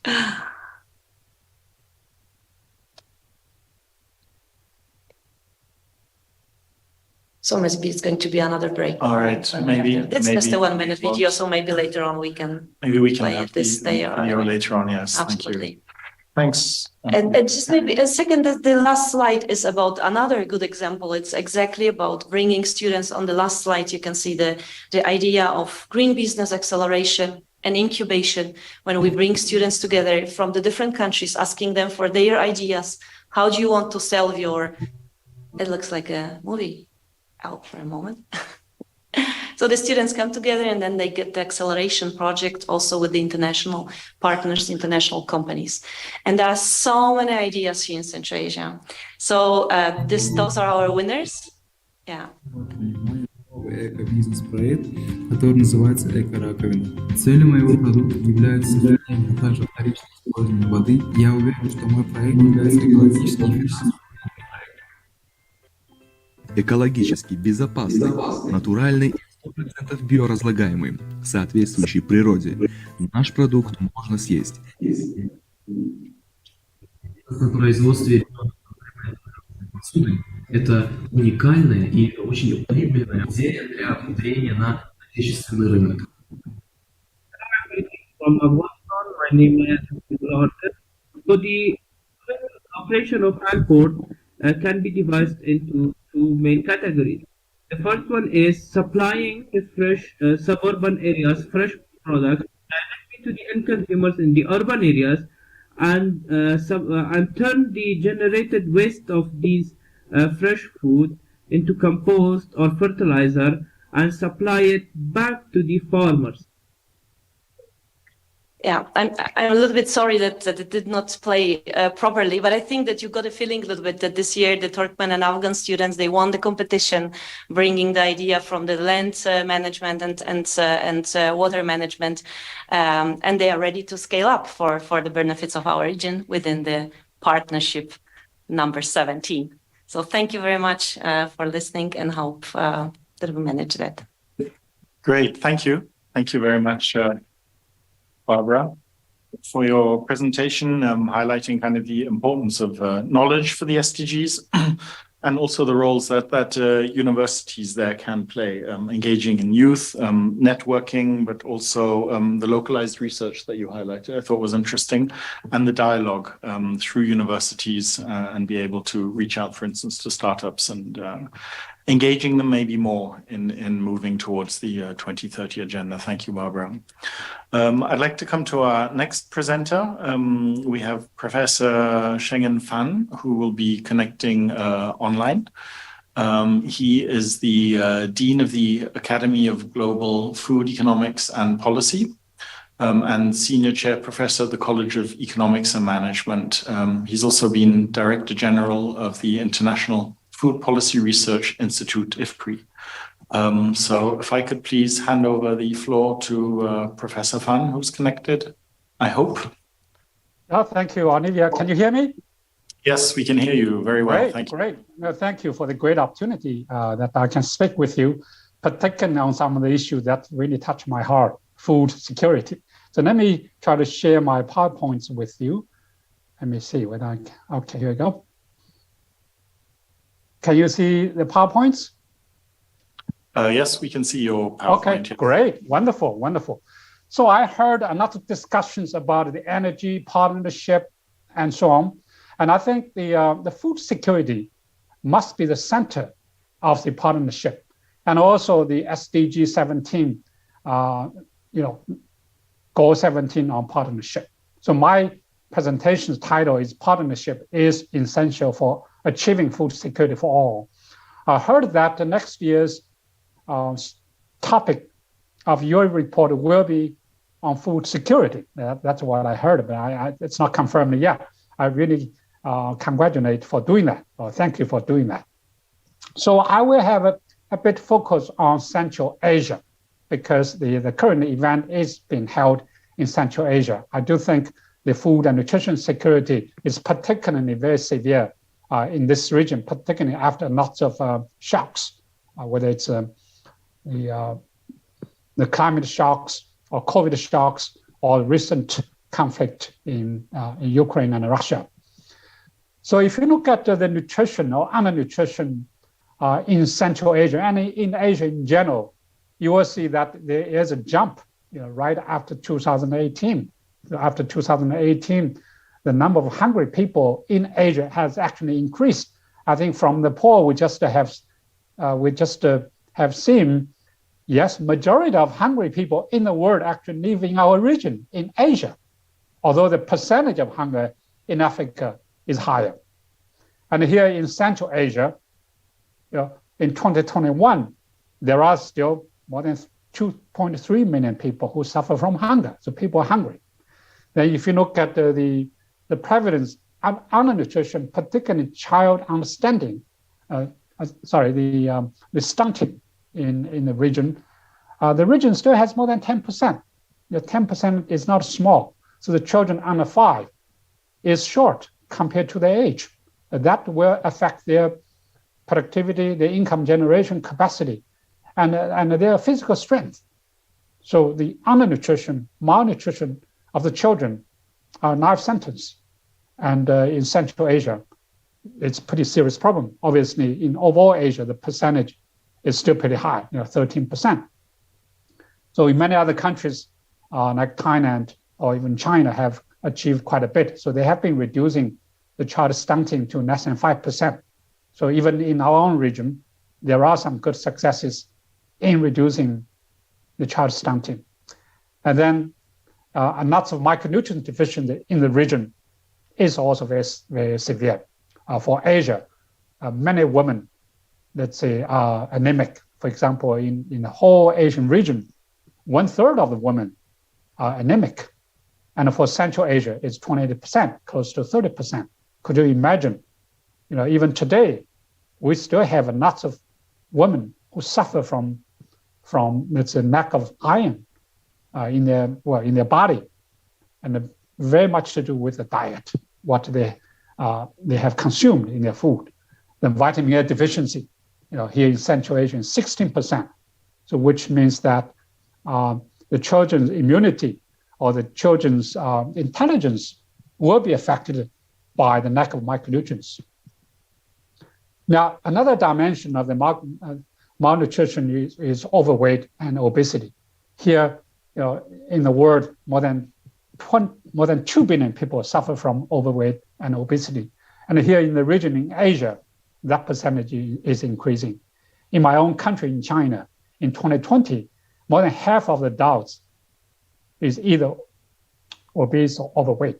So which means that if you walk in Shanghai or Beijing street, every 2 person you see is either overweight or obese. This is phenomenal compared 20, 30 years ago. That time, most of the Chinese were hungry, were skinny. But today, it's overweight obesity. And if you look at the map on the right-hand side, the Central Asia, the percentage of the overweight obesity is also very alarming. So in many countries, overweight obesity together, all this together, is more than 50%, even 60%. And even more alarming is the children. So children's overweight obesity, their rate has increased very rapidly in the region. So I call malnutrition has 3 burdens. One is hunger, lack of food. That's a burden. Second burden is lack of micronutrients, we call it hidden hunger. The third burden is overnutrition, overweight, obesity. So all these 3 burdens together can cause substantial economic loss. 5 to 9% of the GDP is lost because of all these different dimensions of malnutrition. And it is a health problem. And not so chronic diseases are very much from all these different forms of malnutrition. And it is a development issue. It affects people's productivity. So, but at the same time, we are facing lots of challenges: climate change, the conflict in Ukraine, Russia, then COVID. I think the report this year is very much focused on recovering from the COVID and to build a resilient food system here in the region. I think right now we are facing lots of threats to our food security. So COVID is still here, Ukraine war, and extreme climate change. This year we have seen natural heat waves from Pakistan, India, to China, and to many parts of the world, in Europe. So we have never seen such a heat waves before. Extreme hot weather, extreme widespread heat waves, widespread heat waves. And obviously, the Ukraine crisis has led to the oil price or energy price go up. As you might know that, there is a strong correlation between food prices and energy prices. So all this together, we call it a perfect storm. So one individual threat can already disrupt our food system, whether it's a global food system or national food system or regional food system. But could you imagine if all the threats come together, it's a perfect storm. That can cause the collapse of the global food system, or regional food system, community food system. That can lead to widespread, large-scale poverty, hunger, and malnutrition. So we call it a perfect storm. Now, the Central Asia are facing particularly some important challenges. One is the loss of remittances. So many countries like Uzbekistan, they heavily depend on Russia, Middle East for the remittances. And the disruption of FDI because of the COVID, because of the conflict in Ukraine. So FDI has stopped coming to the region, or at least the speed has been reduced. The lack of financial resources to cope with shocks and to recover. And a slowed down exports. Imports of food could be affected by export bans. Many countries try to protect themselves by imposing a lot of bans to keep the foods domestically. And services, including tourism, have been severely affected. Obviously, that will affect the whole economy. The agriculture production has been less affected, but smallholders need support. Input prices have risen. The access to fertilizers, access to fuel, access to seed have been affected by the COVID, by the conflict, and by the climate change to some extent. And nutrition and diets are affected mainly because higher food prices, lost income, lost jobs. So in Central Asia are particularly vulnerable to all these shocks. Now, the partnership, I think this the theme of the workshop is very much on partnership. I think the partnership is key, is essential for improving food security sustainably. So 4 areas we can try to promote much stronger partnership, much stronger collaboration. One is science and technology. Second is trade. Third is FDI, foreign direct investment, for improving infrastructure or industrial base. And lastly, global governance. So I will zoom in one by one, just in a little bit detail. The one is partnership in science and technology. We know that at the global level, the CGIAR, the Consolidated Group for International Agriculture Research, is the largest public agriculture research organization. So the organization has almost 10,000 scientists with a budget of $700, $800 million. Central Asia is very much part of that organization's work. I think we must strengthen CGIAR's work in developing countries in Asia, particularly in Central Asia. I think right now, the CGIAR's work in Central Asia is less ideal. More engagement, more top partnership between CGIAR and the national agriculture research systems in Central Asia will be so critical. And equally important is the technology transfer. There are technologies available in the in the north and in the south. So the technology can be transferred across the borders. Some of the technologies can be shared because to some extent, food security is a public good, is a global good.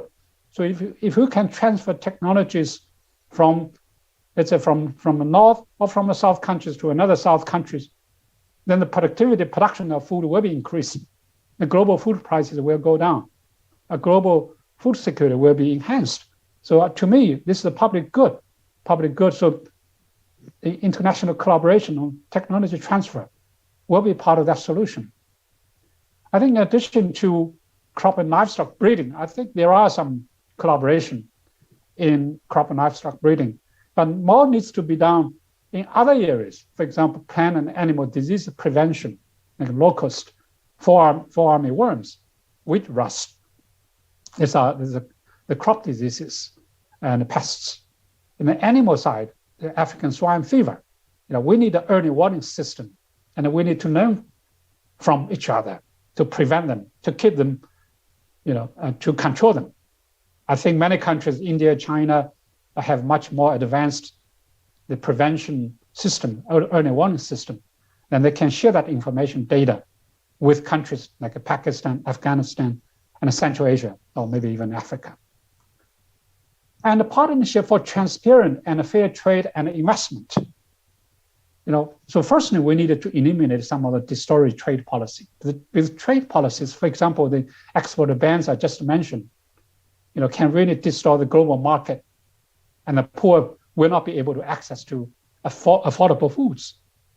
And the distortion trade policy will also affect efficiency. So smallholders will not be able to access the global market, or poor consumers might have to pay higher food prices. So we need to remove some of these distortions. But when we remove all these distortions, make sure that poor consumers and the smallholders will benefit. So I call it the inclusive trade. So we have seen that, for example, like some of the global value chains, coffee, there's a coffee chain, fair trade coffee in many regions. They make sure that smallholders must have a decent share from the whole value chain. For example, right now, if you go to a Starbucks, in Europe and US, usually it's like $3, maybe even higher now. Farmer, the coffee producer gets very little from that $3. Sometimes a couple of cents. So that's not fair. So we must make sure that they have a fair share. Professor, then obviously, if I could ask you to wrap up in 1 minute, please. Sure. Thank you. And then fill domestic gaps with approved imports. Obviously needs to be filled the gaps. Because certain countries cannot produce whatever they want, they need. Then the grain reserves. I think the Central Asia could promote some sort of common trade reserves that can release during the crisis. Then partnership to share knowledge, and not knowledge, in data, information, know-how, the best practices that can be shared among countries. For example, there is an initiative called the Regional Strategic Analysis Knowledge Sharing System in Asia, development by International Food Policy Research Institute. I think that initiative can be further enhanced to cover Central Asia. And finally, partnership for global governance. Right now, to be frank, the global food system governance is still very much dominated by North countries. But South countries like Central Asia, India, China do not have voices in global dialogue, global mechanisms, global voices. So we need to enhance their voices in the global platform like this. Okay, let me finish here. Thank you. But I wanted to encourage you to use food and nutrition security as a theme for your next report. Thank you.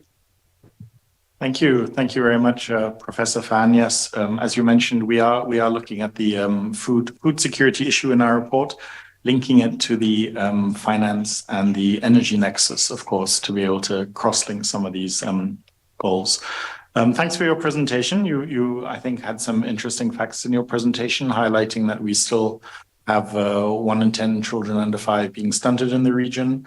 And there are elements of a perfect storm taking or shaping up and affecting food security, but also the importance of a number of different partnerships in terms of governance, partnerships in terms of science and technology, and trade, fairer trade and investment. Thank you very much for that presentation. This brings us to our next presentation by Mr. David Morris. He is a distinguished international expert on risks and opportunities in the international business environment, and has had a global career as a diplomat, senior political advisor, and international consultant. He's vice president of the United Nations Sustainable Business Network for Asia and the Pacific, and this advises ESCAP. Thank you very much. Over to you, David. Well, thank you, Oliver, and it's a great pleasure to be here in the beautiful nation of Kazakhstan. And congratulations to everyone for lasting into Friday afternoon. I'm going to give you a break from PowerPoints, and I'm also going to try and keep my comments relatively brief, although you never know once I start. But to make my point very simple from the beginning, just in case we lose it as I continue through making several other points. But I want to make my central point to you right at the beginning, and that is that business has to be at the center of delivering the SDGs. Now, I'm going to be a provocative Australian now, and I'm going to ask, are there any business representatives here in the room? No. Okay. This is a multi-stakeholder forum on the SDGs. So I think we've got a problem. And I'm being provocative deliberately, but I'm being provocative on this point because this is a critical problem for us. If we are developing the plans, and we are developing the plans for implementing the SDGs, if we are producing very beautiful glossy reports and having wonderful conferences, and actually we have a very clear roadmap, and we've heard some very good presentations. So I want to congratulate all of those very good presentations we've had. But if we're not including business in this conversation, there's a big gap in implementation. And if we go back to the comments of Ibu Amida yesterday, when she began the forum, she introduced the forum by saying to us that we are not achieving the SDGs. We are not on track in Asia Pacific. We are behind on all of our targets, on every single one.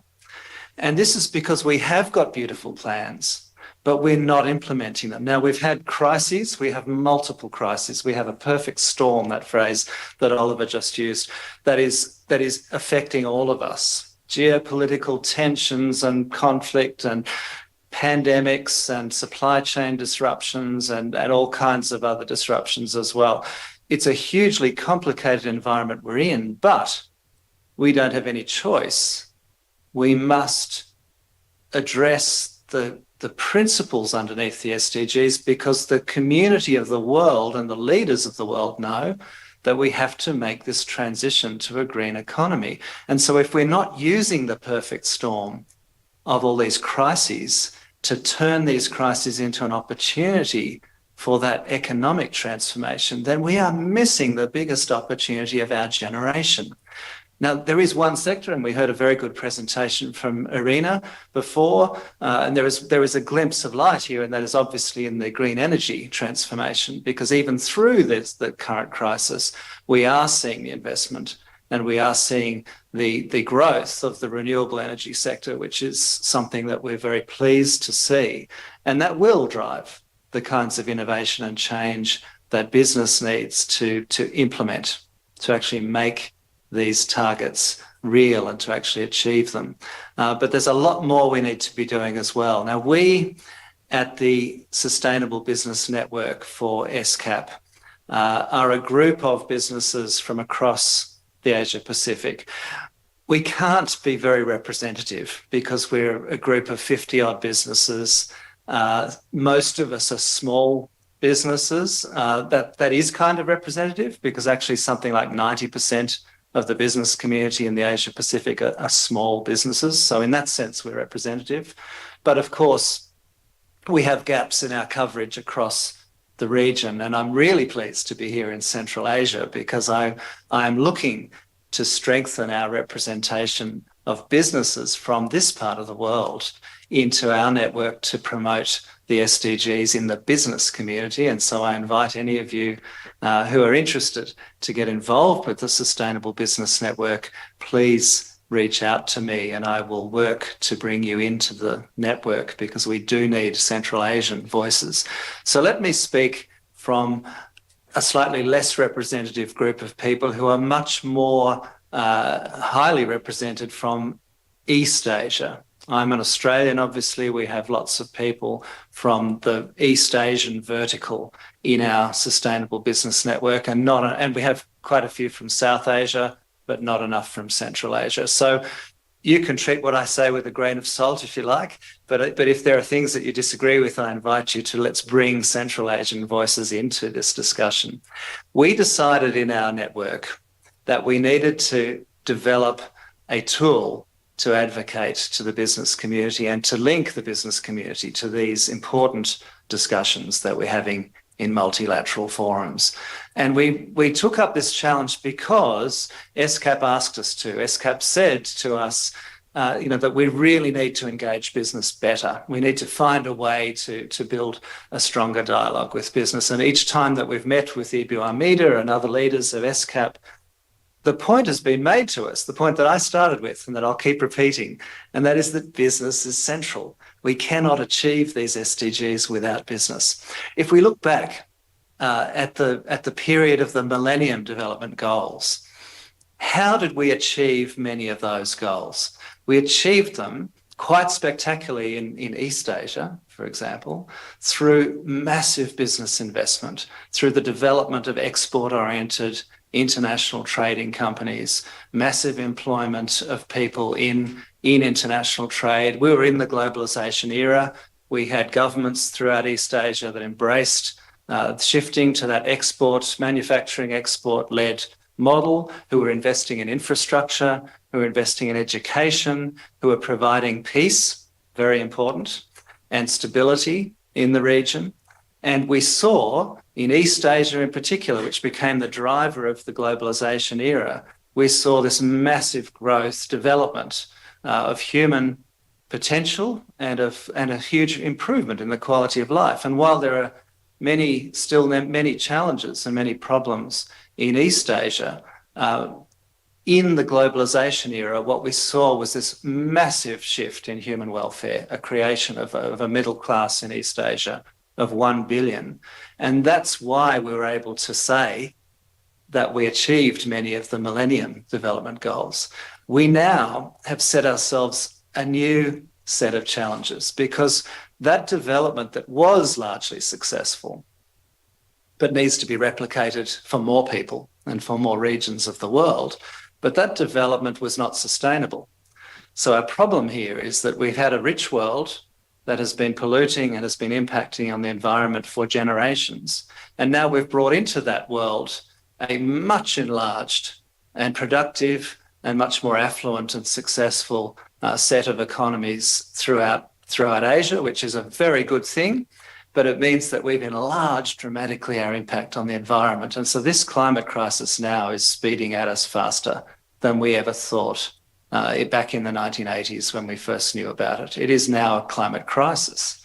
And so we're going to solve this climate crisis only, I put to you, if we bring Asia-Pacific business into the challenge. We already have a Green Deal in Europe where European businesses are working hand in hand in partnership with governments and with civil society, with universities and with other stakeholders. There's a true multi-stakeholder partnership in Europe for a Green Deal transformation. And so Europe, in a sense, is the normative leader here on this. And so there are many lessons we can learn from Europe, but Europe is not Asia.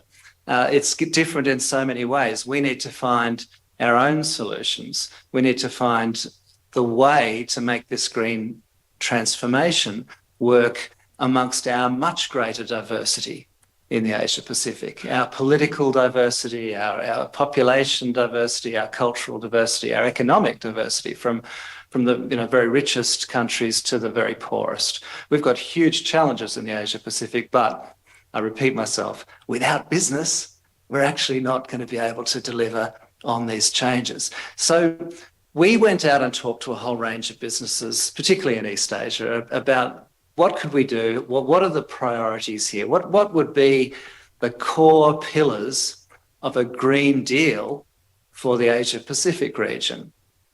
And we got a very strong consensus that came back to us from the businesses that we talked to. First top of mind issue, the first thing people all say, of course, is the green energy transition is critical. And so it's good news that that's happening.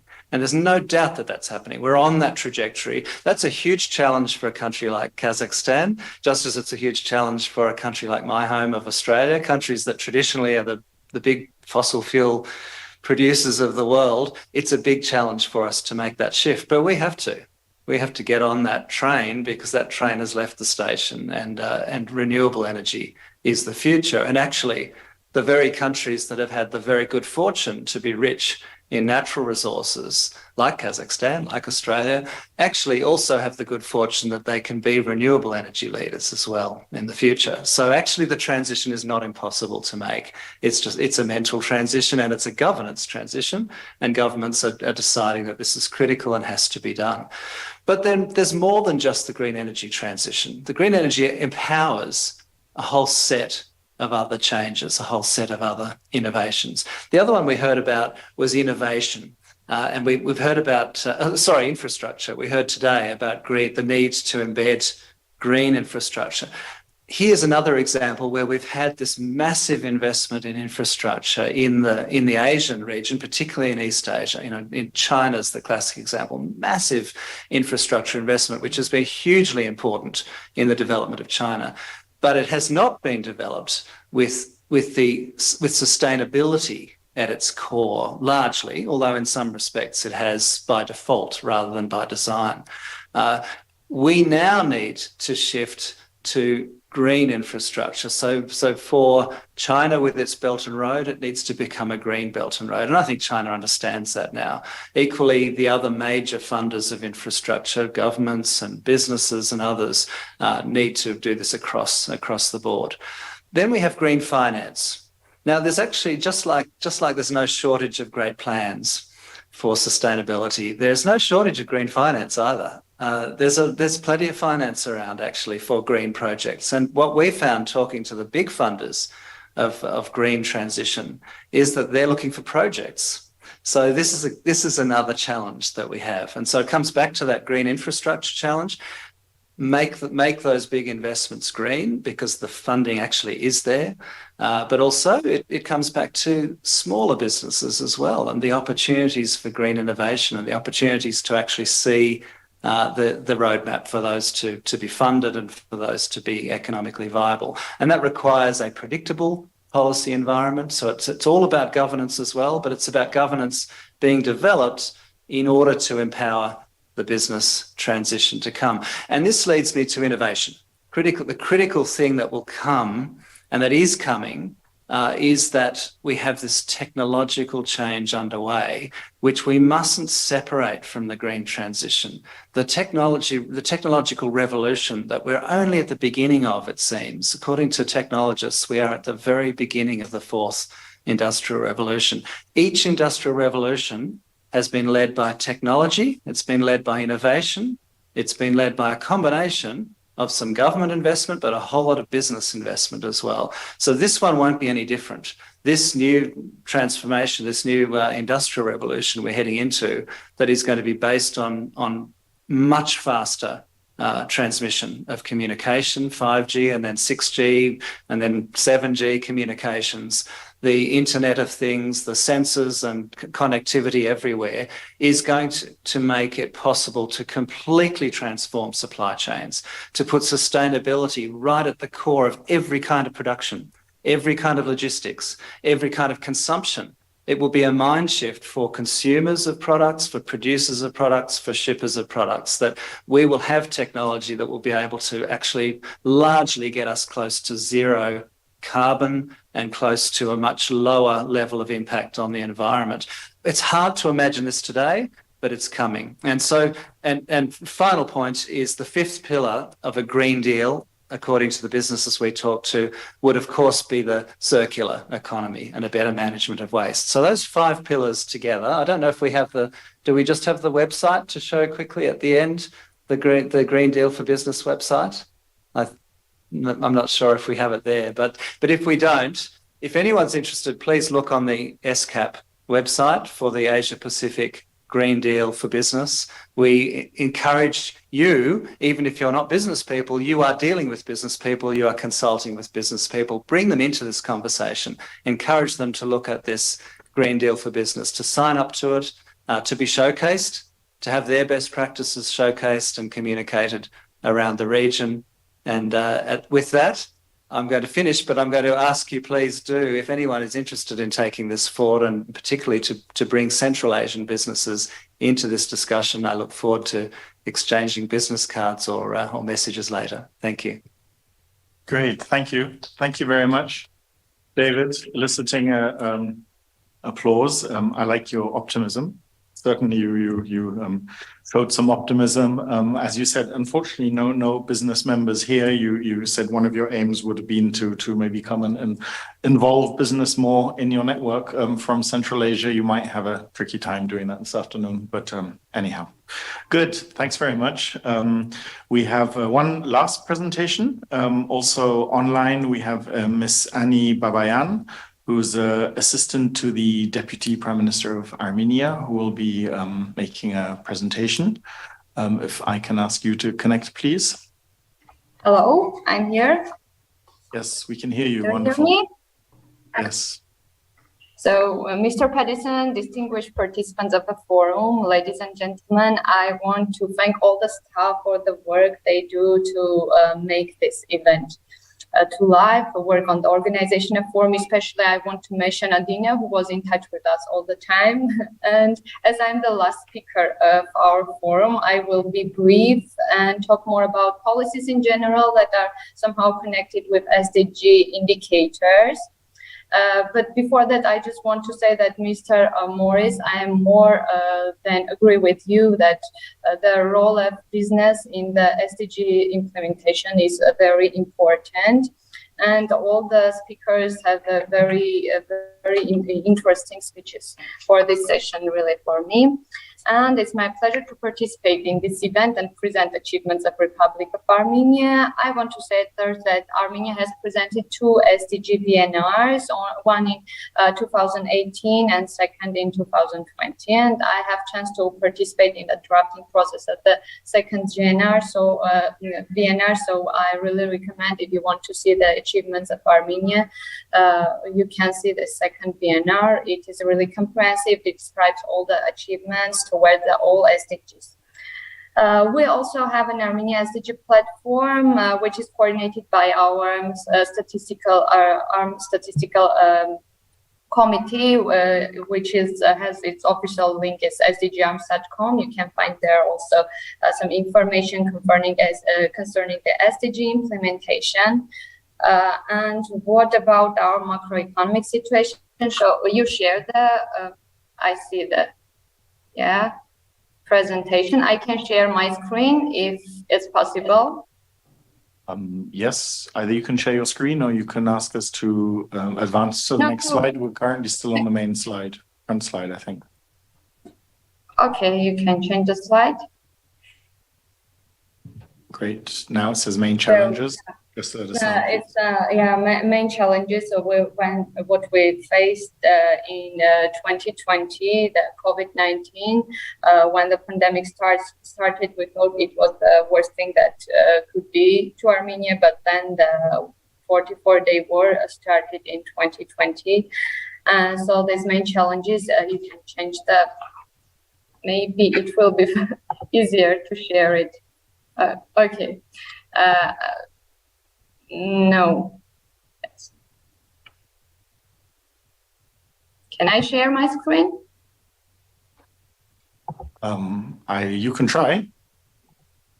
I don't know if IT has given you those. Some other participant is sharing. That's why I can't now. Okay. Why don't you try and share your screen now? Mm-hmm.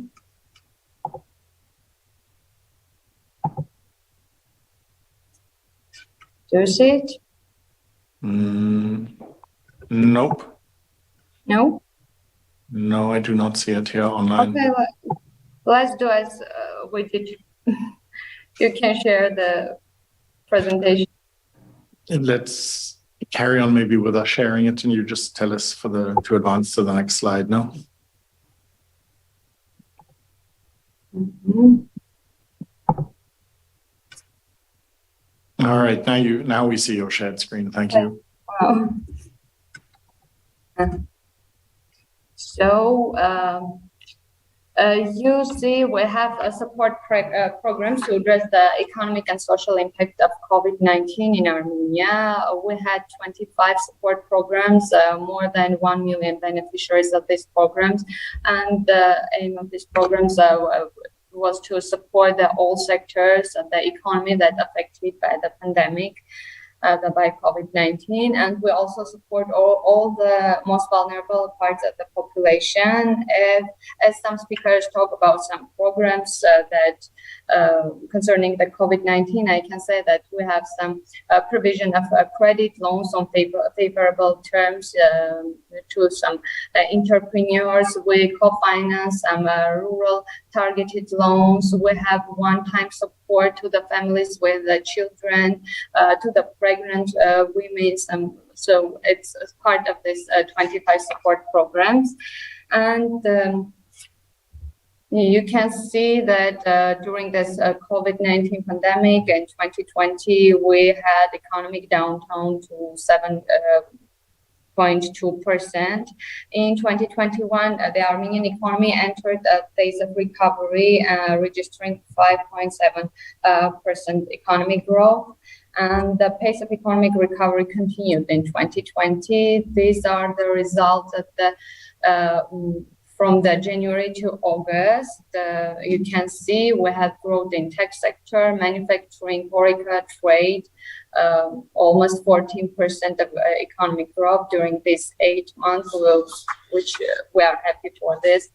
I want to mention that this year we will. I want to say also about foreign direct investment. You see the growth during these years. In 2021. What about our statistical committee? We have indicators in SDG 17 concerning the statistical committee, and you see these are the actions that were done in Armenia. I want to talk about the high technology as priority. It is one of our priority directions, priority for the government of the Republic of Armenia. And we have some indicators in SDG 17 that are about internet availability, internet access. You can see here is the fixed internet broadband subscriptions. And every year we have some growth in this area. We have also, I must say that by the decree of the Prime Minister, the Information System Management Board was created. That is headed by the Deputy Prime Minister. And everyone now understands that in modern life, the country can succeed only if the country sees the tendencies of high technologies, understand the importance of the digitization. That's why we work on this direction. We continue also our public administration's reforms. You can see also one of the indicators of SDG 17, access to the internet. It was a research done by the World Bank and one of private banks in Armenia. You see 95.7% of households in the Republic of Armenia have internet access at home, of which 68% is implemented with access to a fixed broadband internet connection. This is about public administration reforms. As the SDG 17 is about partnership, we must do our best to have really good conditions for our citizens and give the most efficient services to them. You can see we have civic centers, more than 110 services, 5 state bodies in one administrative area, and unified social services that unites all 4 bodies that of the social protection sphere. Concerning the financial sector, the government has developed a very important draft law on cashless operations, limiting the circulation of cash, which was adopted by the National Assembly in January 2022, reducing cash circulation. I must say that have anti-corruption, also fiscal, maybe and civilizational significance. As Mr. Morris told during his speech, that every challenge has its mega opportunities for all of us to improve many sectors, to see the drawbacks, and we must work on it. So this is one of the part of these reforms, you see. I want to mention also that we focus on the development of the human capital. Maybe there are not so much natural resources in Armenia, but our treasure is our human capital. That's why we're funding of the science. You see the growth from 2021 to 2022. It's almost 82.8% growth of the funding the science. The last population census has been conducted in 2011, and we planned to do another population census. Not a good year was chosen. We wanted to do it on 2020, and then because of the COVID, it was postponed, and the population census will be in a week, this October. And I want to say that as SDG 17 is about cooperation, I must mention that we are a member of the Eurasian Economic Union, and we have very good relations. And one of our key partners is the European Union. In 2017, we signed a comprehensive and enhanced partnership agreement, and now we are in a phase of implementation of its roadmap. And if you see the SEPA roadmap, you will understand that it's really close connected to the SDGs, because it's like address all the SDGs, all the 17 SDGs. We also cooperate with the different donor organizations. You can see the donor organizations on the slide. Maybe not all of them are mentioned here, but we have a lot of joint programs with them. You see in health sector, energy, infrastructures, economy, education, environment. And when I started to prepare my speech, I understand that the 17th SDG is connected with all of the SDGs, and it is too difficult to talk just about some indicators. And I want to sum up that and said that we must do our best to leave this planet to the next generation with more implemented SDGs. And so let's cooperate, discuss, let's help each other, and let's leave no one behind. Thank you. Excellent. Thank you. Thank you very much, Ms. Babayan, for your presentation, and also for those optimistic words at the end that we ultimately need to work harder to achieve some of the SDGs and leave a better place behind. Thank you. Before we come to a close of this session, I'd like to see if there are any questions from the floor. Maybe some of you have some questions. We do, though, first, maybe I can go to a question that was raised online. And this was raised by the head of the Department of International Cooperation and Climate Change in Azerbaijan, Dr. Fuad Humbatov. Sorry for mispronouncing your name.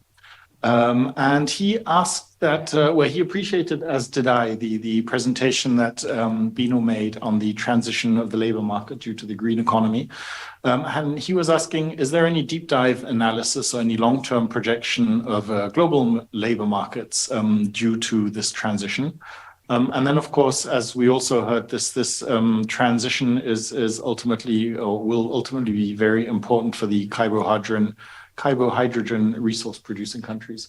I don't know if you have any pointers for that, which we could hand over to Azerbaijan to have a look at this question. Yeah, no, thanks very much. I think it's an important question, particularly for countries which need to readjust, restructure their energy economies.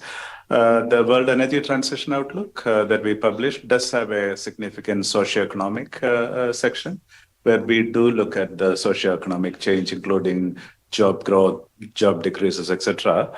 it doesn't necessarily in the present form have the granularity that you require. And we do the regional energy transition outlook. So we just published something for Southeast Asia, where we'll come out with the socioeconomic part in the next few weeks.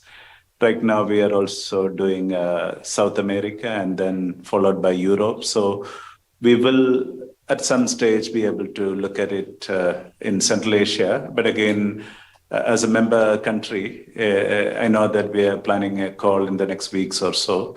We could also discuss in terms of how much information we can provide at the country level. We do have those socioeconomic models, but it also depends on what we call as the policy baskets that the countries will deploy, how the job will grow in the country, etc. And one final point is that it's not just about the projections, it's also about the skills which need to be developed in the country so that you can take advantage of the transition. Otherwise, there are other players interested in different parts of the value chain. So the jobs may migrate to those parts also. So it's the models do present that detail, and at the country level, we will pick this up in the country call that we are planning in the next few weeks. Thank you.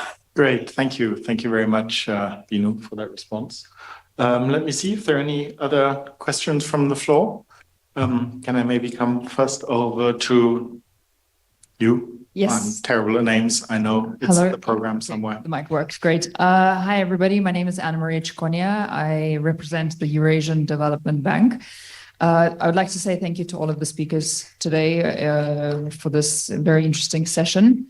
I commend Mr. Morris on the fact that he underlined the deficit of business voices at this conversation.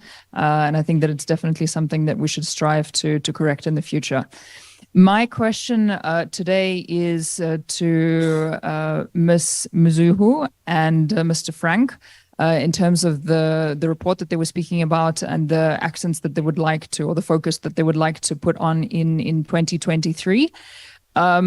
Since we're discussing partnerships, something that particularly interests me is which other MDBs, multilateral development banks, are involved in preparing that report. And if there is interest in getting involved, how can the EDB do that? Thank you. Great, thank you. Thank you very much. I can answer that question, but it wasn't posed to me. So let me hand over to either Frank or Mizuho to answer. Over to you, please. I'd be very happy for you to answer it as well, Oliver, but thank you very much for the interest. It's really great to hear that you're interested in becoming more involved in it. Generally speaking, this is a tripartite report between ESCAP, ADB and UNDP, and so these three organizations form the core technical team with the support of short-term consultants as well and experts. And so in that sense, the drafting process does not normally sort of utilize the help or involve other MDBs or other UN agencies. However, there is quite a long, detailed process to the preparation of the report, including various expert group discussions, preparation of individual sections, case studies, boxes, deep dives. And so it would be feasible, I think, for us to focus in on specific themes of mutual interest, have discussions on those themes, and potentially, share initial drafts with you, and seek your valuable inputs to those sections or those specific parts that you were interested in. I think, Oliver, Mizuho, please chip in as well, but perhaps we can also think about a system whereby we kind of share early drafts of the report with interested stakeholders for immediate feedback. Not a formal peer review process or anything, but just to make sure that we're headed in the right direction. So that's something that we could perhaps instigate as well for this year's report. Mizuho, Oliver, please do contribute as well.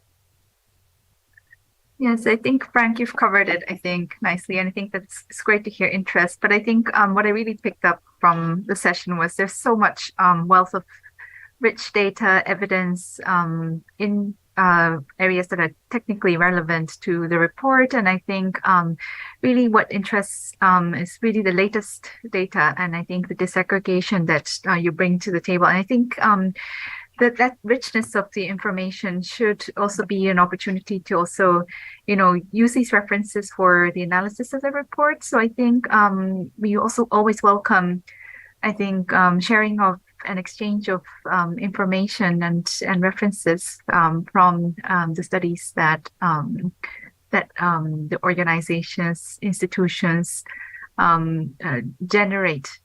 So I think just to add to, I think, Frank's point, other than peer review, sub-regional consultations, I think this is really a rich source of data that I think we can really resort to and draw on in this report. Thank you. Great, thanks, Mizuho, thanks, Frank. Yes, and we'll reach out to you, Anna Maria. Thanks if you're interested. Do we have any questions? Okay, I see we have the distinguished delegate from the Russian Federation. Thank you, Mr. Moderator.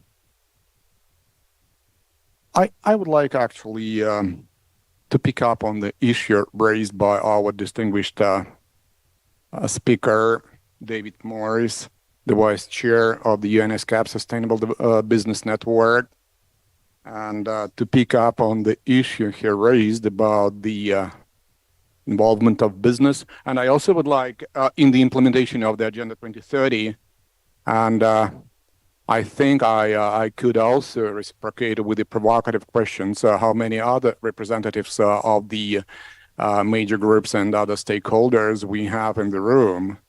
And I do not believe that we do have here in the room or behind the screen, we do have all those representatives.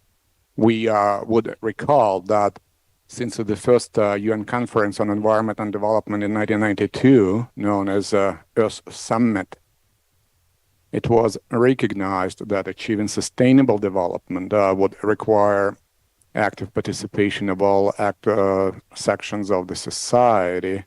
And the Earth Summit 1992 actually formalized first 9 sectors of the society: women, children and youth, indigenous people, NGOs, local authorities, workers and trade unions. Business comes 7, in the industry, scientific and technological community, farmers. Later on, in the course of the Sustainable Development Concept being implemented, some other stakeholders were added on the list, the 10th being local communities, 11th volunteers, group and foundations, 12 migrants and families, etc., etc. Now we have actually 16 formalized major groups and stakeholders, and I do concur that it would be indeed very important to make the multi-stakeholders forums inclusive. But I would somehow apply the precautionary approach, saying that just business is central to the implementation of the Agenda 2030. Though, of course, I fully concur with Mr. Morris that business is one of the key player in the implementation of the Agenda 2030 in terms of providing employment and generating the financial, let's face it, generating the financial resources that might be, not always, but might be tapped to achieve the SDGs. I also would like to underscore that the picture would not be complete if when referring to the examples and good practices and lessons learned, and we will not recall other important initiatives that we do know were initiated by business community. It's not only the Green Deal, it's not only the Asia-Pacific Green Deal for business. The Global Compact has been established year 2000, which is 22 years back. And it has actually 10 principles applied. And one of those 10 principles, 3, they deal actually per se with the environmental protection and applying the precautionary approach for businesses, etc. So that I simply would like to say that mosaic. It's indeed actually, it's a real diverse, and we also should not forget that there are many lessons learned, and we should not be unnecessarily over-focused only on one range of examples or something like that. Otherwise, I fully concur that the potential of public-private partnerships has to be fully tapped for implementation and the promotion of the Agenda 2030. Thank you. Thank you. Thank you very much for that comment. I think it was more an observation, not a question to anyone. I'm sure many agree. Great. Is there anyone else online? I can see if there was any question raised. Otherwise, no one here from the room. All right. Well, maybe we can give the participants or the presenters all a round of applause. Thank you very much. Also, a round of applause to all of you for participating after lunch. Thank you. And this brings us to the close of this session. I'd like to invite my colleagues Michiko Enomoto and also Nikolai to the stage, who will be doing the closing session. But maybe there's some announcements from the floor first. Thank you very much for joining session 6. Thank you. As always, may I kindly ask you to scan the QR code and evaluate session 6. Dear in-person participants and online participants, thank you for your cooperation. The QR code will be shortly displayed.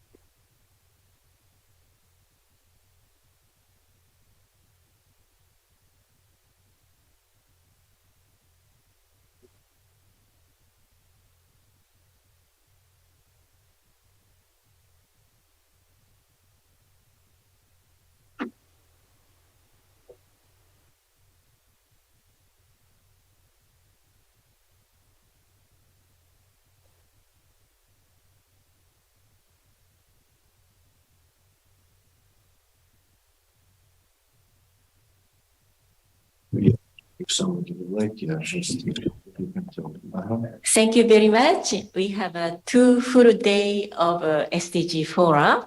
I think we have a very good discussion, high-level presentations, active participation from participants from floor and online. So thank you very much. It is such a wonderful opportunity to get your advice and views, and also we have learned a lot from the experts. I understand the Uzbekistan delegate would like to speak something. Maybe we'll give the floor to Uzbekistan delegate. Microphone, please. Yes. Thank you very much.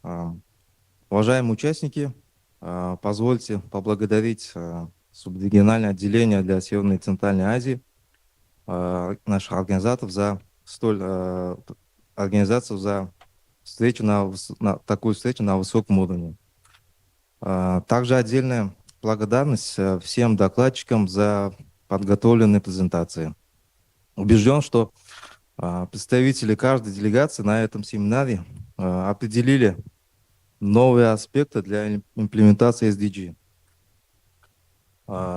Мы очень рады и приветствуем решение уважаемой комиссии о проведении следующей встречи в Узбекистане. Может быть, это будет немного холодный период времени, но мы очень тепло встретим вас. Уважаемые участники,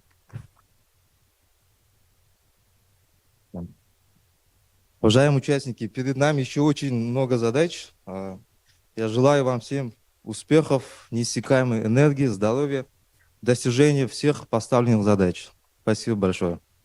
Thank you so much. Thank you very much, delegate of Uzbekistan.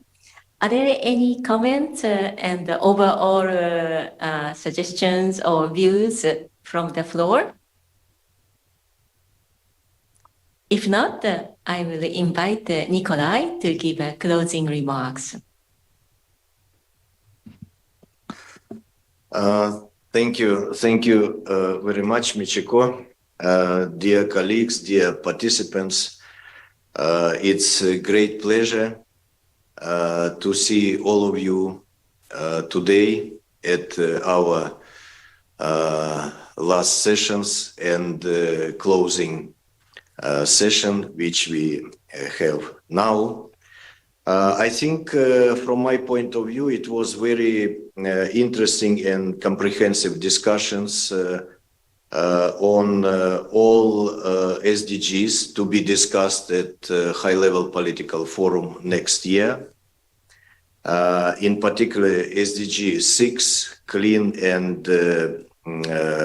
water and sanitation, SDG 7, affordable and clean energy, SDG 9, industrial innovation and infrastructure, 11 SDG, sustainable cities and communities, and of course SDG 17. This SDG is discussing every year partnerships for the goals. And we try to brought the most experienced and the most knowledgeable experts to this meeting, to these discussions. I think it's we succeeded in this because you had opportunity to listen to the experts from the globe.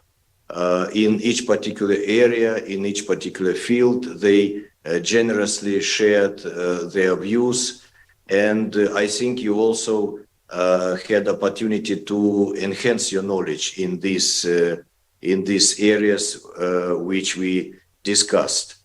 And taking this opportunity, I would like to express our gratitude to all of you, to all participants who were actively participating in the 2 days discussion and 1 day discussion we had on VNRs, implementation and preparation.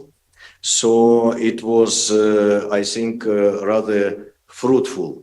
And we noted active participation from all member states because this task, implementation of SDGs, every country need to implement, and every country has its own national strategy for the implementation of these SDGs. And cross-cutting exchange of views, exchange of experience on the implementation. I think it provides a great opportunity for each country to make necessary maybe corrections and to take some kind of best practice for the implementation. So I think it was very useful. We call it multi-stakeholder forum because if you look, you can note participants from different organizations, including civil society, academia, and so on, because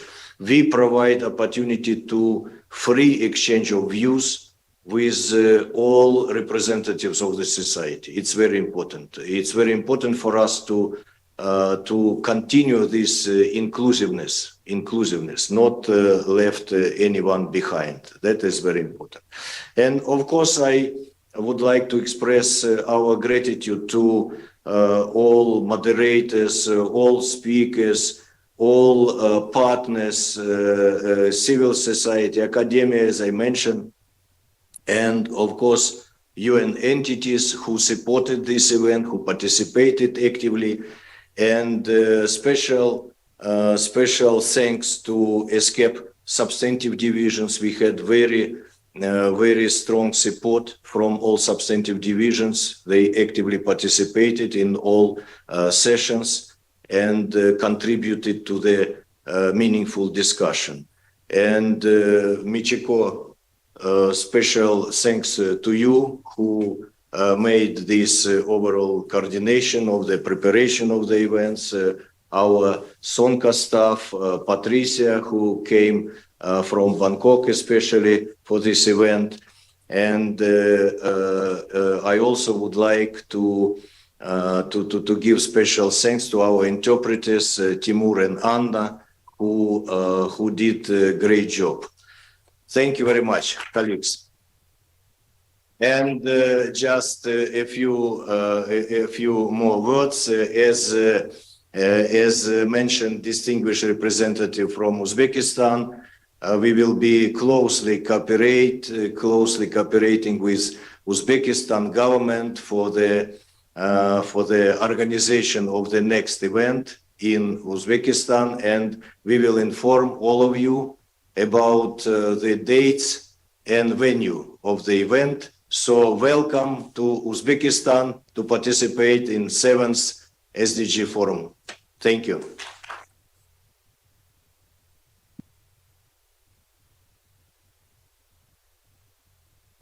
Все, спасибо. Спасибо всем.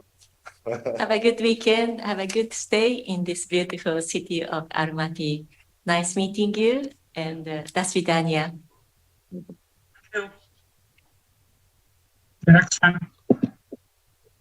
Спасибо, до свидания. Спасибо большое, до свидания. До свидания, всего хорошего. Just change for clothes and meeting the reception quarter Almaty Lake. Okay.